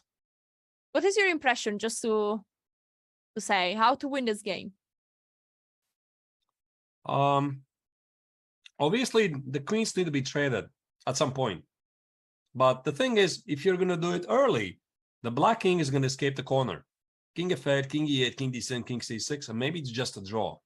So it's important to have the king very close. So I want to play queen b8 when I have the king on d5.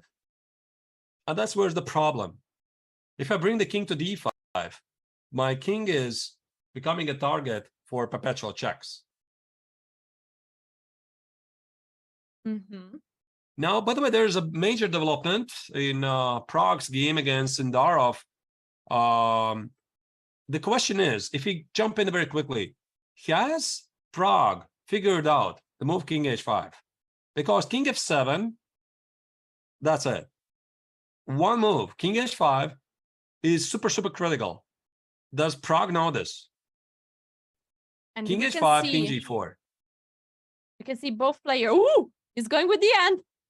Oh, the king is going. Ooh, That's the it. king He was has already done it. played. King h5. Look at He's this. done it. King Team India. f6. Team India is going to win.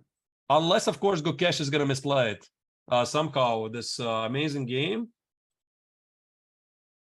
Wow. This is already on the board. King f6 Whoa, and whoa, king whoa, whoa, g4. And now the king is cut off. And what is the rest part of the technique? Can you now push the pawn without any problem? Yeah, now you can safely push it now that the king is cut off. Can you play, so bishop c2 is played. Can you play h5? If bishop d1, you go with the king on h4, right? Now bishop c2, you play h6. Bishop h7. Rook g7. Bishop f5. And any No? move, rook a7, that's it. a7? Yeah, and a7, then h7 is push. next. That's the thing. I mean, Prag is gonna do it. He has figured it out. I think. I mean, he's not gonna misplay from here because the hardest part is over. The king's on a4. However, I'm looking at what is Gukesh doing. There's total madhouse now happening.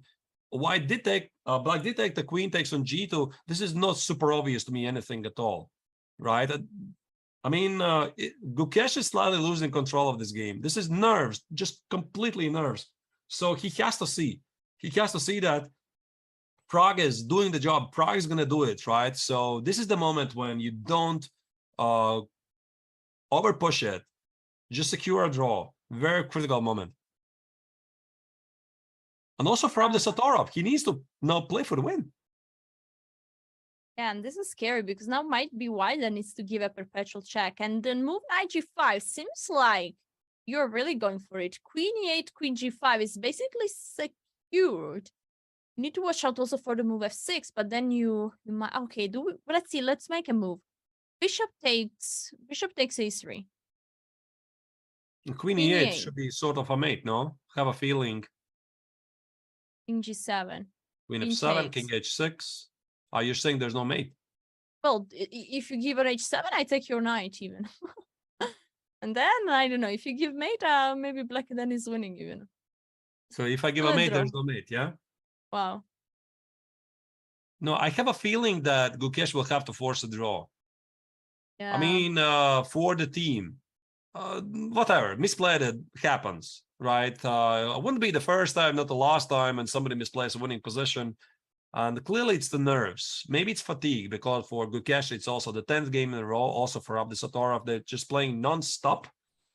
And even this happens even to the very best. And at the wrong moment, the experience reminds of itself. I mean, the lack of experience, right? And here we see the team scores of the top 5 board of the open section. Already, Armenia won against Azerbaijan, and a draw between the Netherlands and Serbia.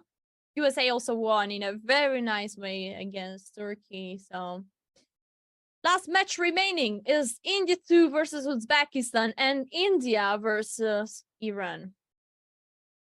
Right. Maybe we still have some other matches going on. Maybe let's check some notable matchups. By the way, look at that. Team Norway loses again. This time against Moldova. What is going on with Team Norway in this Olympiad? Yeah, this is not just, today also Carson made a disappointing draw in a way. Made draw against a player, an international master, a very strong player, 2500 rated. But of course, the difference of rating between Prague wins. Magnus. Prague wins. It's official. India 2 takes the lead. So that is the official result. Prague has managed to outplay Sindarov. There you see there's the resignation. Players just left it. This means second tier of India is taking the charge to take over the lead in the Olympiad. And what does it mean for Gukesh? Are you going to try to play it for the win? Or you're going to try to play for the draw, secure the victory for the team, and maybe take down sensational gold medals? And also, it's a message to Abdusattorov. I have to fight it on. I have to keep the game going. They load the photographer, and here we go immediately back. Board 1. This is the major match. Now, all the attention is on board 1. Incredible that Gukesh had a very promising position. And now, the things have changed. All the other games are finished. And we know that Abdusattorov needs to win this game. But is this possible? What just happened? There is now a check on E8. I can see there is a check on E8. So I think that Gukesh is going for the draw. I think Gukesh. I cannot see the move played by Black. Oh, F6 is on the board. F6 and now Queen E8. This is what we have. This is the current position. And I think that there is a forced draw. After King G7, Queen, Queen F6? I don't see a forced draw. Do you see? Queen E6, Knight H6, and you have Knight F7. Yes, this is what is happening.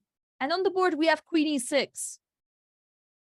Queen E7 is on the board. Sorry, Queen E7. Right. King H6. Now King H6, and there is Knight F7. Knight F7. I go King H5. Where's the draw? Help me. I don't know. I don't know. And I think Abdusattorov is fighting on. So something which started as an absolutely terrible game, now Gukesh is the one who wants to draw. And now Abdusattorov doesn't want to draw. By the way, don't play Queen F6. Queen B2. Oh, that would be a big trouble. So don't do that. But we're sure that he's not gonna take there because this would be too bad. And okay, here we have the current position. Voila. So here we are. I mean, normally it should be a draw somehow. But Abdusattorov is fighting on. But where's the draw, by the way? Chat says Queen E3 after King H5. Queen E3, threatening mate. I think So I found a draw. play? Alessia, I found a draw. Mhm. Yes, Queen E3, G5. So you need to stop the mate. Queen E8, threat is Queen H8. Queen D2 check. Or whatever, check. King C5. Queen D7. Queen H8. King G6. And apparently there's no mate, but you don't need a mate. Queen G8, Queen H8, Queen H8. Draw. Is this easy? We'll see. Well, Gukesh played something. Let me see. We have already. Let's see if we can get a preview from the live camera feeds. If we can put it bigger. Gukesh is in dangerous waters here. Oh my God, Gukesh went with the king on C5, trying to run away. Oi, oi, oi, he didn't go for Mamma queen. mia, no, just a second. This is having a major turn. I mean, this Queen E3, Queen E8, apparently, according to the dear viewers, was the only move. Now, everything else is just worse. Gukesh has been the hero of India too so far. He's won all his game and he made a draw yesterday against Mamedjarov. Will today confirm to be the hero and still secure the draw here? But Or Gukesh is he down on the going? clock. He is only 1 minute and 25 seconds. I mean, the unthinkable is happening here. He had the third technically winning position. Team India would have sealed the job. Now Queen X on F3. Is this the absolutely incredible comeback by Team Uzbekistan? This is the fight for the gold medals in the Olympiad. Yeah, this is insane. He is not going for Queen D3 that would have protected the pawn and threatened mate. And now, according to our engines, the things are getting unclear. Queen take F3 is the move on the board. And now, there is no draw anymore. Queen D3 is no longer possible. But maybe Queen take F6. And then Queen H8. And the pawn is captured. Yes, this we see.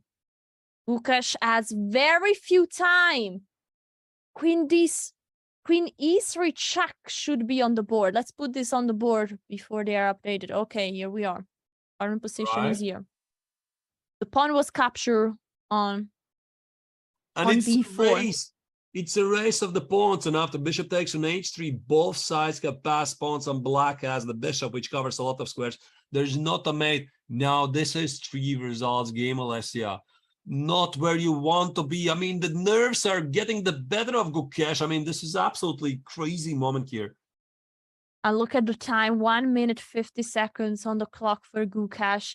That's he needs to secure a draw. And look, the pawn was captured also on H3. And now, as you said, 3 game results is a race. Which pawn will be faster? One thing that is in favor of Gukesh is that the knight teams up in such a good way with the queen when he's about to attack the king. Will this be enough? Because the pawn on H4 is very dangerous. Right, and how do you even continue? Maybe Queen G7, Queen H7 check. I mean, try to bother the king, but what is really critical difference here? It's the clock. It's the clock. I mean, Gukesh is down on 1 minute and 20 seconds. He doesn't have time. Avdesatov has 9 minutes here. This is another drama. And this time, Gukesh is on the wrong side because he was easily winning, having a great position. Then apparently it was drawish. Was the ambition? Were the ambitions taking a toll here? Did he really badly wanted to win? Did he not know the score? What is going on in the match? Did he not have a peek that Pragg is winning? Sometimes things, there is a move on the board, 95, by the way. Sometimes things are going from a psychological point of view to be very hard. And I think Gukesh knows that he was completely winning and he still wants to win this game. But sometimes you have to accept what happened. The move played is knight E5. Here we have. And sometimes you have to accept and you need to reset and say, okay, I threw there. And to say, now it's a draw. I have to take it for the team. But sometimes it's so hard to take decision in so few time. Also, you saw the situation with Pragg. Does Pragg find the technique? Does Pragg not find the technique? Not clear. And then is suddenly in this situation where nothing is clear anymore. One thing we also have to account for is the psychology, because Gukesh knows he's treading dangerous waters here. The position which was risk-free, technically winning for him, right after the opening, couple of moves, he would have sealed the deal. He continued to misplay it, then he got to a draw, misplayed it. Now it's a worse position already. And what does it do to your mind? It's incredibly difficult to be in this position because you feel your game is slipping away. There is a move made, king on H5. No, queen D2 check. Queen D2 check. Queen D2 check. I guess you move forward. Yeah, king B5 probably. King B5, King A3. What do you choose? I guess King B5 instinctively. That is so scary. I can see the clock, the actual clock, and I see that there is 0. There is a 0. So we know for sure that Gukesh is under 1 minute. Now, it might be, yeah, I see also a 3 now. So 30 seconds, about 30 seconds. Now he made a move or not yet? Not yet. It's about 20 seconds. I see the 2 now. I mean, it's the nerves. It's the nerves. I mean, again, incredibly difficult to stay calm in this position. So, King B5, King A3. What's it going to be?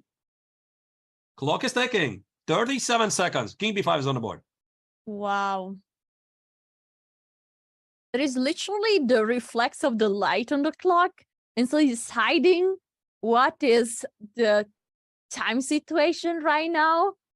I don't know if it's the camera, the light of the camera, the lights of the chat and the board, but whatever it is. There is a reflex there that is a bit hiding the situation on the clock. But one thing that is big and clear is the 0. Gukesh has less than 1 minute on the clock. 42 seconds. Bishop d7. Where do you go? King c5, king b6. The h pawn is now free to run forward. Also, let's not blunder the queen g6 mate threat. Where is he going with the king? Few seconds remaining, down to 20 seconds. There's a glare on the camera I'm not seeing. King c5 instead is played by Gukesh. Wow. I think he moved with less than 10 seconds. That's incredible. That's literally incredible. Oh, no. Oh, no. Or maybe, oh, yes, for Team Uzbekistan fans, because this is also very, very important match for them. To remind you, the overall rankings is Team Uzbekistan who is leading against second team of India by 1 match point. Since the second team India is leading 2-1 thanks to the victory of Pragananda. Here, the unthinkable is about to happen because Abdusattorov has managed to turn around the tables and now he's looking towards not only secure a draw in the match, but also keep the lead in the tournament. Yeah, I read somebody in chat wrote their legs are synchronized. Yes, guys. The situation here is something really tense. They are nervous and they know that they are playing the most important game probably of this Olympiad. Now, who has the best nerves? Onoderbek or Gukesh? Now, this is where you have to show some extra quality because such moments define great players. How do you handle them? The psychological pressure is all on Gukesh here. He knows that he needs to secure the draw. On the other side, no matter what is the result, losing is bad. It's never funny. But saying it in a very practical sense doesn't change making a draw or losing this game. Abdusattorov is going for a big all-in in this game and is trying to save and be the hero of his country for fighting for the gold medal in this Olympiad. Queen e3 check, great move. Because now white cannot play king. King d6 due to queen in b6. And here we have the check. The king might go back to b4. Do we have some kind of repetition? King b4, and then black needs to do something about the mate threat on g6. My guess, bishop f5, and h pawn runs forward. Yeah, Gukesh is down the last seconds. No, he made a move. King b4, yeah. Yeah, he made a move. He made a move. Bishop f5 Now, is on the board. Bishop f5 is on the board. You know, Alessia, once that h pawn is gonna run forward, In h8 check. it's bad news for white. Yeah, king g5 is basically the only move. Well, there is also king h6.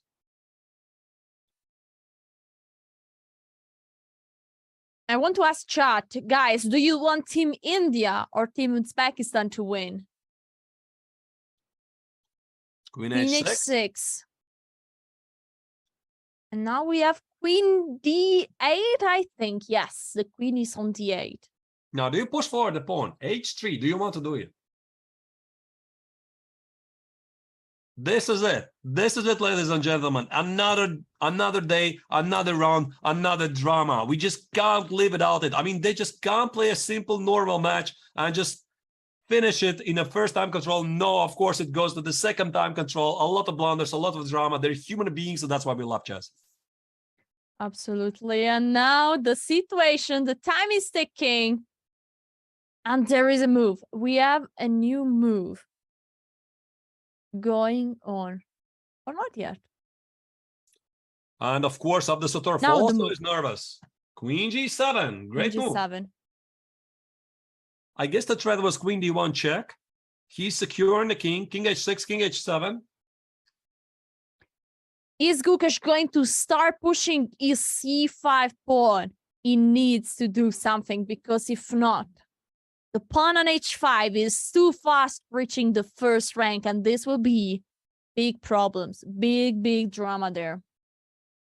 I see that many in the chat were cheering for, I mean, there are many people in the chat that have a clear opinion, India or Uzbekistan, but also some people literally don't care, like Bigfoot, that is cheering for Netherlands. Who is the Bigfoot? Is Big, our producer, the boss of producing. The boss. All right. After Queen G7, what's the move? What's the move for white to make? Tick tock, tick tock, tick tock, tick tock, tick tock. The clock is ticking. Queen D5? What do you do? I mean, what do you do? I mean, Oh Queen my D5, God. Queen D4, what do you do here? Oh I my mean, God, Gukesh look, must be he's... totally going nuts here. I mean, what's going on in this game? Knight F3 instead is played. And he's Rather going than- with the knight on F3. And attention, there is a fork on the board. Oh, Oh my goodness, God. Gukesh blunders a piece. Oh my goodness. Oh my goodness, look at his devastation. Look at his... Unbelievable. Look at Poor him. Gukesh, and what a comeback by Abdusattorov. Queen B7 collects the knight. You can see the pain in the face. That's incredible. And he doesn't have any second on the clock. I think his time is gone. Is going to be over. Oh, wow. This is not where you want to be right now. Despite the fact you had 8 out of 8, 8 out of 9, but you lose like this in the decisive game, and the game is over. Abdusattorov wins. The most craziest comeback I've ever seen in a You very officially critical... You officially flagged. The time is over. We saw Abdusattorov pointing at the clock. The arbiter arrived, and the score sheets got signed. This is total heartbreak. a huge, yeah. I mean, Knight F3 would be like a normal move, like threatening Queen G5, Queen H4, if not for Queen B7. You just sit there. I mean, I feel that pain even thousands miles away.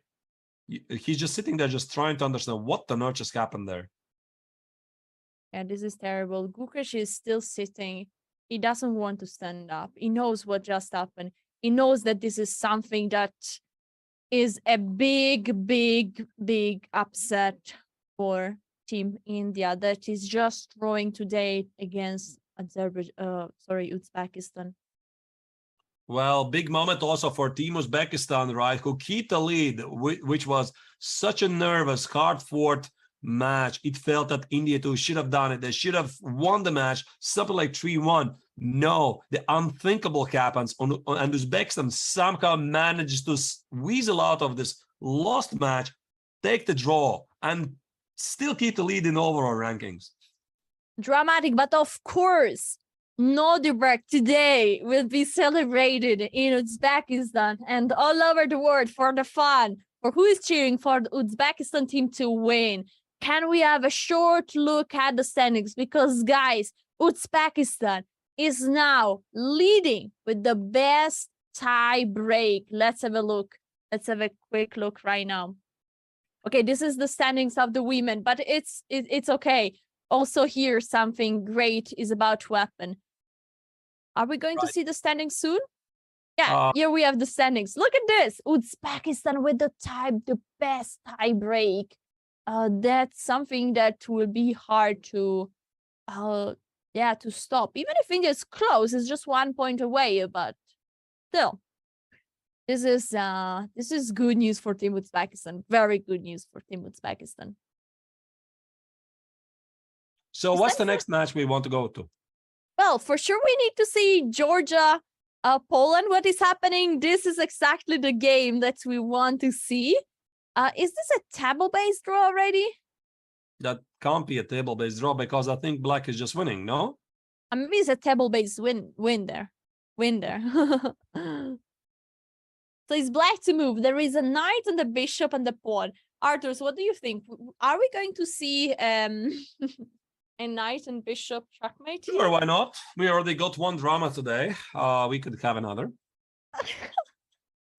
Well, I think that after whatever, I think that these players should know how to give checkmate with the knight and the bishop, right? Yeah, but you still need to get there because I don't think I'm going to easily give up my rook for a pawn just like that. So this is, again, a very critical match between Team Georgia against Poland because Georgian team desperately need this victory with the black color. Stoichkov needs to make a draw. How do you win this? I mean, if I'm going to put the king on b1, king on a2, I'm ready to sacrifice the rook for the pawn and whatever piece.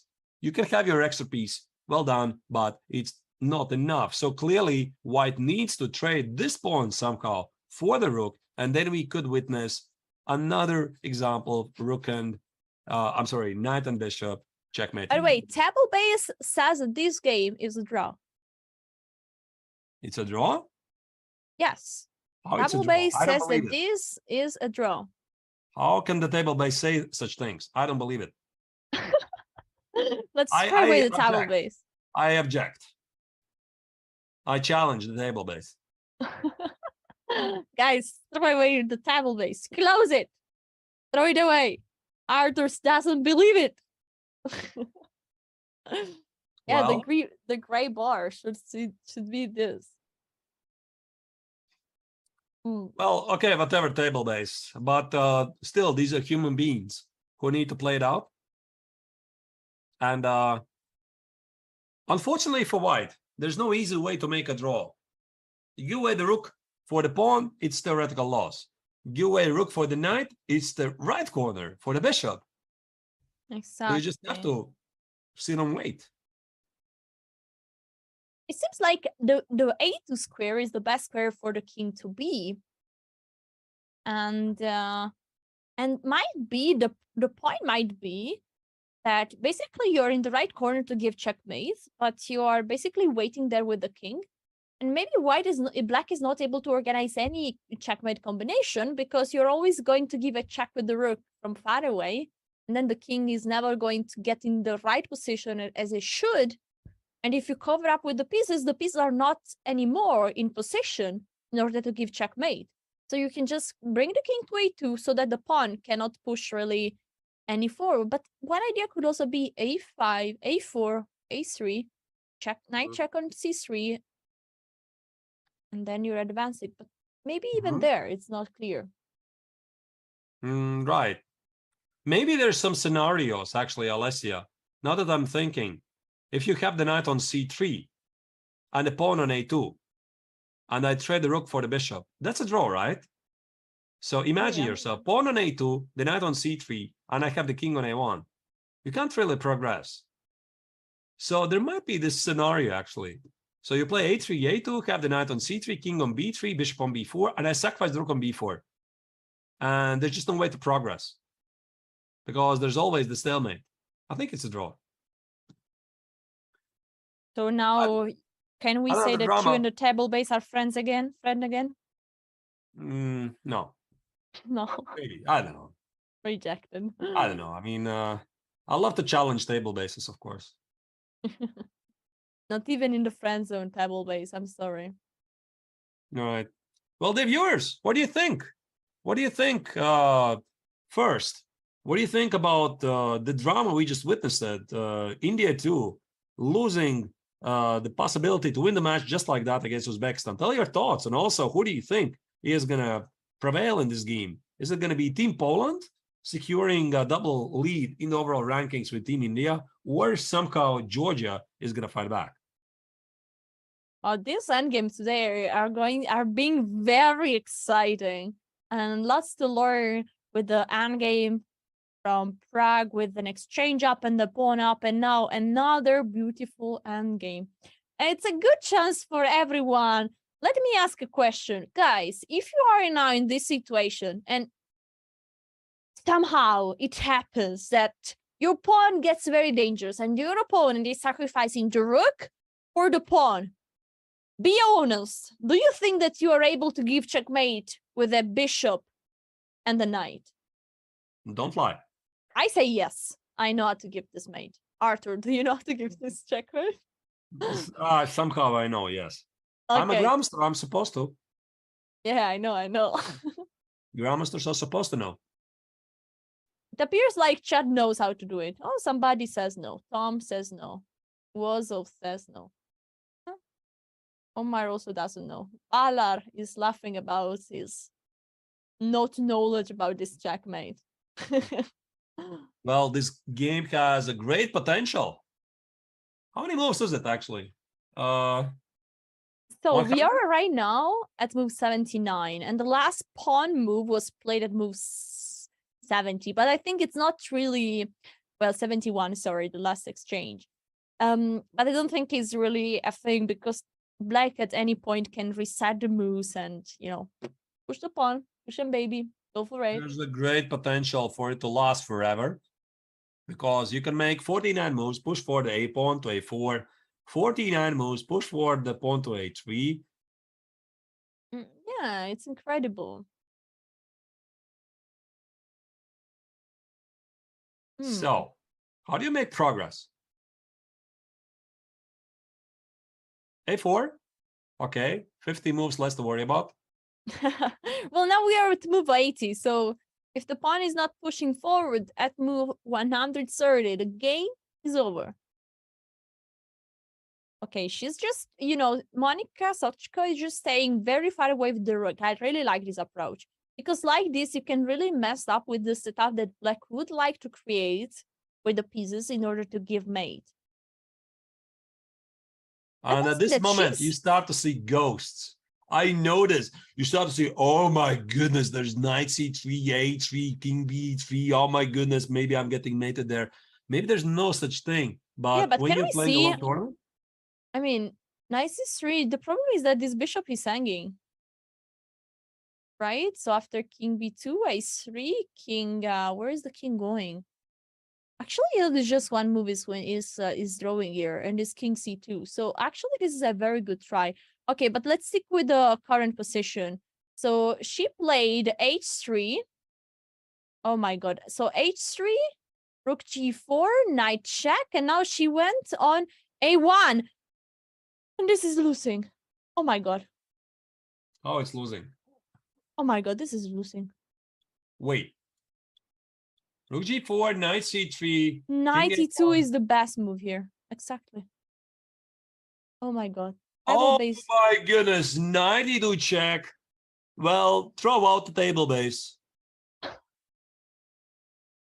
I told you it's not good. It's still possible to misplay this. A knight e2 check is on the board. So what happens after king b1? It's king b3, and the rook on g4 is so badly placed you can give a check on the third rank because the knight on e2 conveniently defends the g3 square. Look at this. Wow, that's huge. And that's it. Yeah? I mean, how do you play? Because king a2, knight c1 check. This pawn is going to advance somehow. Obviously, a2, a1. This is it. This is it. But This it's taking time. 2 minutes going on. So what was the Arthur's mistake? versus table base 1-0. What was the mistake? Rook h4, rook a4. Apparently, rook g4, rook h4 were not very good moves. But Probably waiting. Waiting was the mistake. Rook h4 was the mistake. yeah, but where do you put that rook, right? I mean, do you know this position? I don't, right? You don't have prior knowledge about how to play on the same game.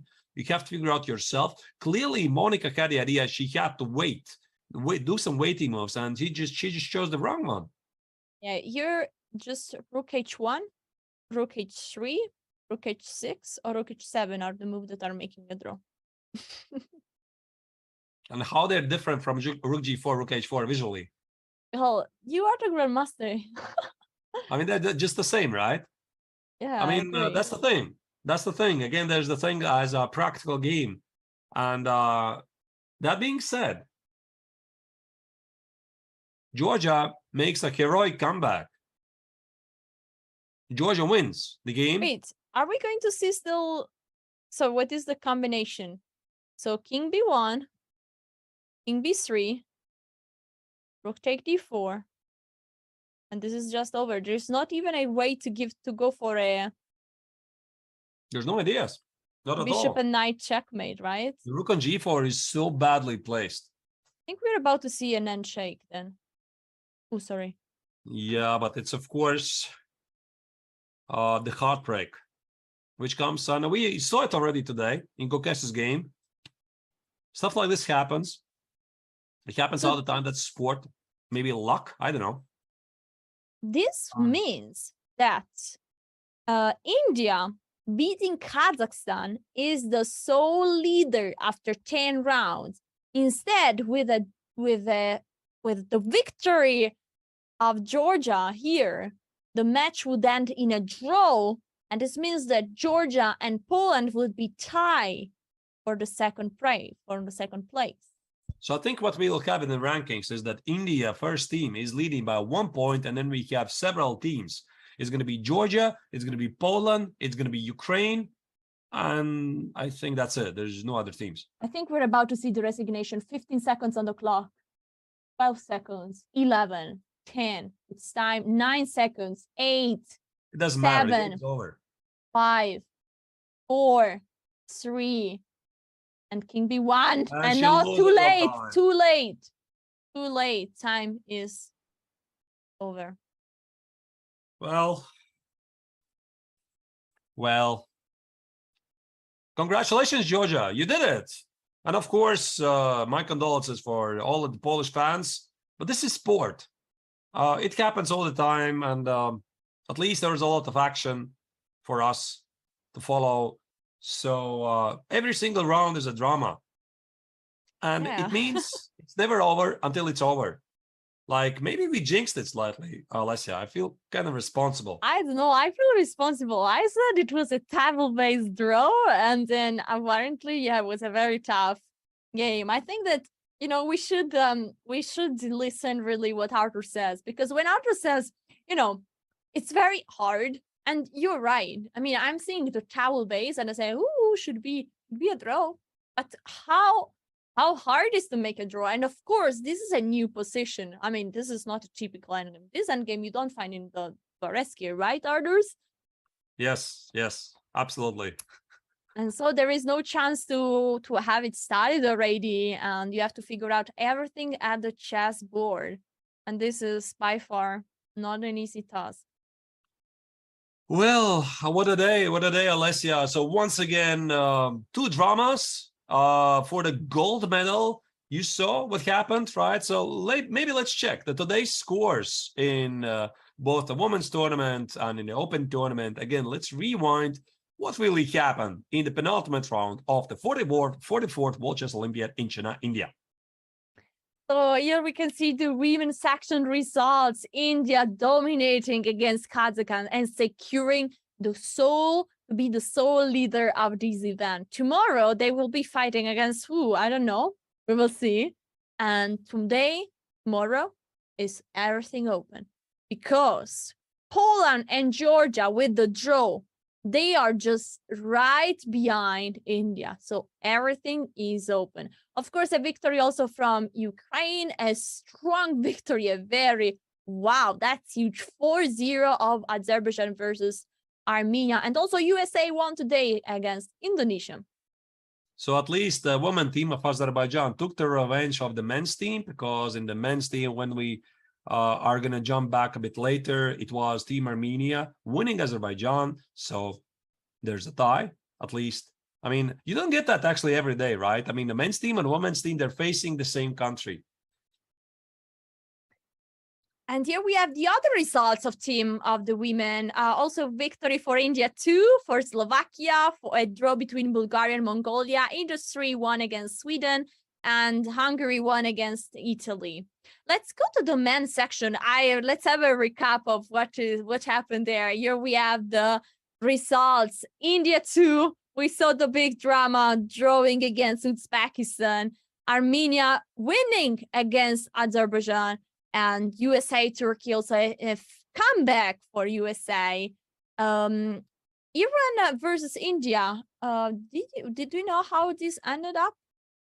No, not really. Okay, we will see. We will see what happened in that game. And Netherlands versus Serbia, a draw. So, what are we expecting for tomorrow? Yeah, but tomorrow we definitely expect a huge day because it's going to be the final round, and here you see a couple of other interesting results. Among them, not really sure. Team Germany and England scoring important victories before going in the final round. And Team Lithuania again steals a point. This time from France. Yesterday made the draw against Germany. Today it's 2-2 against France. This means this tournament is absolutely unpredictable. By the way, I've checked, and the game between Maksutlu and Daru Krishna ended up with a victory of Maksutlu. So this means that Iran won against India. Wow, what an impressive day.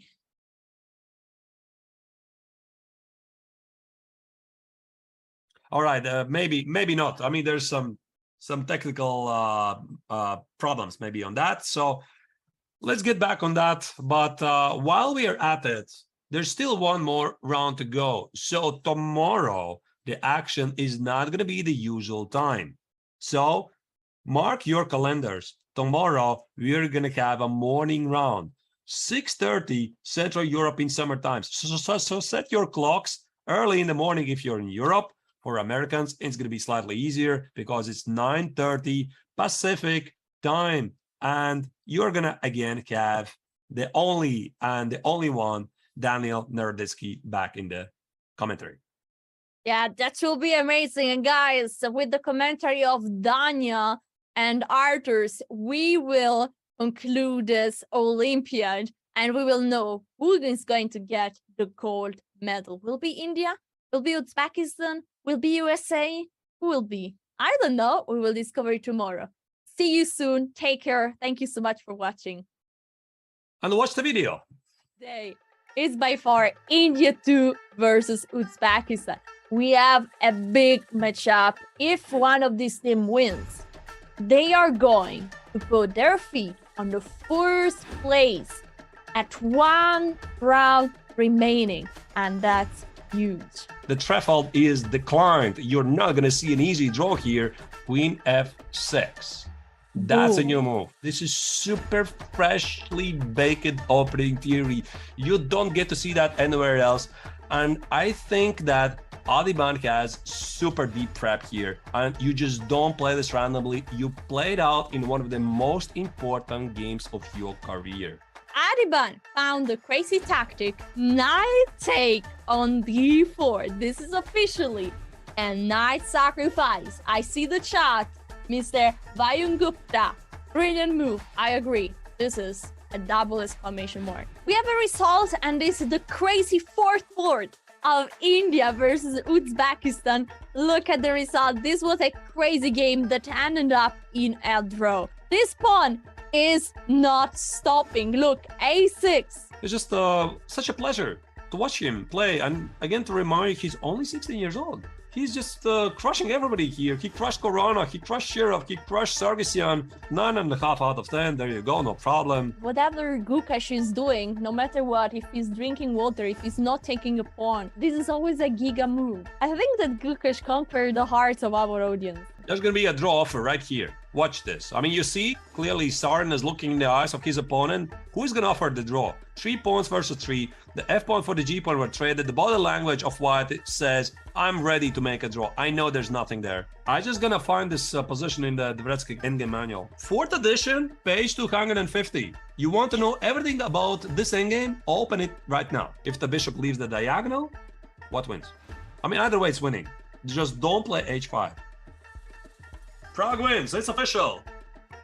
India 2 takes the lead.